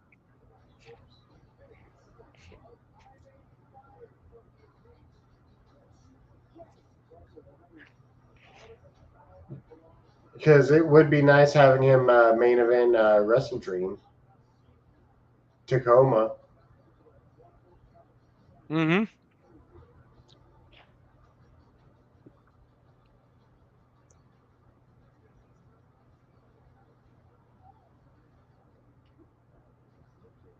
What do you got? BCC or, I mean, not BCC, I'm sorry, the Elite or FTR Danielson and Darby? I'm going to go the Elite, and I will be right back. Yep, we'll be right here.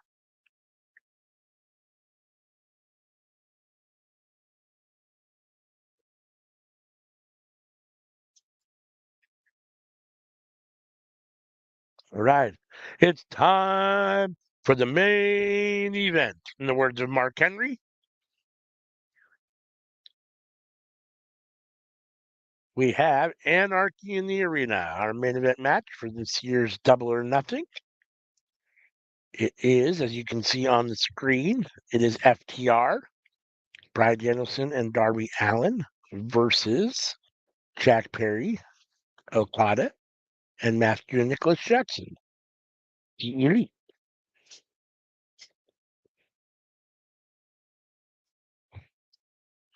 It has been a very solid pay-per-view. It's been fun. It hasn't felt like it's dragged or been slow at all. I would say for me, this the worst match of the night. Unfortunately, it's probably Jericho Hook Shibata, even though it wasn't terrible. Um,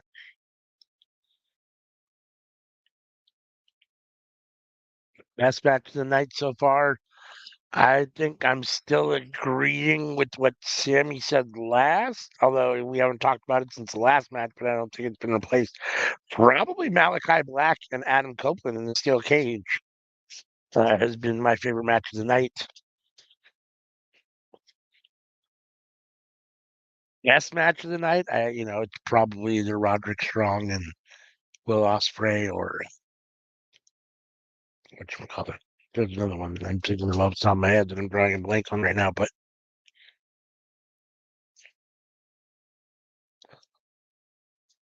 here come the Young Bucks or the EVPs, the EV Bucks, uh, Matthew and Nicholas Jerks.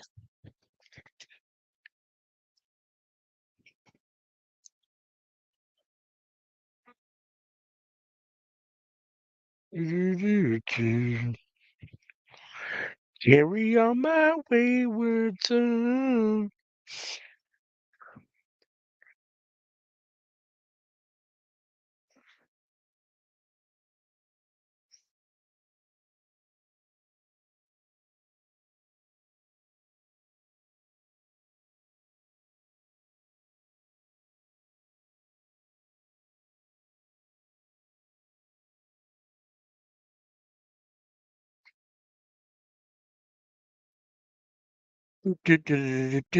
Okada coming out to the ring now,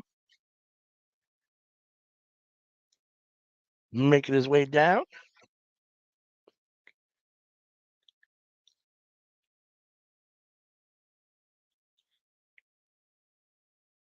Shaking hands with the Bucks on the ramp at the bottom of the ramp there. So make their way into the ring. They got to welcome their last member, Scapegoat Jack Perry. I'm not sure why Jack Perry gets to be the last person out, but okay. Okay, I guess. Oh, They're not waiting.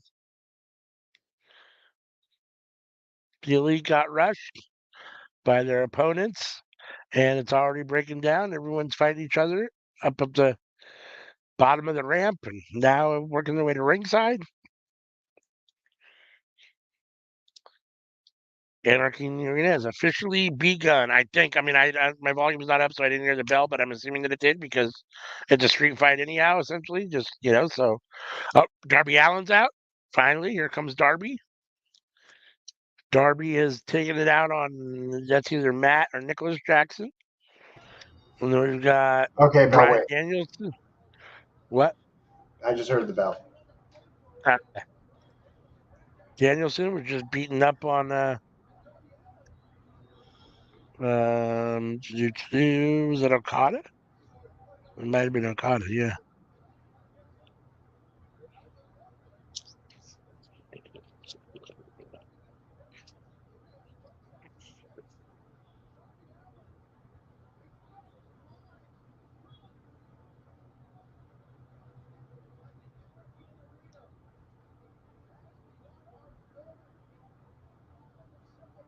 Okada and Danielson ringside.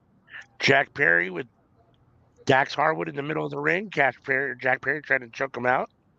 We got to see 3 of the 4 pillars tonight. We did. We did. We had two titles change hands. Osprey is the new international champion, and Mercedes Moné is the new TV. Did we have any other title switch hands? I think that's it, right? Jericho retained the FTW championship. Um, Bang Bang Gang retained the trios and six-man tag championships. Yeah, I think those are the only. Swerve retained the world title. We had 2 title changes.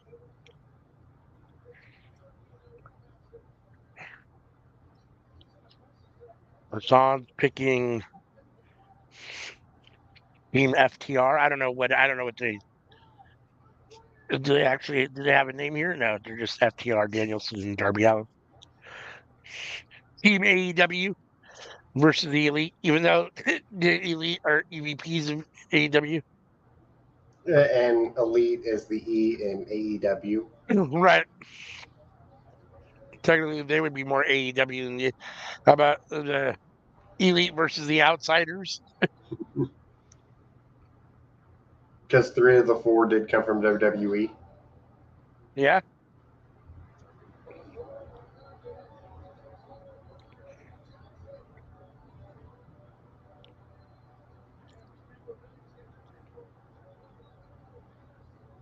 And so it begins all the things I hate least about these kind of matches. Team Elite versus Team Wrestling. There you go. Where you have so many men in the ring, or not in the ring, but so many men fighting at the same time, and so few camera shots and angles that you miss half of what's going on. Mm-hmm. Even if you're Always there my live, you're missing most of it. Yeah, it's always my issue with these kind of matches. I mean, I think they're fun in what they are, but for me personally, I'm not a huge fan of the stadium stampedes, the anarchies in the arenas. They're just from a viewer standpoint, I don't know, they're I want to see more. I want to see everybody, and you can't. So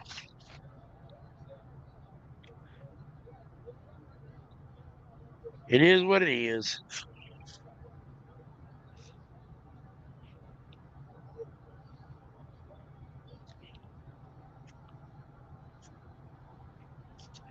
Ooh.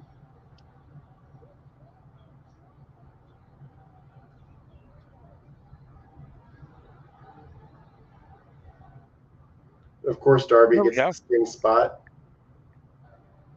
There we go. We got 4 screens. That works. You split the camera up into 4 different panels, and Yeah. that works. They figured it Now we're out. back to one screen. Well, now we're back to one screen.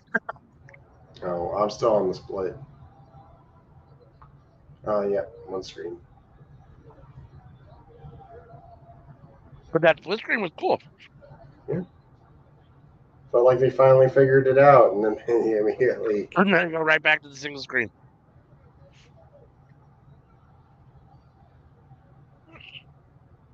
Brian Danielson getting the yes chance. What's he about to do? Yeah.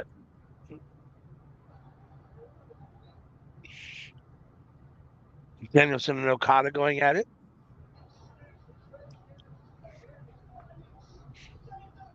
Matthew Jackson talking on the microphone.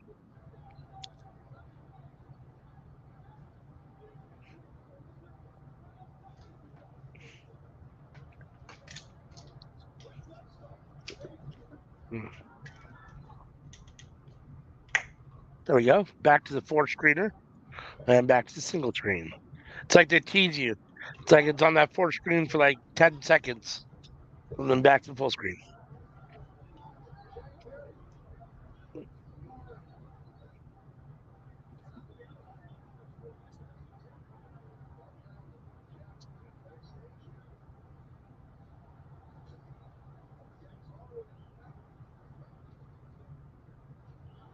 Hmm.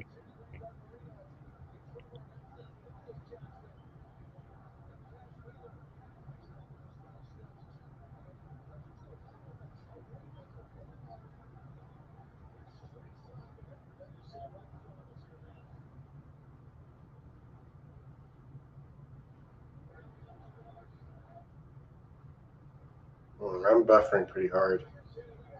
Are you? Mine's not buffering, but I got Okada pulling Danielson over the railing. That's what I got.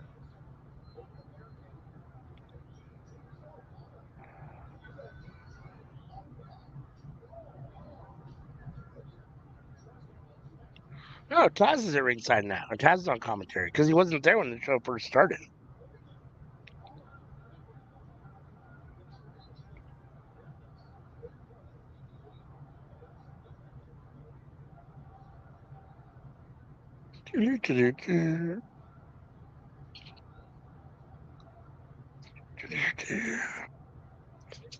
Okada with the street sign that says Rainmaker Avenue.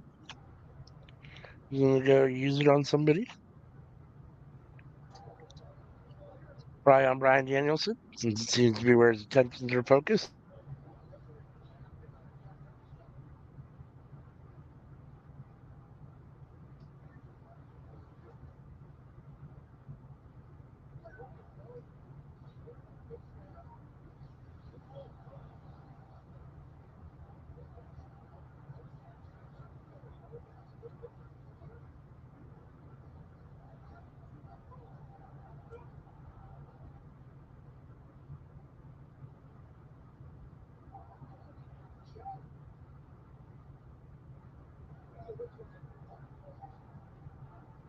We got Jack Perry and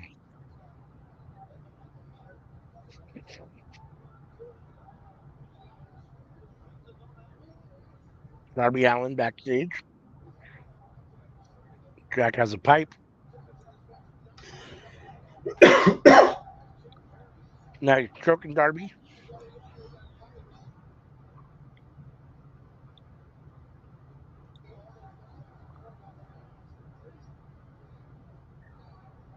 And he lets him go. Well, back in the ring, we got the Bucks and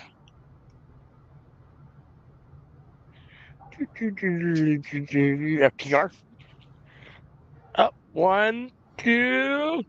Oh, FTR kicks out. It definitely feels that Jack Perry's grown quite a bit in his time in AEW. Yeah.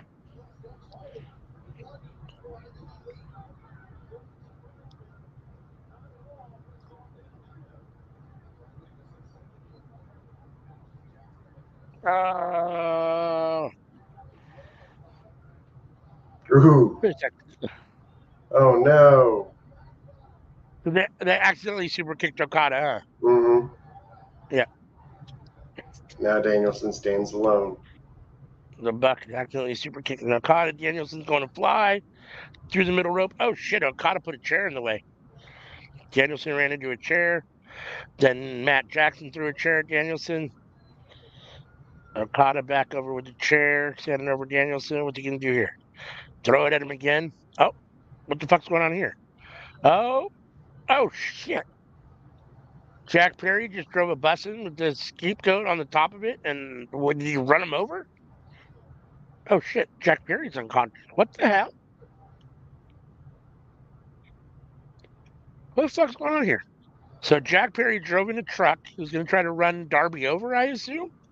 But now Jack Perry's unconscious in the front seat. Where's Darby?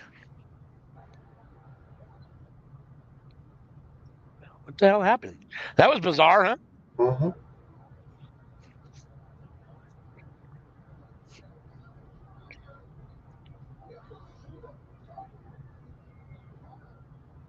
Jax Harwood all alone in the ring with Matt Jackson.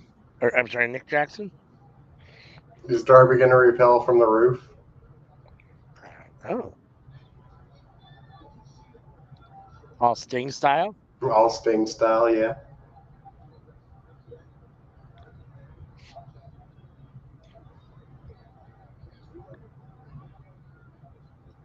Oh.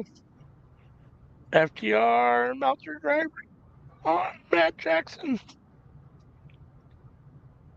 Bike pile driver.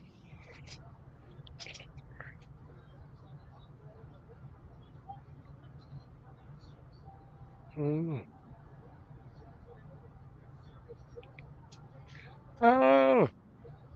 Splash. The pin 1, 2. Kind of breaks it up. Okada breaks it up. I remember being online and somebody saying that the Meltzer driver would be cooler if they did it with the back flip instead of a front flip. Yeah. And like I tried my best to explain to this person of like how forward momentum and gravity work. Right. Like They didn't understand it. it's Or like they would just it don't look care. cooler? I guess, but like you literally wouldn't be doing anything to your opponent. Like the whole idea is, with the front flip, it's forward momentum of you're driving the person down with it. If you're doing a back flip, you're literally letting them break your fall instead of you driving them. In which case, it's not a Meltzer driver anymore because you're not driving anything. Right. No, that makes sense. Oh, was that a little spike tombstone pile driver from Okada there?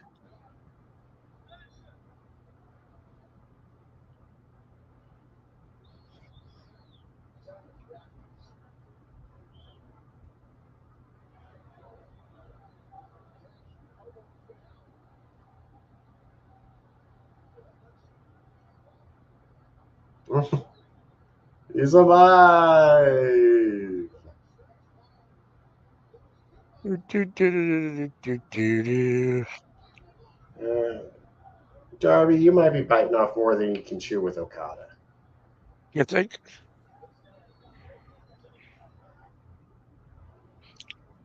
I would agree with that. I'm not a big Okada fan, but I do think that Okada's on a different level than Darby Allin. Like, leave Okada to Danielson to handle. Yeah, I would agree with that. I agree with that. Like, I'm afraid if anybody's left in the ring alone with Okada besides Danielson, like you're running the risk of losing the match. Yeah. Yeah. No, I definitely agree with that.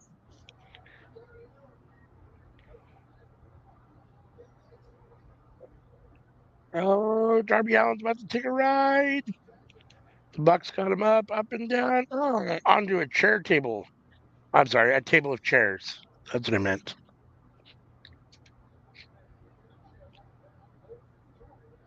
Not a chair table.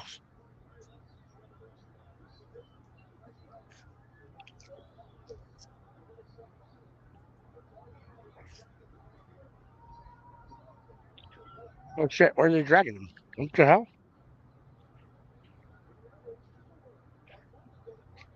The Bucks are dragging Darby Allin up on the stage into the spotlight.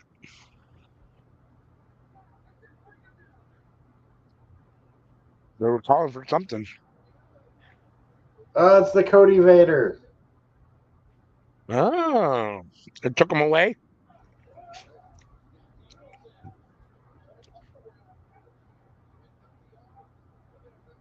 They sent Darby away in the Cody Vader.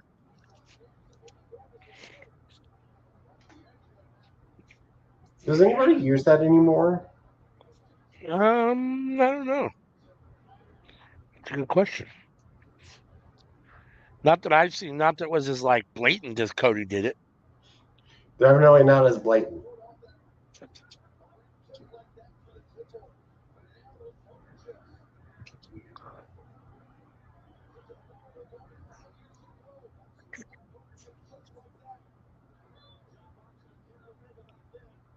Move around, keep myself awake here.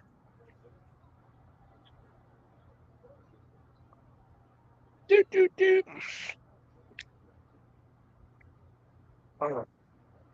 Stand up and stretch a little. Get the blood pumping. Oh, what the hell did Matt Jackson just do? Did they just hit another Meltzer driver on fucking dude on top of the fucking Double or Nothing chips on Brian Danielson on top of the Double or Nothing chip prop thing? Is that what we just saw?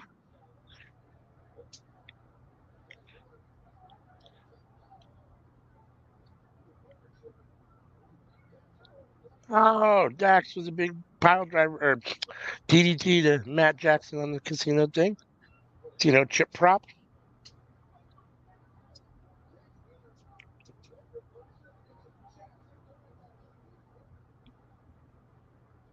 FTR versus the Bucks at the moment right now.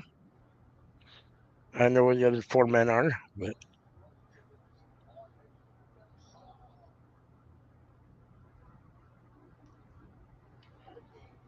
Did Mercedes enter on the elevator? that's a good question. Did Mercedes enter on the elevator? Wow. I don't remember honestly. I don't, just, Cody used the elevator. When Cody right. left, Jade used the elevator. And now Jade's Okay. gone. So Right. Yeah, I'm trying to think. I Tonight did Mercedes use the elevator to come up? I don't remember. I remember all the people in front of her and her entrance, but I don't necessarily remember if I saw her come up on the Cody Vader. like if it wasn't her, my only other guess would be that Edge did, Adam Copeland. But like Oh, maybe I didn't notice if somebody used it, but like I didn't notice either. if somebody used it, they didn't do it the Cody way, where it was very blatant. Right.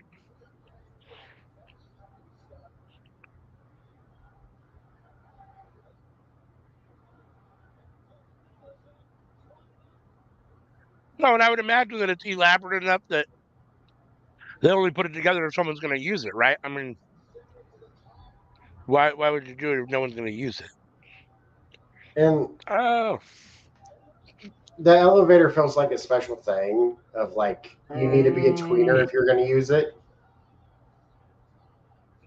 yeah, I can see that.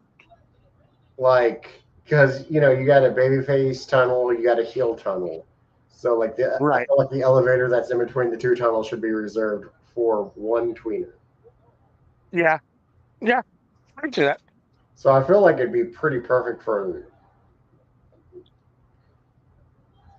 I mean, Right now, the most perfect person would probably be Will Ospreay because he's really in between right now. Right. Yeah, no, I would agree with that. I think it's a fair statement to say.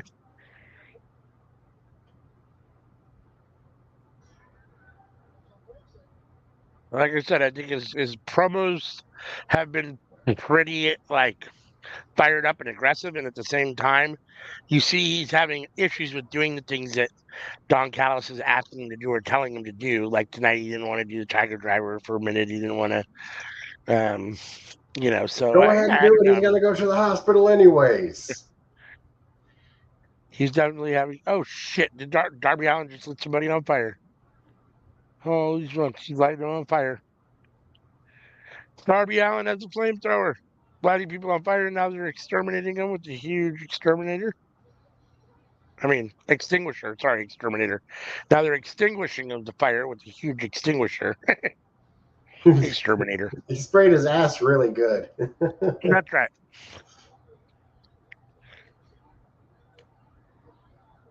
Holy smokes! Darby Allin tried to burn somebody alive.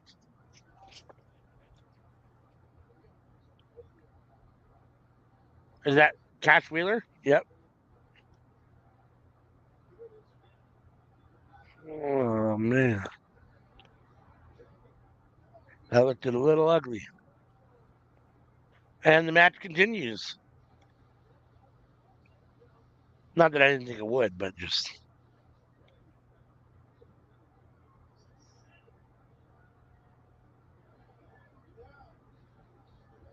They even got Tony Khan involved. even got Tony Khan involved. Some damn EVPs. This match has been a lot of fun. It has been a lot of fun.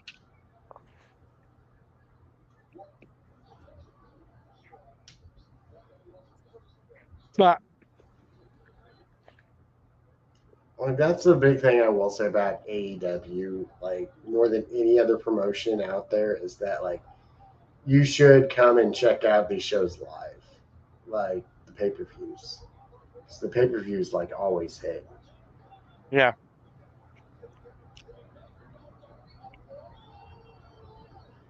Oh, I Like has agree AEW there. ever had a bad pay per view?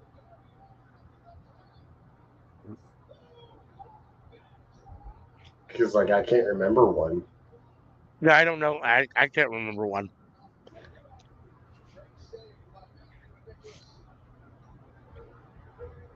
Oh, throwing Darby Allen in this garbage can. The Bucks are in the ring with Darby, setting up for I assume the EVP trigger. Okada coming in the ring. What's he gonna do?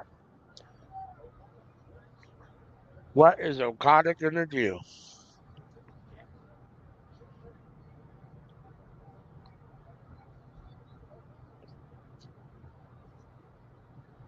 Do they have him in a triple submission?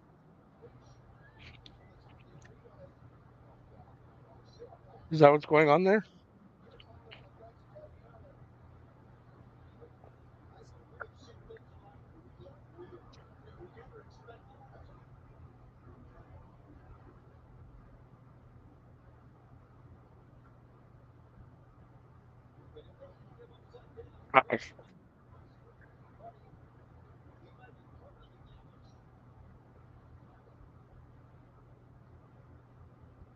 The Bucks standing on Darby Allen's chest or posing. Matt posing.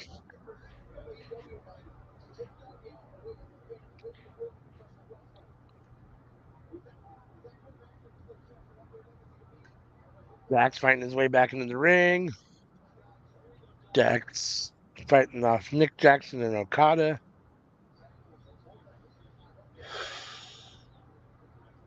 I don't know. I think honestly I liked Okada. I don't know. I'm trying to say I don't like Okada at all. So I don't know. There's no time I liked him better. I guess I do. I do think that too. Um, I was going to say something about the Elite and Okada, and now I'm trying to blank.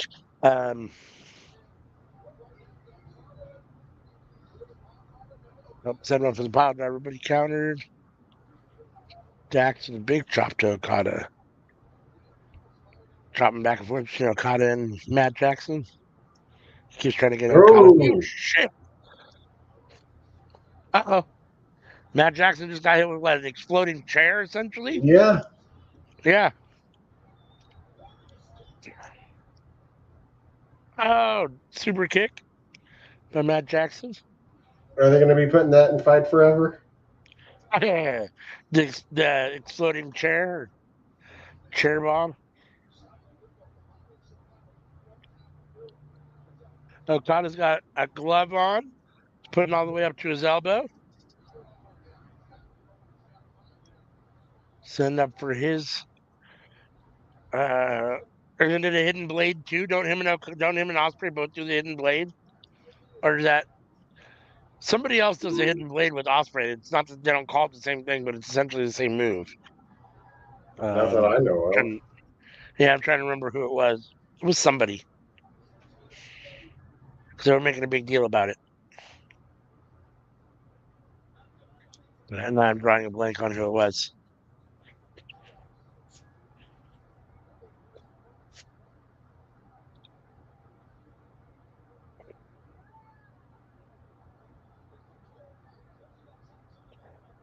Are you thinking of the Oz Cutter?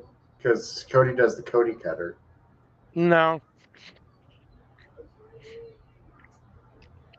What is Okada doing with their shoes? Okada's giving Matt Jackson his EVP tennis shoes to get him back into the match. Oh, and now they're going to put all the thumbtacks into Darby while he's Oh, strung up. Darby's spinning, hanging from the what you call it thing in the middle of the ring. And they're going to hit him with the loaded super kick. Yep.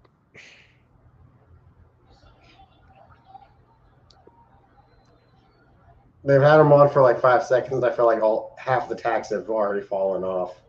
I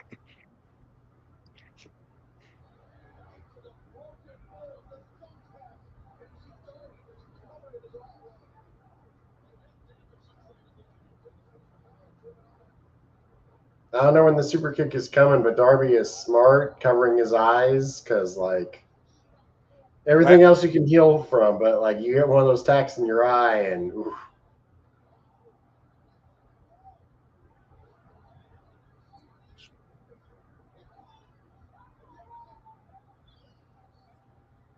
Oh, geez, Danielson just reversed the entire situation around. Yep. Took his shoe off, and now he's using his shoe to bash everybody else. Oh, there goes Matt Jackson. There goes Nick Jackson. Eat the shoe. Yes, kicks for both guys. Nobody's going to help Darby get down from there. Darby's just going to hang there the rest of the night. I mean, he probably enjoys it. The feeling of blood rushing to his head, the delirium.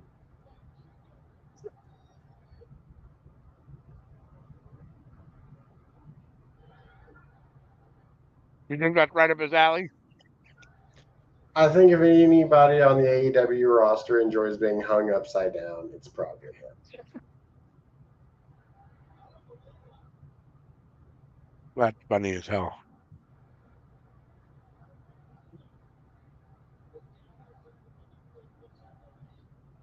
Danielson comes in mask, giving us the S sign. He's going for a psycho knee with the chair on Matthew Jackson. Or Nick. Matthew. 1, 2. Oh, Tana breaks it. Fucking Okada. I thought it was over.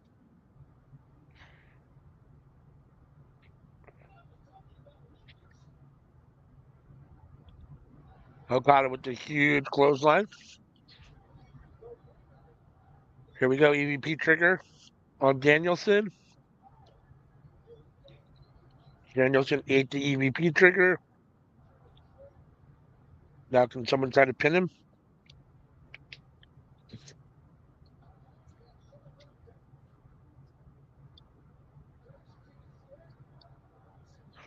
Jack Perry up and moving around, sizing up Danielson. Darby's holding Danielson's hand. Oh, a knee from, basically a psycho knee from Jack Perry to Danielson. 1, 2, 3. Holy smokes. That is not, you could have given me Yeah. 15 choices of how this match is going to end. Jack Perry getting the clean pin over Bryan Danielson was not the way I expected it to go. Mm-mm.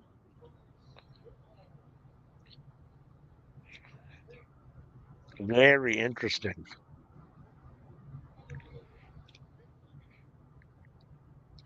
Very, very interesting. Wow. Wow, wow, wow. I mean, I understand it's an anarchy in the arena, so it's not like a one-on-one situation, but that's, I mean, for Danielson to put over Jack Perry like that, I mean, that's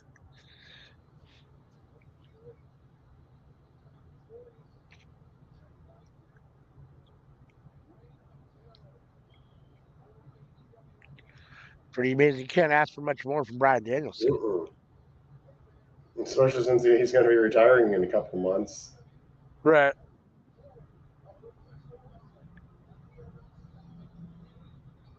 Well, the Elite gets the win. Jack Perry with the knee on Bryan Danielson for the victory. The 1, 2, 3, and a quality anarchy in the arena match. I Very don't. much so. Is it better or worse than the others in the past? That I don't know. What do you think? Yeah. It's not the best, but Right. it's probably the second best. The best All definitely right. goes to Blackpool Combat Club, though. Yeah. Yeah. I would agree with that as well. All right. Well, that brings us to the end of Double or Nothing, and obviously, as you all know, we're both tired, so we're gonna get out of here. Why don't you give us your match of the night, and I'll give you my match tonight, and then we'll get out of here. That the show's over. Rate the show overall, and then give me your match of the night.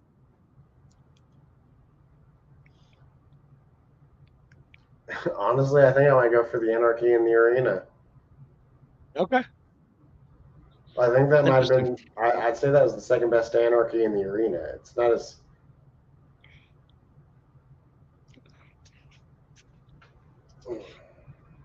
Yeah. Me personally, I think as far as I think the best wrestled match of the night may have been. I'm going to word it this way: the best wrestled match of the night was probably Takeshita and Moxley. The best technical match of the night was Roderick Strong and Ospreay. For me, the funnest match of the night was still Malachi Black and Copeland in the steel Oh yeah. cage. Um, So this Anarchy in the Arena wasn't as good as last year's, the Elite versus Blackpool Combat Club. That's the right. best one we've had, but I'd say this was second to that. I honestly, off the top of my head, like, what are the other ones that how many have we had? Is this the third or the fourth one? Um, Or, or just the fifth? I think Fourth? this is the third The third. Okay. because So, I believe 2021 we still had Stadium Stampede, didn't we? I'm gonna check it up real quick. Takes me only a moment. Yeah, Stadium Stampede was 2021, so 2022, 2023, and 2024. 2023 was the yeah. best of the three. So this has been the second best of the three, probably, of Yes. those. Yeah. Um, so, no, a solid show. I thought this was a really good show. I'm trying to think if there was any um, downside to the show. I mean, the only down parts were probably Cassidy, Orange, and Trent, and then Jericho, Hook, and Shibata. Unfortunately, those two matches were probably the low points of the Yeah. show, Yeah. and even those weren't terrible. Um, The women's matches were both really good. Both the women's matches were really good. Although I did think I, even though I think it was shorter and I don't want to say less competitive, I enjoyed Mercedes and Willow more than Oh, Tony and Serena. I definitely enjoyed that one more. We had two titles change hands. Will Ospreay is now your new AEW International Champion, and Mercedes Moné is now your new AEW TBS Champion. So Jericho retained the FTW Championship. Swerve Good. retained his title. Um, what else? Adam Copeland retained his title against Malachi Black, and Bang Bang Gang retained their 6-man ROH titles and the Ring of Honor AEW Trios titles. Yeah, this show. Let's see. If I'm ranking this show out of 10, probably I'd say it's like an 8, 8.5. I think it was a really solid show. I think there was anything bad on it And per also se. shout out for John Moxley and Takeshita. Yeah, Moxley and Takeshita was amazing for sure. Yeah, yeah. I think that was probably the best. Probably the best match of the night, but I thought for me the funnest was Copeland and Malachi Black. I thought those two left it all out there. That one was a lot of fun. So, all right. Unless you got anything else you want to say, join us Um, on Tuesday. Oh, go ahead. I'm gonna throw myself into my bed like Jack Perry threw Tony Khan to the ground.